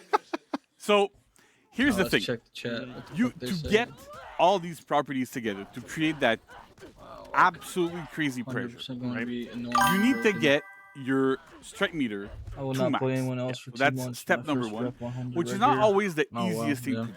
You have to get into a fight. Unfortunately, and she have that will maxed be out. banned If in you the get into a first duel to tournament, get it or maxed she won't out, be allowed to be typically played in the first there's gonna be like one hit left tournament or something. So in it's July, like it's not the end of July. crazy impactful in ones. It's a bit better in group fights, but still. The other thing is that there's almost no range on that attack, meaning that like you can't just go backlight into or like whatever into it because there's basically zero range.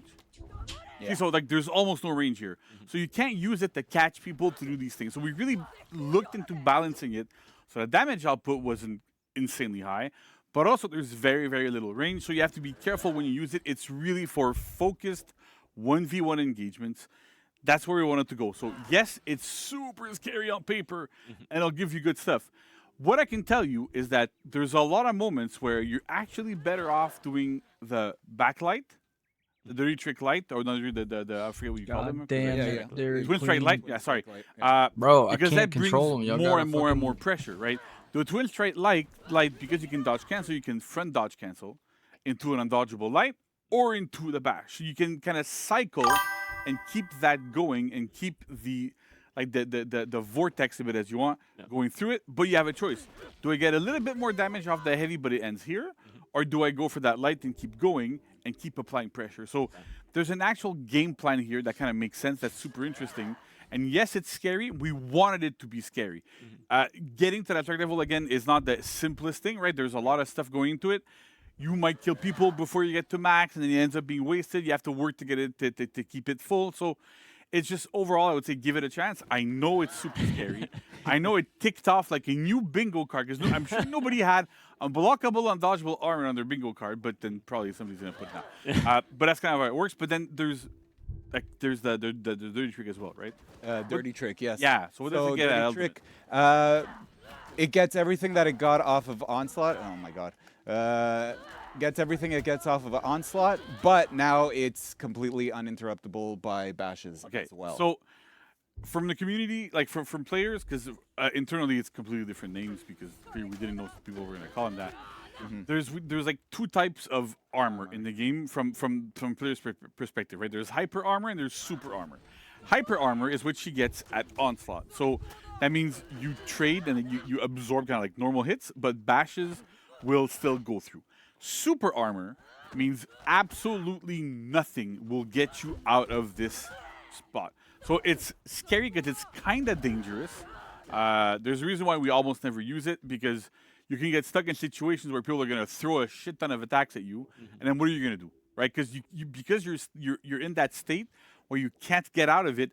If that's too long, it's essentially a death sentence. Right. Because you don't get the damage reduction, you don't get the hit stun, all that stuff. So it's a bit scary. But in this case, it's interesting because you get that shield and you get super armor. So you literally cannot knock her out of it when she goes into it when she is in ultimate. Again, that's kind of scary. But we went that way, right? Because we wanted to make sure that normally you want to use dirty tricks to raise your strike meter like pretty quickly. It's the most efficient way to raise it up. Yeah, because you get the most hits on it. You get the most hits on Which it, right? is why we're giving her those combo lights Chat. as well, just so that it Chat helps is you not get your liking strike. this. Exactly. So it's a whole theme around this.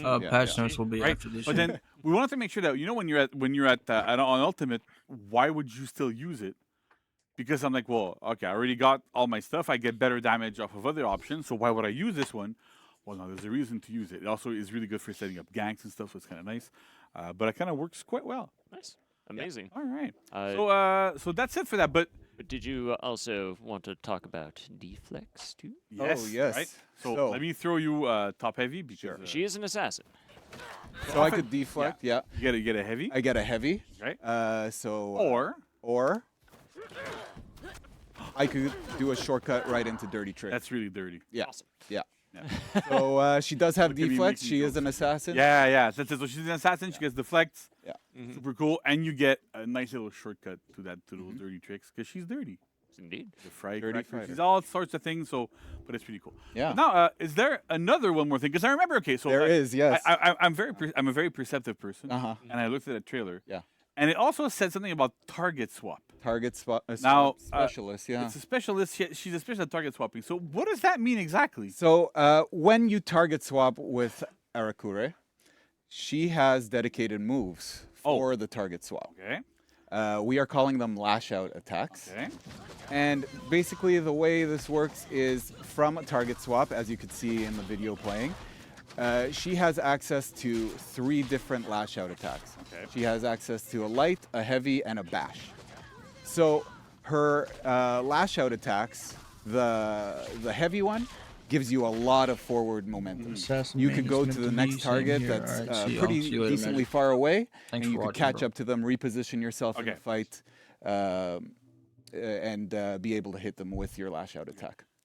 The light attack has a medium range, so it's not as powerful in the gameplay displacement. It's almost but like it's fast. Nightwing. It's still 500, but from it's a Batman. faster movement to where you got to go. And then the bash, by nature, bashes are unblockable, and Oh my God, she's it has the beautiful. shortest distance. Okay. So essentially, Everybody's gonna one like of the this reasons character, man. why we put this in, right, is again, I don't know, I have the tonfa here, right? But you have this weapon, and target swapping is something that, like at some point you start doing it for Honor, and you do it with a lot of different attacks and a lot of different things. But then with this, it's like, well, how do I control group fights? Yeah, I can throw heavies, but the range is still a little I'll bit be limited. back in the VC And we wanted once. to make sure that she had once this is tools done. to handle being outnumbered. It also works really well with her lore and stuff. They're like, really scrappy fighters, get into a lot of stuff. So it's interesting to have that kind of function. So we looked at how can we make her Yes, effective. plus in tier group and 2 is fights? How can easy, we make bro. her The group feel fights good with when this she's character is outnumbered? gonna be insane. And this is what it is, right? It's super interesting. Don't The or only don't other hero that has gank this something character with her remotely feats. similar to this is Pirate, and it's limited to her gunshots. Where if you land a heavy on somebody, do this right, I'm gonna get memed on again. That's gonna be awesome. But if you land a heavy on somebody with Pirate and then you target swap her gunshot, Pirate does the version that she gets when it gets blocked or on miss or whatever. So we kind of were able to reuse that tech at least on the gameplay side to make sure that she had different options. Something like that. Whenever she target swap. But there's a couple of rules to it though, right? Yeah. So, for example, if you target swap and you do a lash out attack and it misses, it does not make contact in any way, you cannot chain from it. Okay, and you need to make contact to be able to do lash out attacks as well, right? Yes, exactly. So I can't just go like with a light, target swap, and lash out to somebody else. Exactly. I need to hit somebody. Yeah, there's always got to be contact before doing a lash out. And is there one more thing to do with those? Because there's always one more thing. There's always one more thing. All right. Yeah. Like 10 more things. Yeah. I just want you to know. Yeah. Lash out attack scale with the strike meter. Oh, okay. Yes. So that means that at onslaught level, they become armored. And at the ultimate level, they become armored and unblockable. So Alright. it's really, she becomes a really great peeler. She becomes really hard to stop in this team fight scenario. Basically, you have to parry her if she's throwing lights. Exactly. Yeah. So That's really cool. I remember when we were playtesting this hero, like for a while. I used to love getting into revenge and just going, hey, there's 3 people against me. You're all going down. Yeah. And it worked really well. It was super cool. So it's a really rewarding Yes, feeling I can for attest to that. getting the strike meter up. Getting our ass It's a handed to us in rewarding a 3v1 feeling for because he putting knew how to in play the that character. effort, and it's a lot of fun. Target swapping isn't the Nuxia most rival, more like easiest Nuxia mechanic, is but this is a downgraded great because this hero bitch to is learn it on. taking It's a great Nuxia's hero spot. to practice it on, and up the For Honor gameplay. yeah, exactly. Cool. Yeah. So I think So that's it for fight kit, right? But she has feats too? Yeah. All right. Yeah. This hero has Roll the feats like all video. the others. So her first feat, it's called Against the World. Basically, when you do a lash out attack, you get an attack boost bonus of 10% for 5 seconds. If you do another lash out attack within that 5 seconds, that duration will reset, so you could keep it going. And if you don't reset it, then the cooldown is 10 seconds for it. All right, that's cool. So then there's a second feat, right? Yep, second feat. Insolent Shout. This is an AoE attack debuff on your enemies. Sounds simple enough. There's an extra level to it. This scales with the strike meter as well. Okay. So at the idle level, it will give a 10% debuff on the enemies. At the onslaught level, it will give 20% debuff. And at the ultimate level, it will give 30% debuff. Oh, okay. So you want to keep up. You want to pop it when you're ultimate. Yep, that's the biggest bang for your maxing buck. for it. Yeah, and it has a 2-minute cooldown. Okay. Her feat 3, because there's a third feat, of course, called Walk It Off. This is basically a self-heal for Arakure. And again, this also scales off of the strike meter. So at idle, 15 almost HP. like she's going against the norm. At onslaught, it's 30 HP. I told you this and character's at gonna ultimate, change. Is it's like 45 HP. whole But it new doesn't mechanic to just this game. heal. No, it doesn't. What else does it do? At every level, it also cleanses. Okay, but 30%. are you talking just, hey, I get rid of bleed and fire? It does do that, but all negative effects. Oh, okay. Yeah. Okay. All It's negative. kinda like what Centurions do tier 4. You get a bit of that cleanse only on yourself, though. but Exactly. still, okay. Yeah. On yourself, it's a single target. But it must have a pretty big cooldown. if Yes, it's like we that gave it a strong. 3-minute cooldown. Okay, so you can't just constantly just go, hey, I'm getting rid of corruption. Yeah. Yeah, okay. You really have to choose. Am I doing this for the heal? Am I doing this to Cleanse. And okay, all right. It's line up things. Yeah. Yeah. Cool. Works I'm on not saying corruption that. as well as Max. And as I also just mentioned, thank you, Max. Yeah. And finally, she has a feat 4. Yeah. This one is called Gang of Outcasts. And what this does is it maxes out Arakure's strike meter. For 20 seconds, there is no decay on the strike meter. But that's not all it does. It's an AoE effect that buffs your allies as well. While the 20-second duration is going on, your allies will get enhanced lights, they will get armored heavies, and they will not, attacks will not cost stamina. Okay. Jeez. Yeah. So basically become like killing machines just like she is. Exactly. Awesome. Yes. All right. Yeah. That's pretty cool. So that's awesome. That's by the it. way. I love the way you presented Oh that my too, because it God. almost Yep. implied that what if Yep. there wasn't a fourth feat? But we definitely had it, so it's good. There was. Of course, There we was. did one. Unbelievable. So How do we cook so much? we're just really good at it. Yeah, we're amazing. So JC, like an incredible hero looking, there's so much detail and so much depth to this. Like, how do you see Arakure performing in like competitive landscape? So I would rank her pretty high in Dominion. Essentially, she's like a really good roamer. Yeah. She's really good at holding points, being able to like capture stuff, being able to like catch people running around like with that front dodge light is really, really good. She's good at peeling. She's good at ganking. There's a lot of good stuff. However, she's rather weak in the lane. Like she doesn't have a lot of big trajectories. Her like you have to lock and try to do stuff, and it's always a bit unwieldy. So she's really not optimal in the lane. She has no real laning support, so that kind of makes her a bit weaker there. And as some of you may know, competitively, the general kind of like accepted idea and the way that you play the minion is you go from your home point to lane to farm for your feats, to get your team's hard points up, and you rotate back and forth, and you have somebody else, like other people, to do other things. So Arakure is her specialty is more to roam around and do that sort of stuff. So it makes a lot of sense there. But yeah, so in the minion lane, she's not super good. And it's interesting because the strike meter is super cool.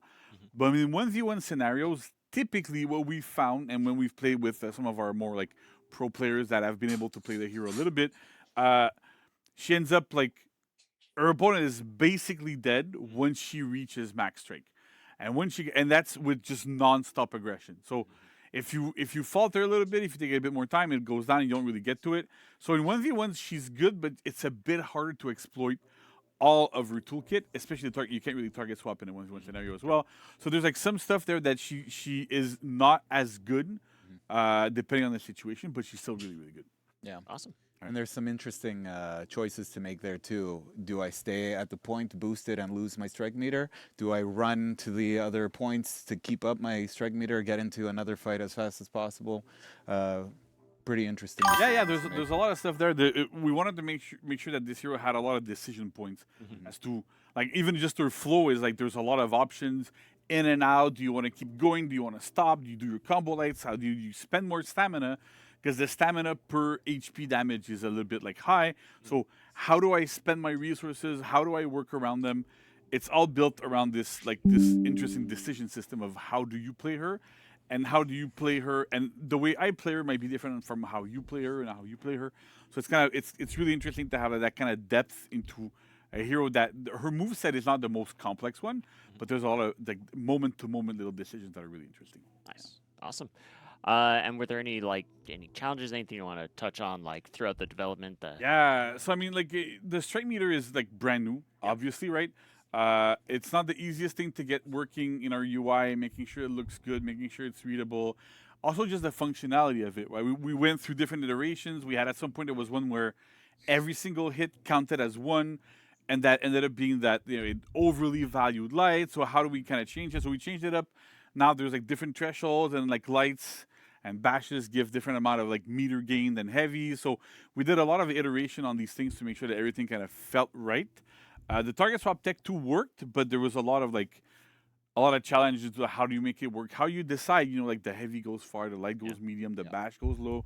We didn't always have a bash there as well as an option. Right. So it's like there's a lot of these things that are not super clear that we have to kind of validate as we go through. Like the chain bash that we didn't really mention it before, right. But the bash that you can do like in your regular chains is feintable as well. It wasn't always feintable, and how do you kind of figure out the moveset? So it's interesting. It's not always the simplest thing, but it works really, really well. Yeah. It's a bit of a process always to make these. But and now I cannot wait because after us, there's a couple of people.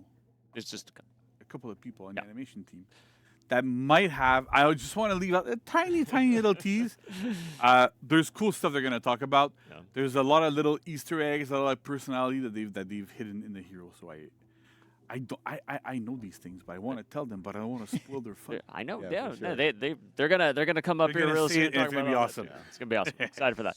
Well, very cool. Well, thank you guys both so much for that. Finally, Costa, any shout outs you wanna give? Yeah. Well, the whole team, honestly, that worked on Arakure, they were amazing. Michelle, the other Costa. I will say JC beat the living shit out of me. Yeah, we have to a few times because he just knows how to play it. Man, there's so many. He's not a bad Name them all Fred, right now. Nico was huge support with the strike meter. Terry, but Alex on audio. I learned the character, and then I started 3D. On UI, like we had Catherine. That you folks probably remember Catherine. Like did a lot of work on that. That it looked nice and kind of fit with what we needed. It's a huge team effort all the time. Yeah, the animation team did amazing. Even like even the marketing team, I really want to commend them because the trailer that we had for the gameplay is completely new. It's super awesome. Yeah. So like really like good job, guys. Everybody's super proud. Yeah, it was an awesome undertaking. Very cool from all around. Well, I'm very excited for that. And folks, we hope you're excited too. If you want to get your hands on Arakure, you don't have to wait long. You got 1 week to go because next Thursday with the title update, she's going to drop. We hope you enjoy this, but stick around because we have an animation deep dive coming up right after this. Keep spinning those. Please don't hit anybody, and we'll be right back.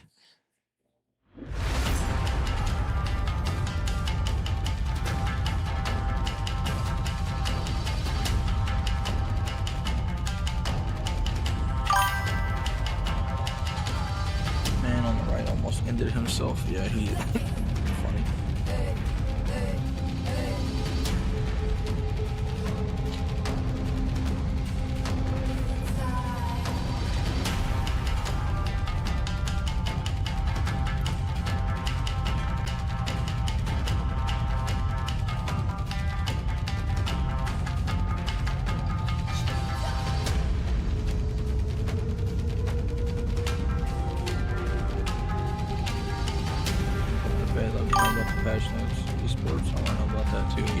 I'll put everything in the chat, Discord, and I'll link it all to you personally too, McLean.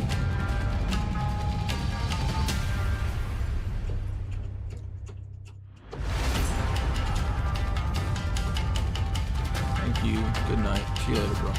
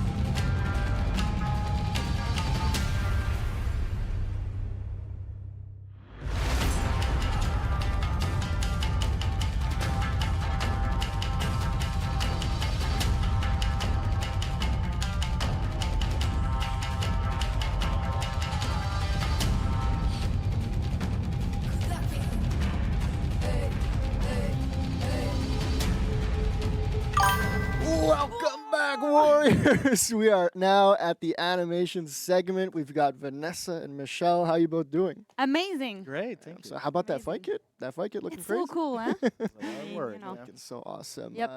Vanessa, why don't we just jump right into it? It looks so badass. Could you share a bit more regarding the direction of her animation?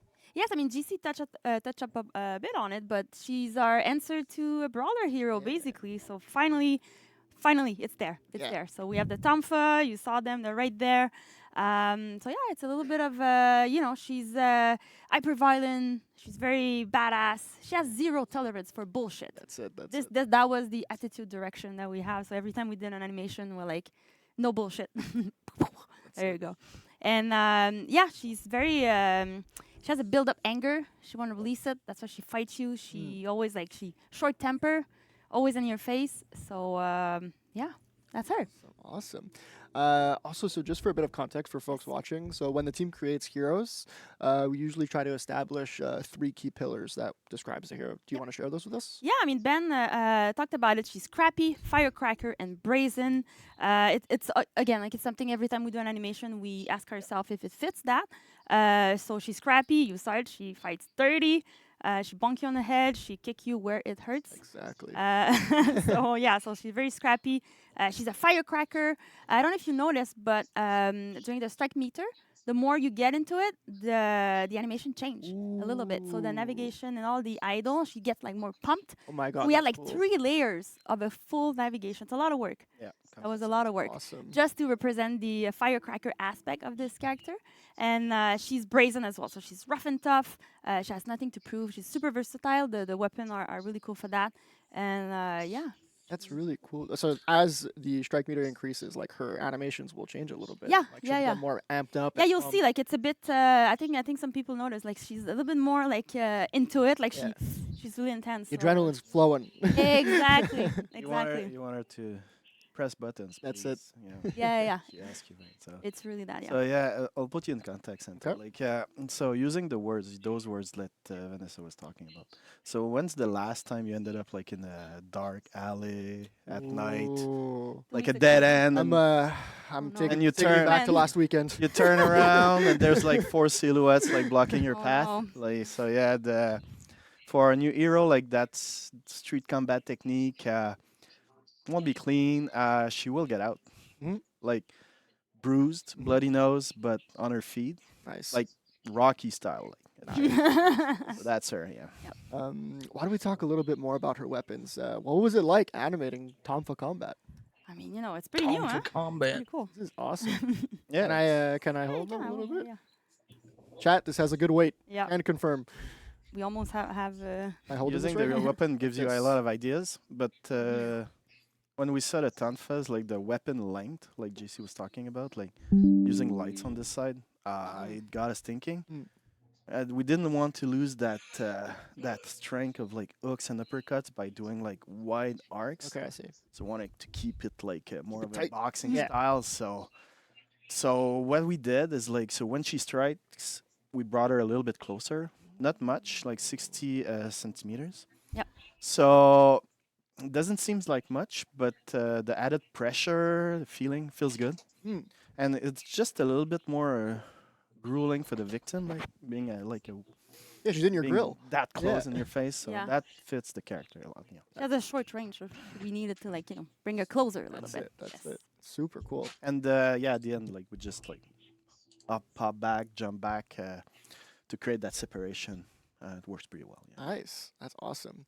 Also, one of her core features is her ability to target swap really rapidly. Could you share about a bit more of the intention behind this gameplay mechanic regarding the animation? Yeah, target swap in Foreigner is an advanced way to play the game, and it's in Arakure Toolkit. So, yeah, first off, I had to surround myself with bots, doing all the angles. A lot of And controllers. yeah, That's it. yeah, it was something to test. But when the first thing we noticed when we implemented it is that we could bring that further. Like it felt weightless a little bit, like teleportation feeling, Okay, I see. and didn't feel like grounded and like that she was thinking. She was teleporting more stuff. So and since we're using pose matching and motion matching as a core tech in Foreigner, we felt we're getting away from the animation direction. Okay, I see. So, yeah. Yeah, she's not weightless. Right, right. We needed weight. We needed her to. So yeah, we wanted ground her us. to push off with weights, stay in control, that it belongs. Like so, the gameplay team built a nice tech that I could like trigger on the animations on joints, the man. sides and the back, and pick the animation I want to use. So while doing target swaps, so works really well. A tech that will find more usage For sure, in the for future for sure. Like Yeah. That's okay. So that's really cool. So it's like basically like when she's target swapping between each character, there's like custom animations that like fit Yeah, all of that. Yeah, because everybody can target swap, but for her, because it's our toolkit, like Michelle did all those transition and to reach and to add a little bit more weight and trying to like not snap Yeah, too right. fast and jump. So at least like it feels really good. Yeah, it's like So just when you flowing through the play- fight almost. Yeah. I wish everybody was as smooth like in the target swap, but for her, I mean that's part of her kit, Yeah. so we put pour a little bit more effort. love. Yeah, It was It looks incredible. looks great. Yeah. I want to talk a little bit about this. Word on the street that she's got a pretty cool face-off screen. Do you want to take a look at you heard that? the rumor. Yeah. We had a lot of ideas, but we went with the spit in the face. There you go. Face off. So you haven't fought her already, and she's already like spitting on The you. first thing you see, That's you're gonna. So it had a lot of personality. We love Little doing that. animation, yeah. Yeah, we love doing that, adding a little bit of personality and those little animation. For sure. I think it's really cool. One cool one as well is the ledge. When you're near ledge, the character look down a bit. Before her, she literally squat. Oh, that's And she that's looks so down on badass. you, right? It That looks so is cool. sick. On Oh, Duran, yeah. we added a little bit, like he opened his arm, so he's really like dominating the battlefield. For her, I think the crouch was, I think it fits her. Yeah. We loved it so much. We made an emote out of it, so just for her. So yeah, no, it looks pretty cool. It's really in character. It's so awesome. It looks great. Yeah. Do you want to talk a little bit more about the pummel move? JC was teasing this a bit earlier. I Yes. think there's some Easter eggs with this. I mean, it's something that we've done with Duran. During his pin move, he has a special realization again, Hatun. Yeah, where he's like, yeah, exactly, because he doesn't like her. There's Yeah. a whole narrative thing about it, and she also has a lot of background and Yeah, her promo is a bind. Has a lot of realization, Yeah. like a lot of inputs you can press. But we went a little bit farther, and against a few samurai, the last hit will look different. Against Orochi, Shugoki, and Kensei. just look at them. Yes. So normal character, you bonk them on the head. Bonk. Bonk. You hear the sound already. Okay, I see it. But against the samurai that she despises, like she will uppercut them.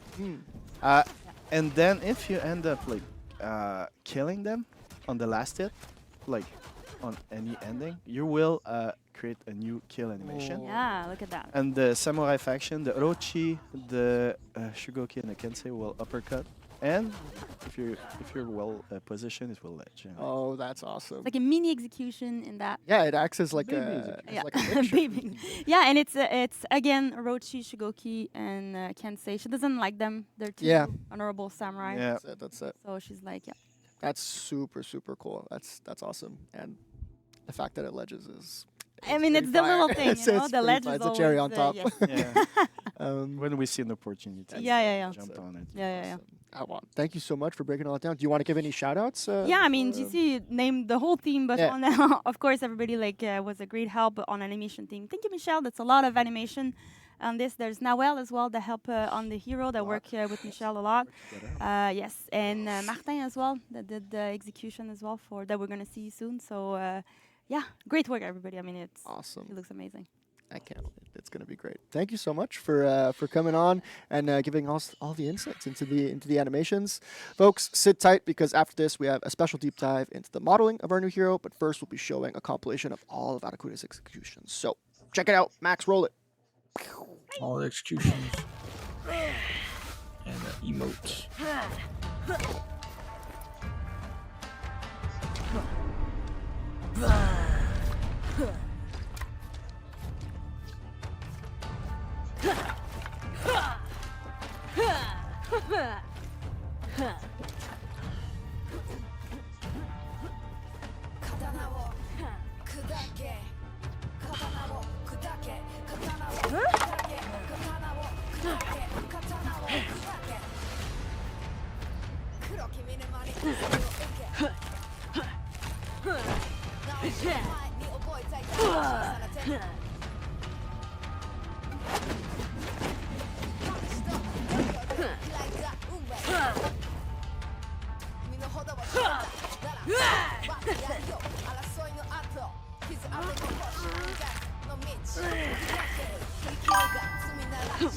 Saving my steel for real a whole week.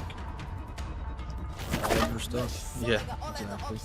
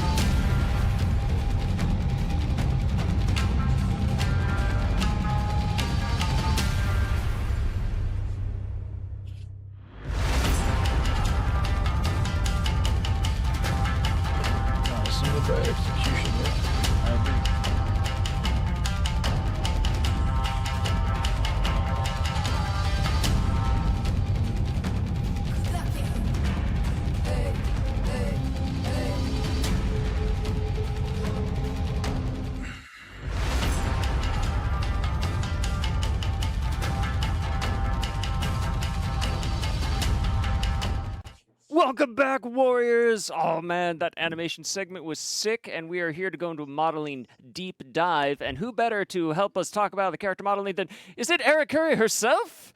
Kiara. I think she's called Kiara Kure or something like that.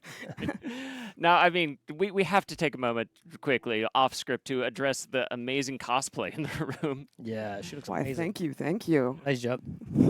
That's an incredible look. How long have you been working on the fit? Well, I'd say as long as the character has been in all our collective minds. That's awesome. Well, you absolutely nailed it. So amazing cosplay. Thanks. Love that. And Danny, welcome back to the couch You have to too. refresh and Thank update you, thank you. And seriously, as For an the art director, rewards. this is like the most fantastic thing that we see when people do fine art or they dress as heroes in cosplay and Comic-Con or whatever conference they did. It's Whatever convention you want, please. It's amazing. That's good. So Yeah. awesome. Cosplay guide confirmed after this. Oh, yes. No, so folks, again, we are here to talk now more about the kind of the modeling deep dive of this character. Now, Kiara, like, do you want to help us understand like what was the process? What went into like the creation of this character? Absolutely. So first, become the character. Be okay, one with Arakure. Yes, absolutely. But in all seriousness, my job is to reflect the character and who she is and their story and everything through how they treat themselves, but also their clothing. So who she is vital, especially for Arakuri, which is a fierce, close-range fighter. She isn't afraid of getting hurt. She shows it through her scars. You can see new ones, old ones. Her knuckles are raw. She smudges her makeup. You can see it on her lipstick and her eye makeup as well. There's layers of dirt and friction through her clothing. There's rips. She gets in there and she's there to fight and get messy and get the job done. She's not there to look cute.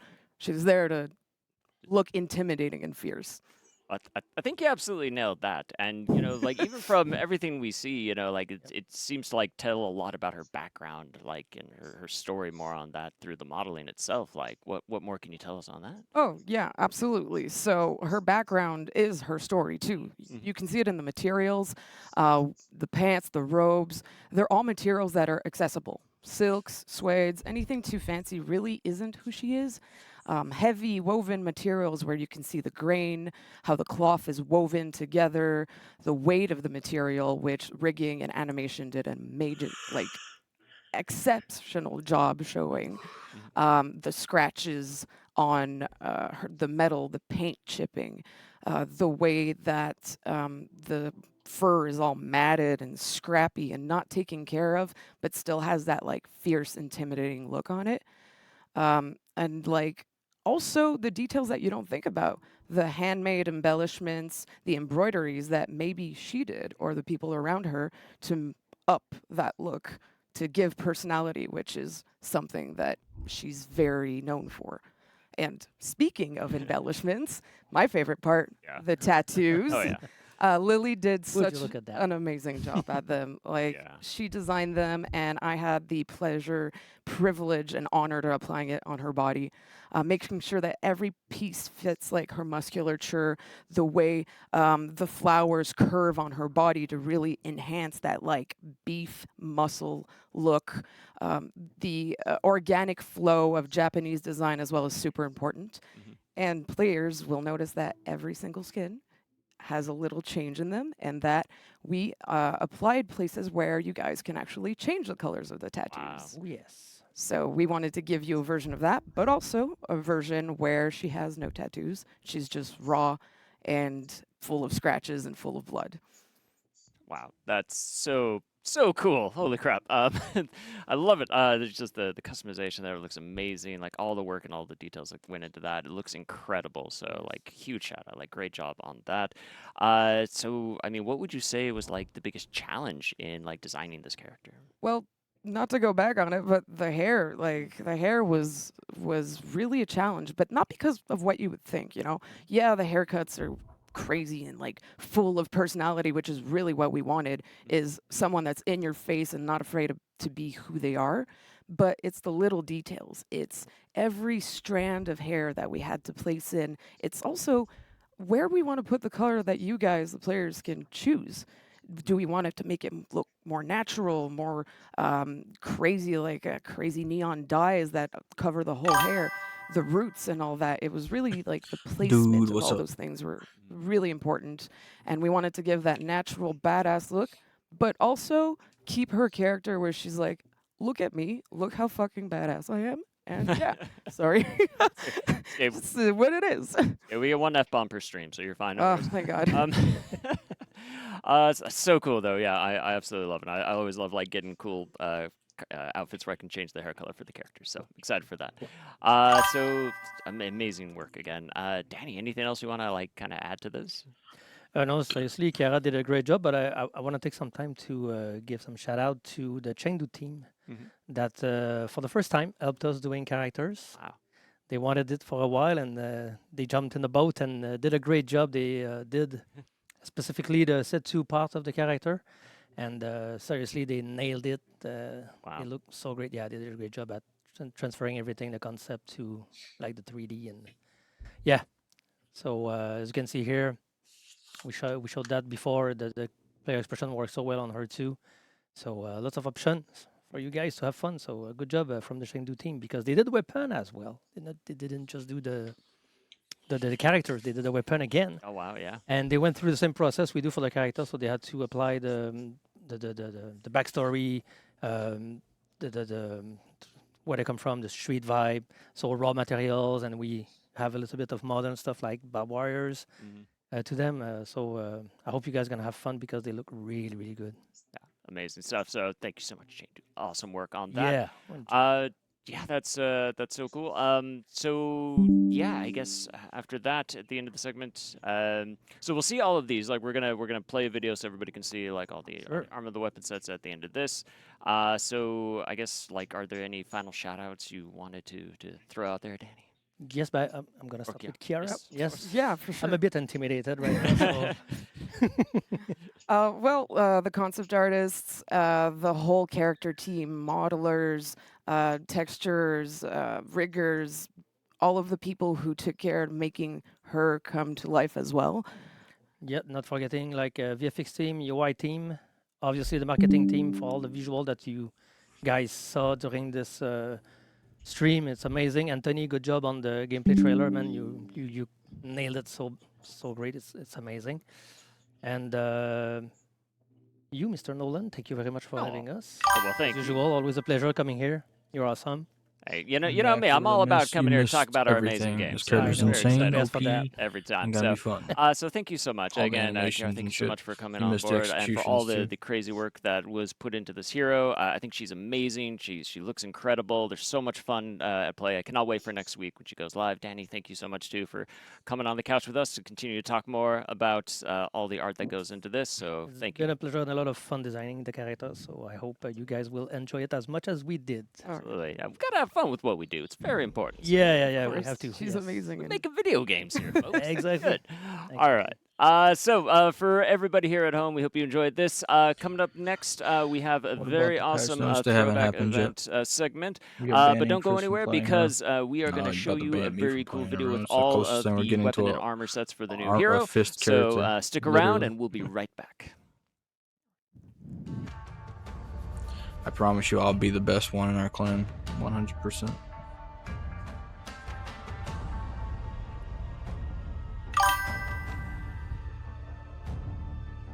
Yeah, everybody's got a chance to be good with her. She's gonna be great. Very technical character.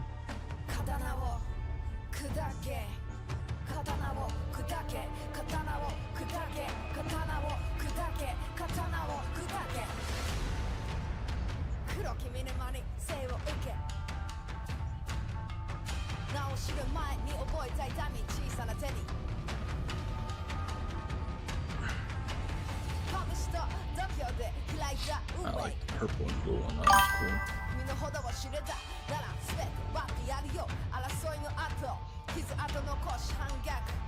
Well, out of those characters, Shaolin's the only skilled character, sir.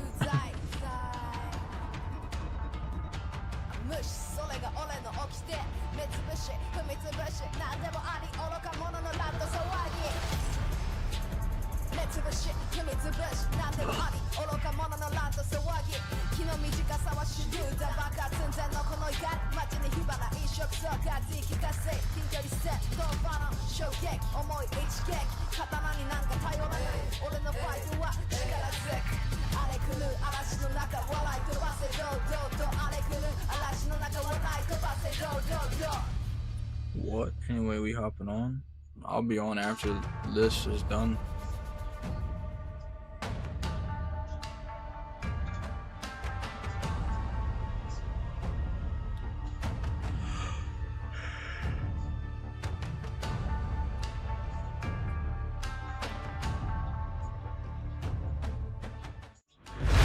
They all require skill? No, only Shaolin requires skill.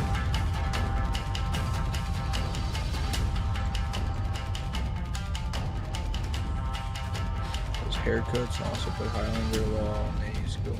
Highlander, yes. Lawbringer, no. I need to be good at if the only way to be good with Lawbringer is to stand there and look at people and parry.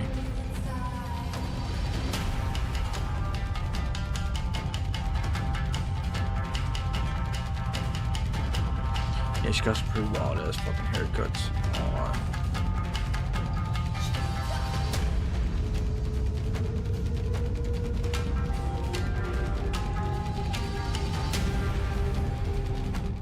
Welcome back, Warriors. We are so excited to announce that Test Your Metal game mode is back during the event Metal Trials.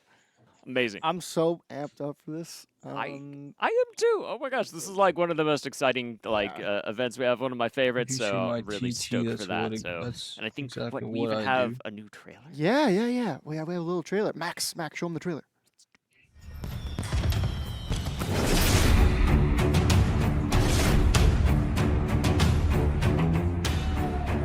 Test Your Metal is back. Oh god.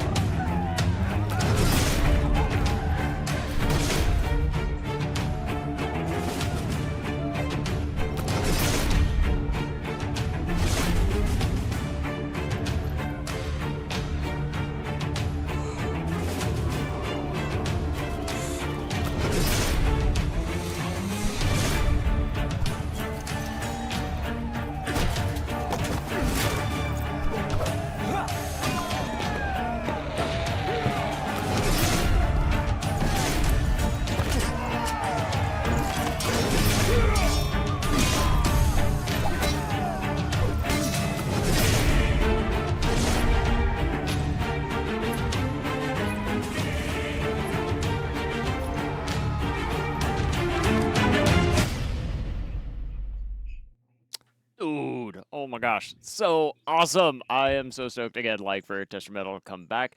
But maybe Anthony, it's been a little bit since we've had Test Your Metal. Do you want to explain what is Test Your Metal? Yeah, let's give a little breakdown of the lore. So, to celebrate the Truce of Wyverndale, warriors from all factions gathered in a legendary fortress to reenact battles from the past. The last chapter of Honor Games would soon be remembered as one of the darkest moments in Heathmoor's history. Cool. That's awesome. Do you want to tell everyone how the game mode actually works? Oh yeah, absolutely. So let's talk about. I'm over here today. All right, so let's talk about Test Your Metal. So Test Your Metal is really fun. It is a PvE elimination mode where essentially you and your team will fight a team of AI bosses from the campaign. So each round that you play, the bosses will get stronger and stronger. So in week 2, for example, players fight against a team comprised of the strongest bosses from each faction. These are bosses including Gudmundur, Tozen, and Apollyon, as well as other campaign characters that are going to be in there like Stone, Holden Cross, and more. And then finally in week 3, we have the hardest challenge of the event, the Tyrant's Test, where you're going to face off against a team comprised of warmongers led by Astria. So it's going to be super sick. That's going to be awesome. It is going to be good. Also, a new awesome iteration is for the first time in Test Your Metal, we'll have event leaderboards. Ooh. So that's pretty cool. So you can see how well you're doing compared to the rest of the world. So the points will be granted by kills. So get out there, do your thing, go hard. Kill them bosses. That's it. That's it. Also, one of the main reasons that people love Metal Trials is the awesome rewards that come along with it. So why don't we take a look? So of course we have the black armor sets retrofitted for all heroes. Is a little sneak peek. It'll be available from August 13th to September 3rd. We also have the Blackstone Elite Color Swatch. as well as the Iron Legion color swatch as well. Ooh, yes. Yeah. Yeah, I love me the all black tester metal armor. yeah. So I cannot wait, especially for all the new heroes. Is like the best armor we have. So Yeah. good. We also have more rewards though, so let's check these out. So listen, during week 1, from August 13th through the 20th, you're going to be able to loot the battle outfit Age of Wolves. So that'll be super cool. On week 2, from August 20th through the 27th, you'll be able to loot the Apollyon's Might embossing, as well as the Rose of Horkos embossing. And then finally, oh, there's the Rose of Horkos. Amazing. And then finally, for week 3, we're going all out because you are going to be able to loot the I Am War free roam emote. So from August 27th to September 3rd, you just got to play and you get the loots. It's that simple. So there you go. I can't wait. Nolan, thank you so much for breaking this down with me. We got an esports segment coming up. I'm amped for that. So let's take a look at all the lootable armor sets from Metal Trails first, and then we'll head to esports after. See you soon. See you soon.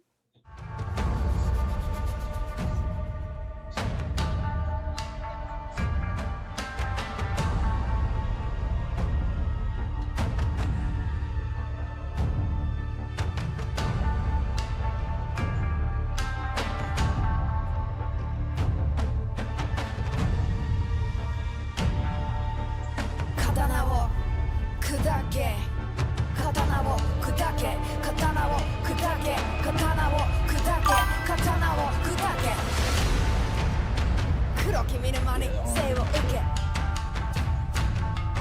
名を知る前に覚えた痛み小さな手に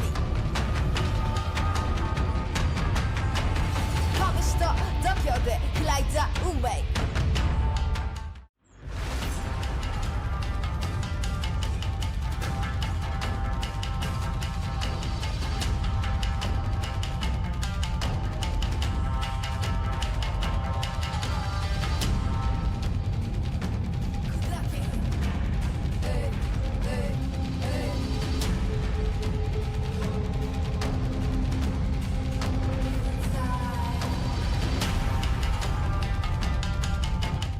All right, welcome back, Warriors, to the esports segment. We needed that little transition because Anthony and I had to swap couches. A little swap. It's very important. All right, I like to see better. Esports. We had to talk. We talked about it. Go. But yeah, we are here to talk about esports, and we had something pretty cool just happen. So Anthony, like, what's going on in the world? Yeah. So 44 Triple Threat just concluded, so Yes. a big thank you to everyone who participated, as well as our tournament organizers, Spandude and Nutella. For those that aren't aware, Triple Threat is our year-long circuit comprised of 3 tournaments where we're awarding players with circuit points throughout each tournament, depending on where they finish. So the higher up you finish on the leaderboard, the more points you earn.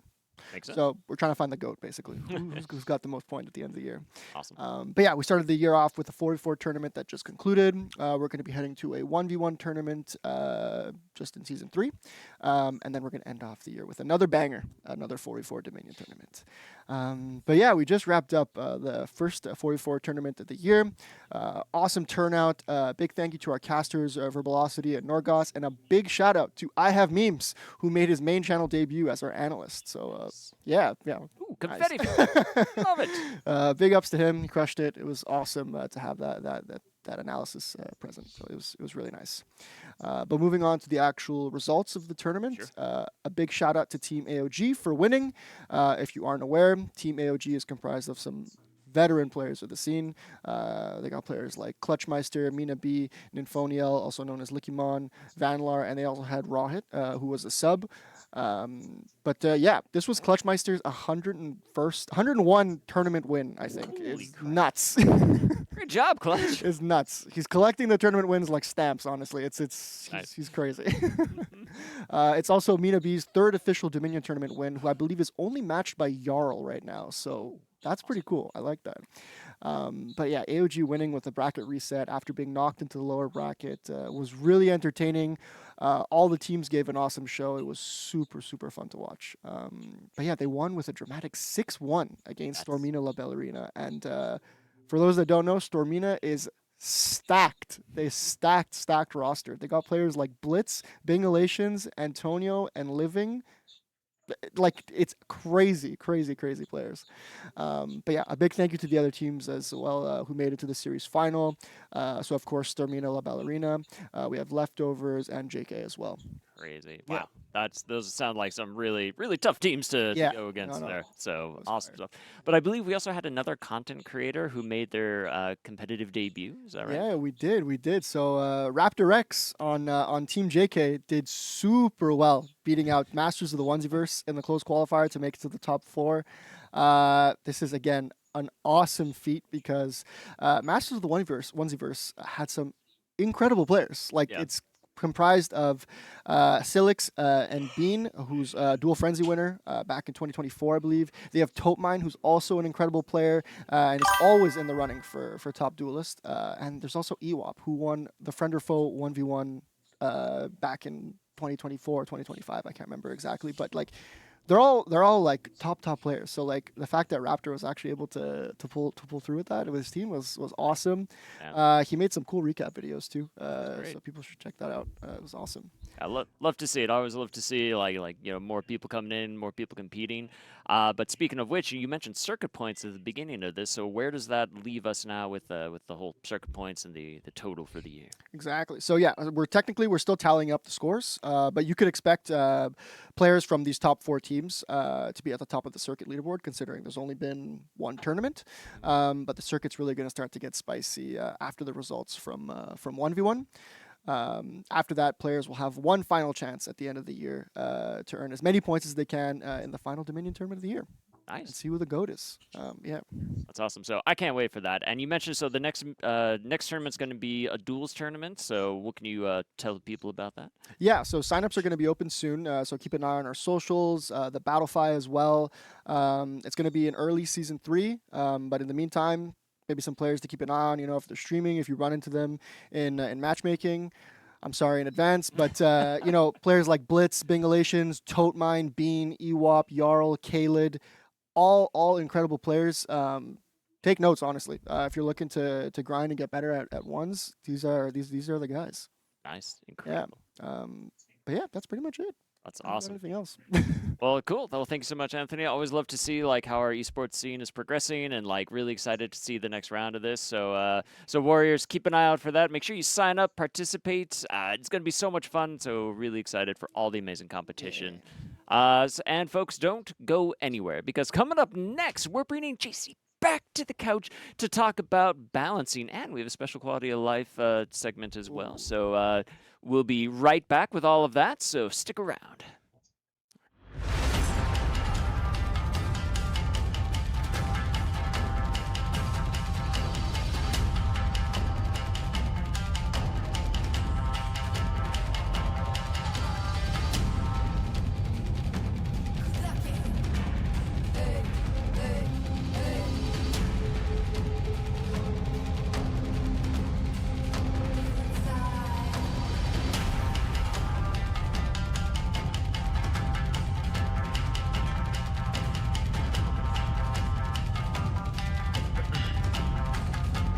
Balancing changes.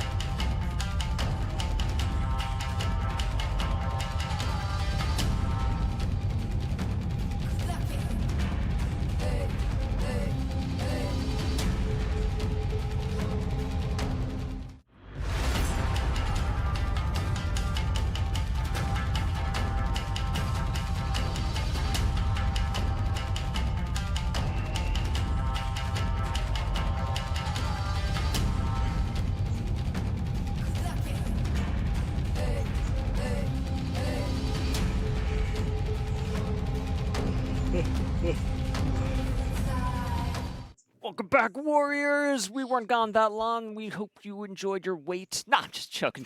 JC is here, though, Yes, to talk I about am. balance. Amazing. I don't know. I don't know. People were summoning me again. I know. They couldn't get enough. Yeah. They can't get enough of me. And I don't know how it works, but it always works. I teleport from my desk upstairs. You tried to leave. We yeah. wouldn't- Yeah. yeah. I'm like, Yeah. I'm out of here. Nice. I don't want to do balancing. We don't need balancing. No, we don't. We're We don't. perfectly balanced. Perfectly as it is. balanced. Oh, okay, all right. I don't know. They ask for a lot of things. Yeah. They all ask for the same things, so you know what to do from the chat. It's always the Oh, same. you mean Nerf Warlord? Yes, Yeah. yes, this, yes. Durin buffs and everything. Yeah, there we Yes. go. Okay. That works. Makes Okay. sense. Cool. So yeah, we do have some patch notes to get into for that. But before that too, Raph, again, welcome back to the couch too. Yeah. Why am I here when it's the time to talk about patch It's notes, because eh? you're awesome, Raph. Oh, thank you. I have that to was say up. something before we start. Yeah. This is, I must be like my 20th Warriors Den, but it's the first time when I'm sitting next to GC. Oh, wow. So I feel promoted today. Yeah, I'm like yeah. so happy. Can I like touch her shoulder? You or can something? try. You can try. It's dangerous though. Yeah, that's what it is. Just the power is gonna flow through you. It's really tricky. So, in any case, why am I here? Yes. I'm tell here us. because we have a new narrative feature in the game. Narrative, A new you say? Yeah. Oh, it's my It's favorite. actually a new menu, hero bio menu, and you can start a video, Max. Thank you. So, whether you have a hero or not, you will now be able to go into a new lore section, and in that lore section, you'll be able to read a sort of summary of what an archetype, the archetype of each hero is. What is a Black Prior? What is a Raider? What is a Arakure? What do they want? Why do they fight? How do they fight? So some heroes, 12 of them for now, also have a description of an individual character leading or being a representative of this archetype. So you have 12 for now. We will add Yes, I more agree. That is in coming pretty nice. seasons, but, and it is important, not in the next one.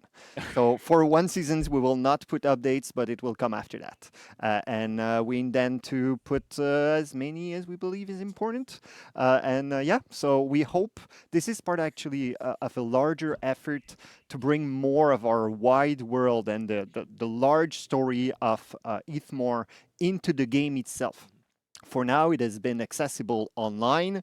A lot of it is you needed to be there the season that it was told, or we have videos that describe what happened in that year or something like that. But there is nowhere that players can go and actually have references of everything that's happened or what do each warrior want. So now we're bringing more and more of it into the game. We started with small snippets with executions and emotes. We're gonna continue to do some of that when it feels right to do it. But now you have this new lore menu and we'll keep updating it.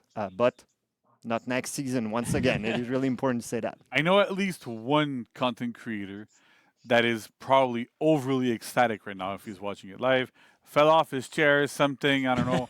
But I'm sure there's at least one person, but overall, reading about all our funny sword heroes and our funny sword game is awesome. That is very cool. Able to get access to all these things is just Yeah, it is part. It's strange how you maybe don't know exactly, but whenever we say, hey, personality here or this element of the character is represented there, all of that is part of the background. So it's kind of narrative is kind of a connective tissue. It is not at the forefront, but it helps everybody else, and we all work together to create heroes. And this collective work is something I really want to praise for this special feature, because to do that has required a lot of work from a lot of people, and this update ends up being by number of lines and number of words added, this ends up being the largest narrative update since launch. Oh, wow. So yeah, quite a lot of work by many teams, and a big shout out to all of them. Awesome. Well, super excited. I am excited to go in and read me some lore. You'll go into Nusha, of course. I'm going to go to Nusha. And yeah, of course. I'll stay there for a while. So. But see, that's the thing is like I not a lot of people know and understand that you and the narrative team are so important as to how we build heroes, how we do stuff, where we go.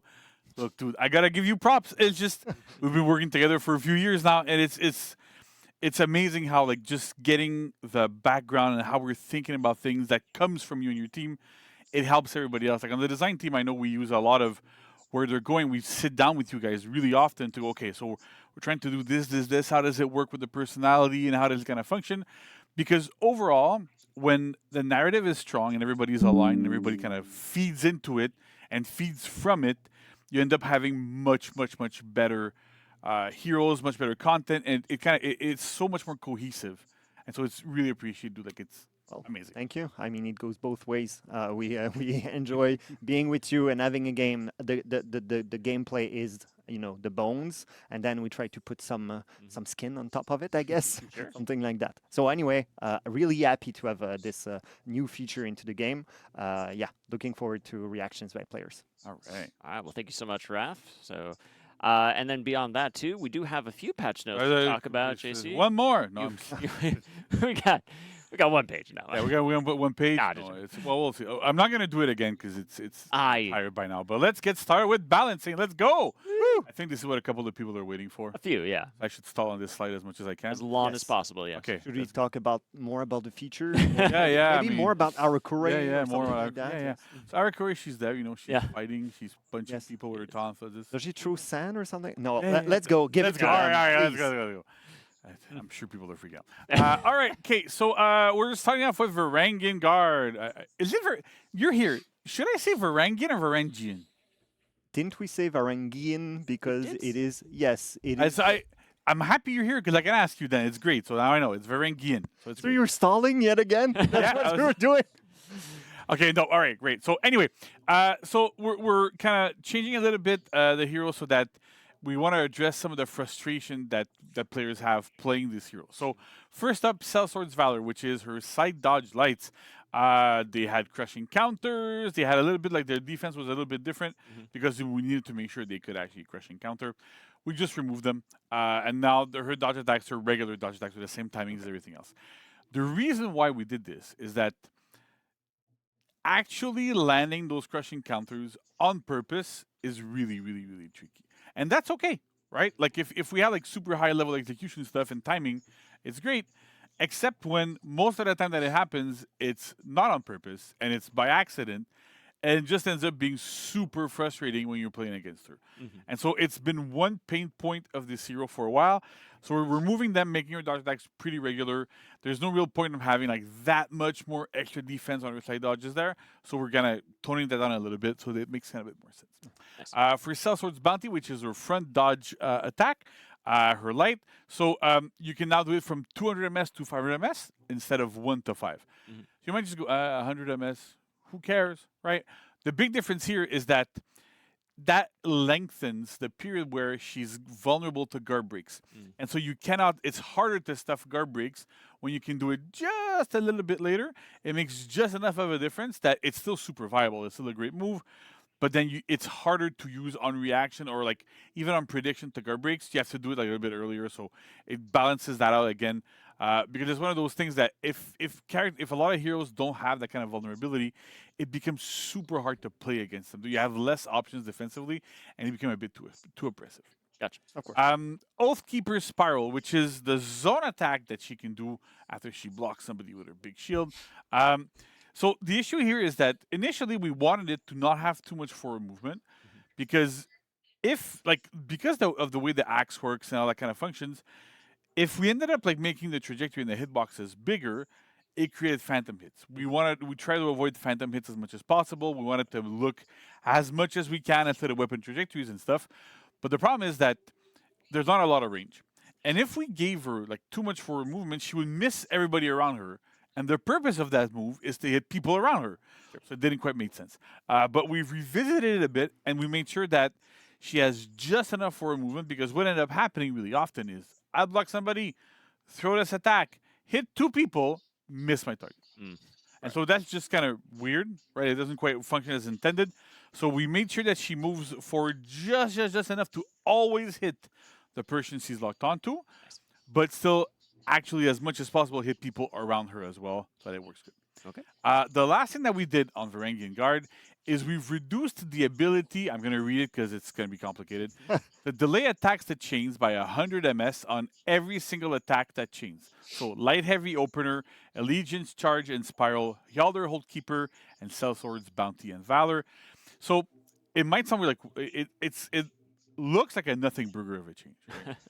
But the big reason why we're doing this is that she has crushing counters on all of her lights in chains.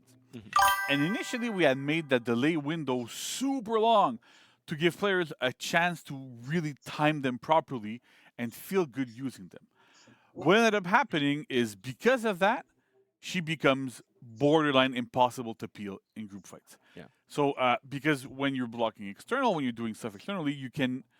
This is like secret tech. Don't tell anybody except if you already know. You don't already know. when somebody's throwing an attack at you externally, right? So I'm here. I'm locked onto Raph, and you're here. You're throwing attacks at me. I can block you two different ways. Right. Either by blocking in the direction you are from, or blocking the actual stance of the attack. So if you're on my right and you throw a top attack, I can block top and block it, or I can block right and block it. Because I block both the direction you're coming from and the direction of the attack. So that's kind of why also it's kind of good to do like something like different sides so that it's a bit Not at harder the to block. moment. I'm not. But the thing is, this also applies to crushing counters and superior blocks. So you could often just like superior block on the side and it would block like all three stances, and you could kind of mess it up sometimes and like cover other options. So it ended up being a bit too strong and a bit too oppressive.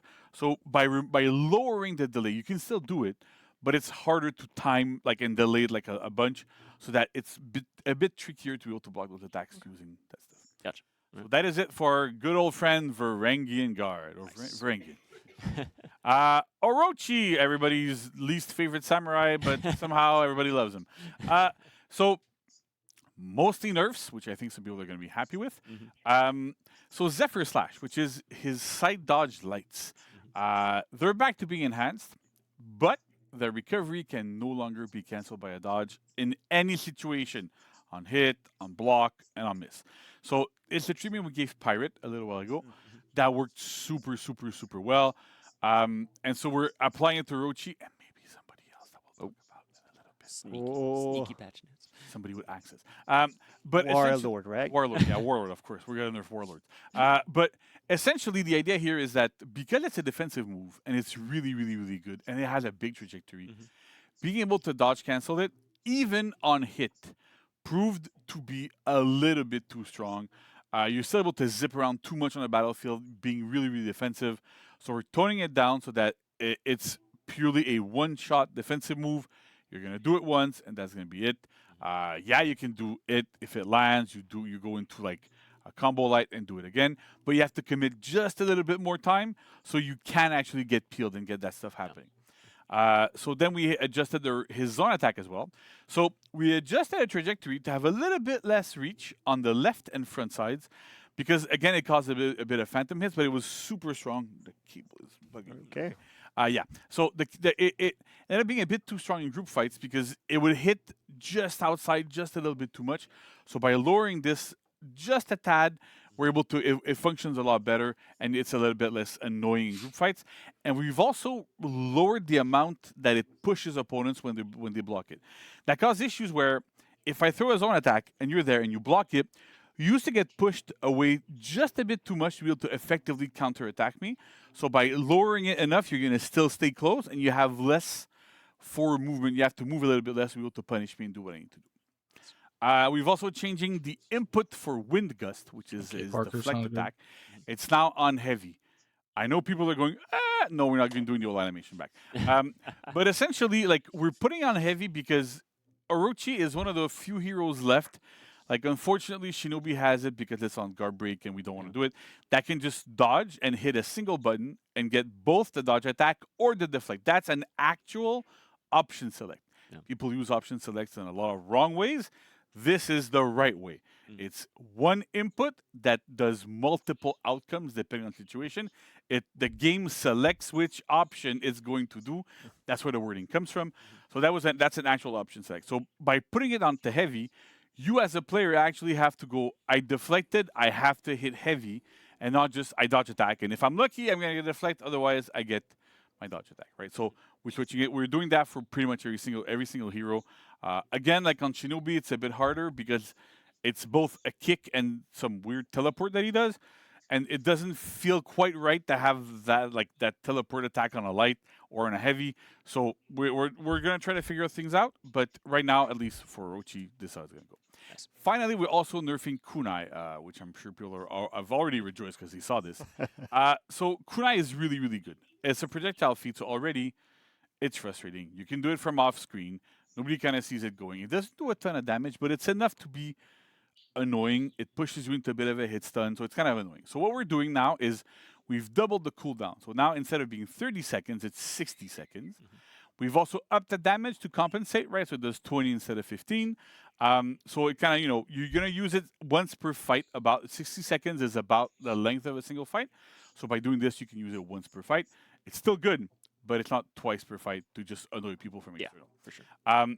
Then the time at which you throw the projectile during the animation when you activate defeat is at 600 ms instead of 4. So now, if you're locked on to an Orochi, you can technically, like a lot of people can, react to the animation and dodge the kunai.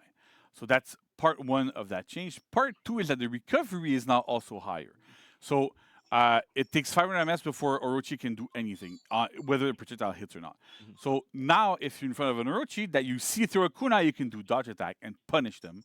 So it makes a big difference there as well into how viable the feed is. It's still off screen, it's still unlocked or whatever, but it ends up being a lot more easier to deal with in a 1v1 scenario. Yeah, higher risk and lower reward. Exactly, right? It makes sense.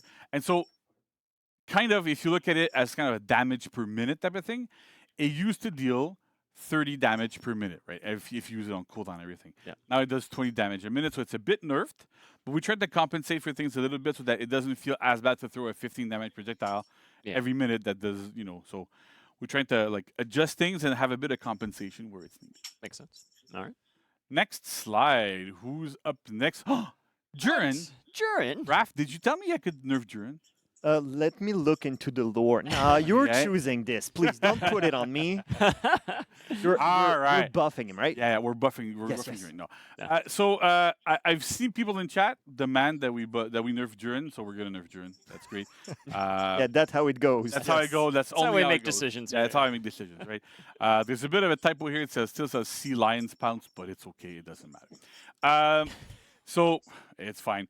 So basically, right now, what we've done, right, is address a couple of pain points on Jiren. We have more changes coming next to you as well. But we wanted to push these now because they are some of the bigger pain points. So first up is his side dodge attacks, right? Side dodge heavy. So as you know, as everybody knows here, and probably everybody looking, Jiren has tap and hold mechanics. Right. Depending on if you're tapping or if you're holding the attack, it does different things. The issue that we have right now is that when you do a side dodge attack, you can either tap it or hold it. Yay! If you hold it, you go into a much slower attack that becomes unblockable, doesn't chain, so there's a bit of a drawback. But the issue that it causes is if you're fighting Jiren and he's doing a side dodge attack, you kind of know with everybody, you have to decide, are they going to do a dodge attack or not? And you go, do I go into feint to guard break or feint to parry? With Jiren, it's feint to guard break or feint to parry, but if you miss one, you're in massive trouble. Because if you try to go, I tried to parry and they did the extended dodge version, so the held version, they would punish you. So it created an extra layer of reads on top of everything else. Now, previously, we kind of made it so that the tapped version is a little bit slower, but also it was no longer enhanced on hit. So you could block it and it would bounce back. And we made sure that you could be punished for that. So if you blocked it, you got a free guard break on the opponent every single time. So that kind of works, but it still does not fully address the issue of he has a choice between a relatively fast dodge attack that, yes, has some risks, or a super long one that can be feinted, that's unblockable, all that stuff. So what we're doing is we're normalizing them. So the held version now is 600 ms, just like the tap one. It counts as a light parry, just like a light one. You cannot feint it anymore. It deals 16 damage instead of 20 plus. It has standard dodge timings, right? So as the other ones, it's vulnerable to guard break from 0 to 200 instead of 0 to 533. The hit and block recoveries are 700, and interrupt block recovery is 700 as well. Interrupt block on this case isn't really going to happen much, but it's still there, depending what can typically happen. But it actually is interesting because something that's missing here, which is really interesting, is that it is no longer unblockable. So if you are Jiren and you were relying on those side dodge unblockables to hit a bunch of people or to pressure somebody in a 1v1 scenario, you can no longer do that. If you're playing against Jiren, every single time he does a dodge, If you read that he's going to dodge attack, you get a parry every single time on the same timing, and you can punish him very effectively. So we're removing that layer of reads. There is still the I'm going to hold dodge to get the block, but feint to GB beats that and empty dodge. So we're back to more normal options in here. You don't have to make a double read. And then if he does a held one, then you have to read, is he going to feint or let it go and all that sort of stuff. So it's really a big nerf to that attack specifically. I know it's something that's been requested for a while. We took our time to do it because we wanted to be 100% sure what can we do. Yeah. And we tried other things. We got a suggestion from some of our players when he came to the studio last week and stuff to try some things out.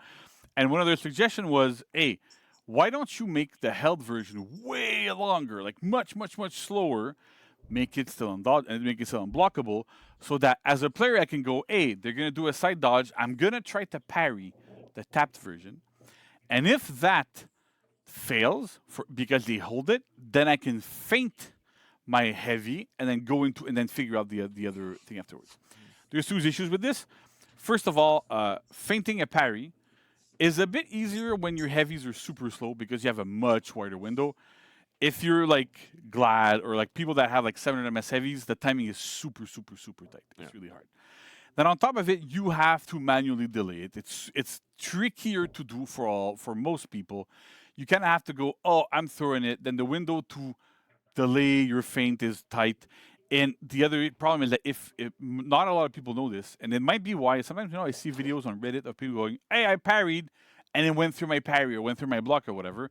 And sometimes it's because if you press cancel, so the B button or whatever it is on keyboard or mouse and keyboard, when you parry, during the start of that parry animation, it disables the parry.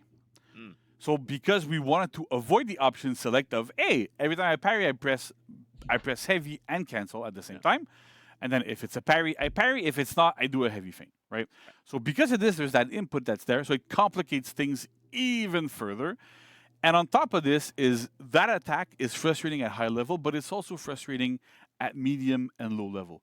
And we don't want to force that burden that is extremely difficult to lower the frustration only on top level, and then the rest of the players just go, you know what, we don't care about you, which is not the case. We love everybody. We do. But our players are really important, so we want to make sure that kind of fits.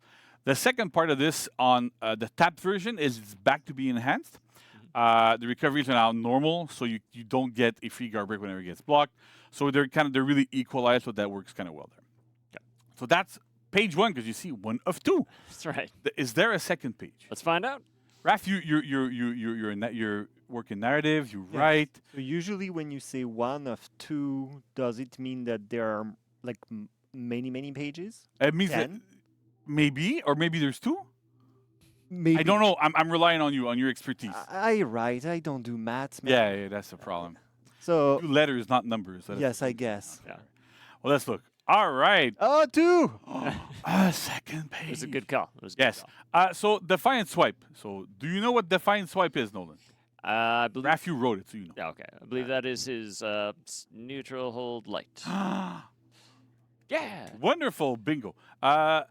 So essentially, we rehearsed. So clearly, everybody. I would knows not have this. known otherwise. Nolan had to go and create tasks for people to do this, so he kind of knows. I don't know. But essentially, the problem that we have with this move, having armor in neutral, is that you can essentially, you see red, you hold light, you beat it, right? The thing is, it was designed in a way that goes, yes, but you lose your turn. You can't chain, and generally you lose the exchange because you're going to deal less damage than the damage you take from your opponent's attack if it's a heavy or whatever. It also has some issues of like being able to interrupt some attacks in chains, like and it killed some characters' offense. But basically, because of this, it's not necessarily that the move itself is too strong; is that it's very annoying to go against. Yeah. Because even if you win the trade, and if every single time I throw an attack at either one of you, and you're Jurin and you just hold light, like every time I have to feint to parry or feint to nothing or let it go, and I win the exchange, but I'm back to neutral. You're back to neutral, and I have to do it again and again and again and again. and it just makes it for less engaging and interactive gameplay. So we have removed the uninterruptible stance on it completely, but it's not enhanced. So it's still usable, right? The important thing with enhance is that, and it's a bit of a technicality, but when you throw an attack that is blocked, that gets interrupt blocked, so you kind of bounce back, you know, it's super dangerous, especially when you're outnumbered, because the entire time that you're bouncing back, you're vulnerable to guard breaks.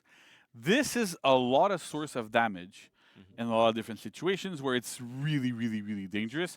And sometimes it's why you don't want to throw out lights. Sometimes it's why some heroes are better in group fights because their lights are enhanced on external targets. Sometimes they aren't, depending on the hero. So it makes it more dangerous to throw lights. So it being enhanced means you can kind of throw it to kind of do a quicker interrupt in a group fight with less risk. So there's still a purpose for it. It's smaller in scope, but it's still there. The other thing is that we fixed an issue, a very, very important issue that's tricky. And so for that, I have to explain again a little bit on a technical side to go how it functions. When you are, let's say I'm locked onto you, right? Actually, no, I'm locked onto somebody imaginary in front of me. You're locked on the stream, yeah. And you're both on the same side. Whenever you throw attacks, the game kind of decides which indicator to show by determining which is the next one that will land on you. So this is why sometimes if somebody is on the side and throws a light, and the other person is a Hitoki, for example, right, and that's charging a top heavy, you're gonna see like a regular indicator to block, but it's going to hide the fact that Hito's coming with an unblockable right behind it until that light resolves, and then you can have you can kind of get smaller, shorter indicators for unblockables for slower attacks. The problem is that Duran, everything he did always took priority over his opponents every single time. So you could, in theory, hide unblockables that are like faster or start. Oh fuck him.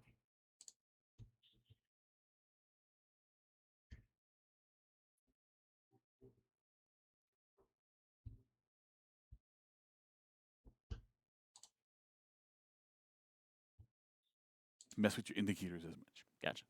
All right. All right. Okay. So that's it. That's it for Duran. Don't worry. There's no warlords. Okay. We're not nerfing warlords. Of course not. No. Warlords is he doesn't need it. He doesn't need it. He's fine the way. Right. Yeah. But we have some other changes. So first up on Berserker. Spoilers alert. I was kind of talking about it before. Yes. So Spin Chop gets the exact same treatment that we gave to Zephyr Strike on Orochi. Side dodge lights are enhanced. They can no longer be cancelled by dodge. Same reasoning as with Orochi. Works really well. And Zerg kind of needs this. They need to be enhanced. Because if they're not enhanced, it's a lot harder to use in team fights as well. So being enhanced makes a lot more sense. The other thing is we fixed a bit of an issue that we had where, because of the way the hero is built, if you did Spin Chop and it put you out of stamina, if you buffered an attack afterwards, you would go into your regular chain, even if you were out of stamina. That was a bit of a problem, so we fixed that issue, which means that you can when you miss, you chain from 3 to 3 MS instead of from 0 MS. It's a small change, but it makes a bit of a difference here. It's a bit of a bug that we were able to fix. That feels good. Nice. JJ. So Jang it's kind of a weird thing where if you did, actually right now on live, you can go test it out. Boot up the game and go test it out. We need the numbers. Yeah. So if you're playing Jang, you do front dodge light, right? It's always going to come from top. Yeah. And at 300 MS right now. But go and try this. I dare everybody now to go and try this. You do front dodge, switch stance to left or right, and then press light at the same timing as you would do from the top. And see what happens. Spoiler alert, nothing. The input gets fully eaten because there was only a check to do a top light from front dodge, even though you can switch your stance. So by what we did is, because you can switch your stance, you can now do a side light as well at the same timing at 3 to 900. It'll give him a bit more options as well when you front dodge, maybe hit somebody, do that sort of stuff. So it's interesting. It's a very, very, very small buff, but it's still pretty interesting. It's more almost for input comfort than anything. Yeah. So that's really, really good. Awesome. Then another page. Nerfs to Sohei. What? Yeah, so Sohei is overperforming a little bit. There's a lot of good stuff since we did a buff, so it's great. I'm really happy that Sohei is a lot more playable. There's still some issues lingering, but it's way, way, way better. Much better shape. And too much better of a shape. That doesn't really mean anything, but it's okay. So we're nerfing is tier 1 and tier 3 feats. So they're both going down. The damage, the defense debuff and the damage buff are both going down by 5%. So when you have both active, you no longer deal 50% extra damage, you deal 40% extra damage. Okay. We'll keep an eye on it. If it's still too strong, there's other avenues we can do. We can like lower cooldowns or mess with sort of stuff. But we'll see how that pans out. And then if it's not enough, we'll keep going. We'll keep nerfing. I'd much rather take the slow and steady approach that doesn't nuke characters from orbit as if you're a bug-infested planet or something, than just going, you know what, we're going to do like a little bit, and then if it makes sense, good, we're good. If we need more, and we're good to go.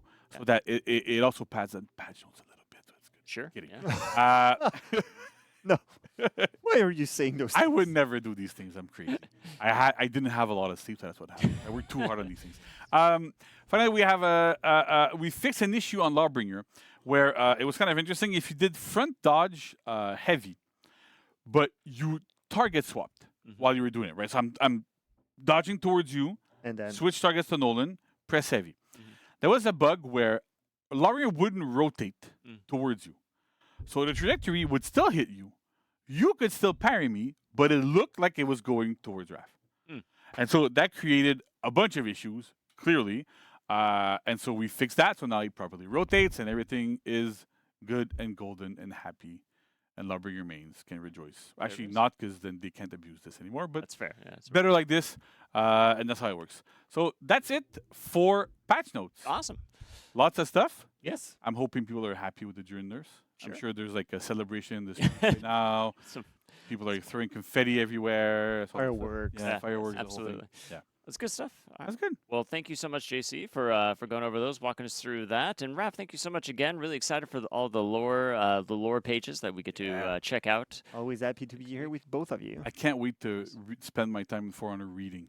Yes. So you do the math, I do the writing. Exactly, and that's great. Then I can read what you wrote, and then you can do math on what I did. Some math. That works. Up to 2, I can. Okay, that's good. 1, 2, okay. That works. Okay. All right. We're really on fire with this. I love it. So I'm excited for that. Folks, we hope you're excited as well. So all these changes are going to go live next week when we drop this patch. So you don't have to wait long for all of that. In the meantime, thank you, JC, again. Thank you, Raph, again. And don't go anywhere, folks, because we have the community corner coming up right after this. That's the best segment, really. It's a great segment. It's Absolutely. awesome. All right, so let's go.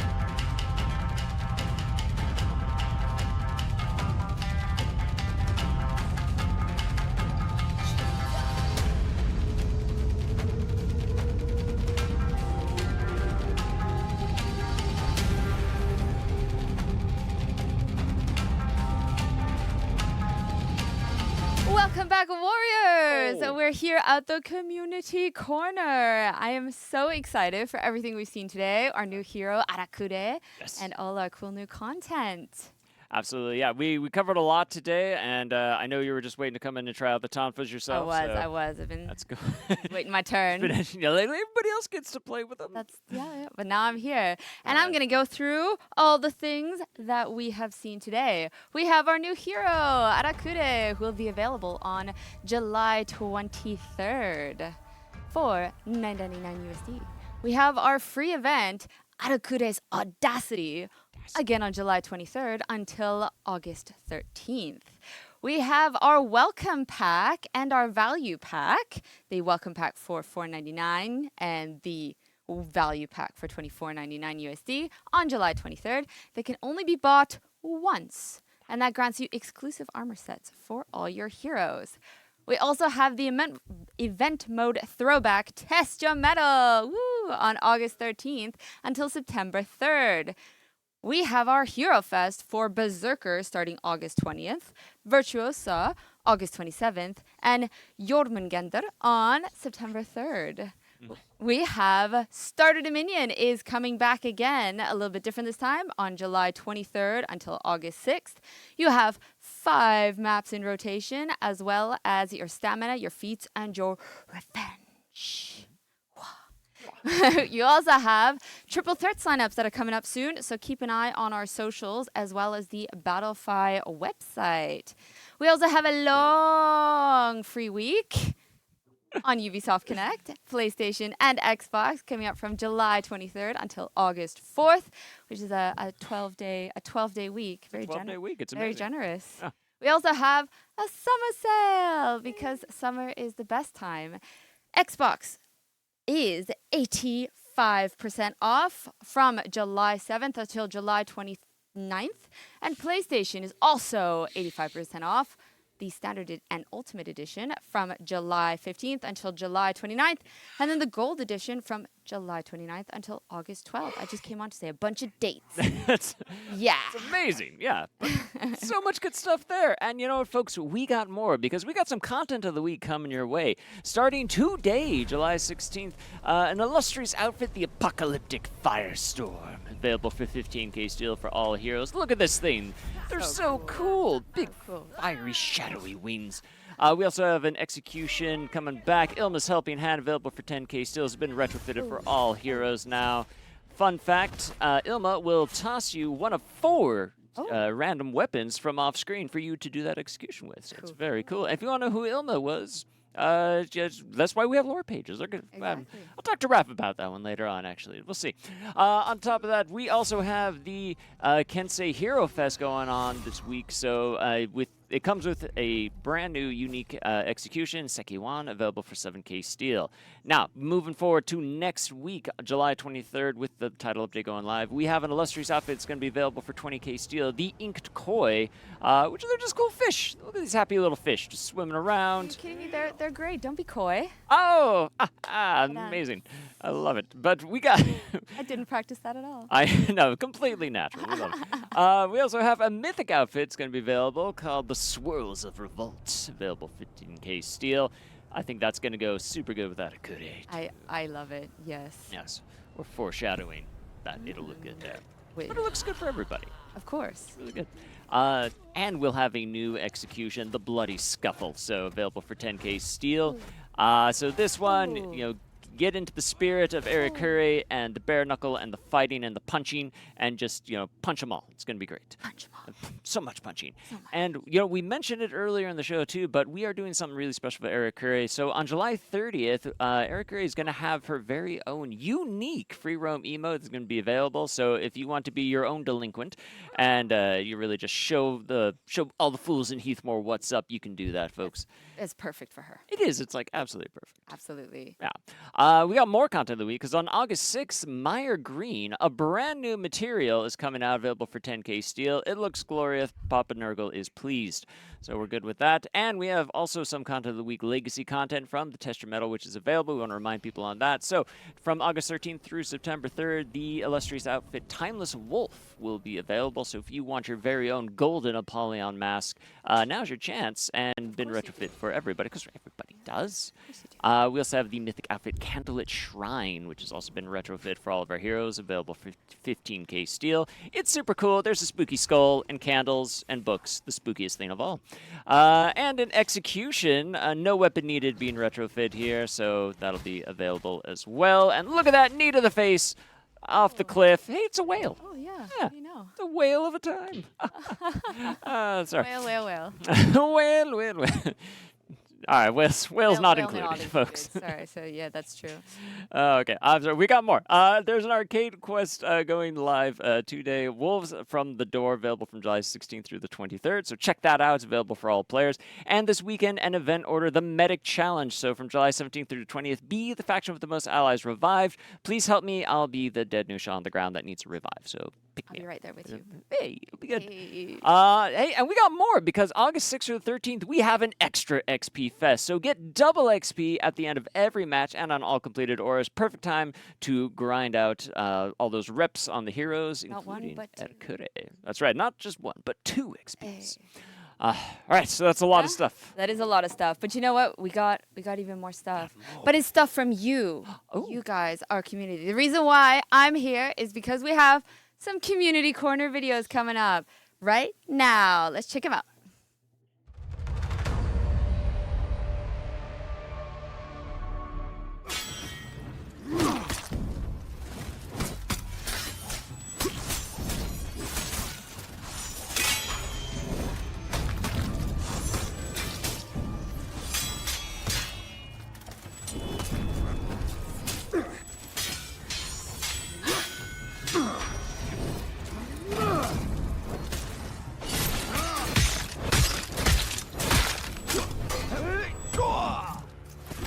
You lost Zone A.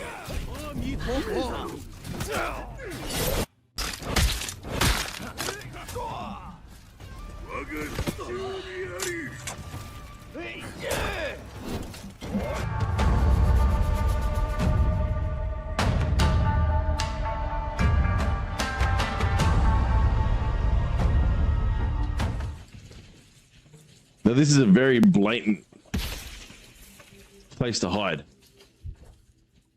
It might be a really bad idea.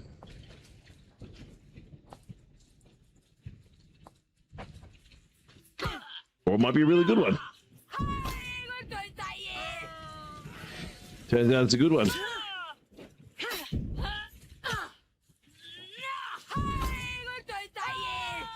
Very good one.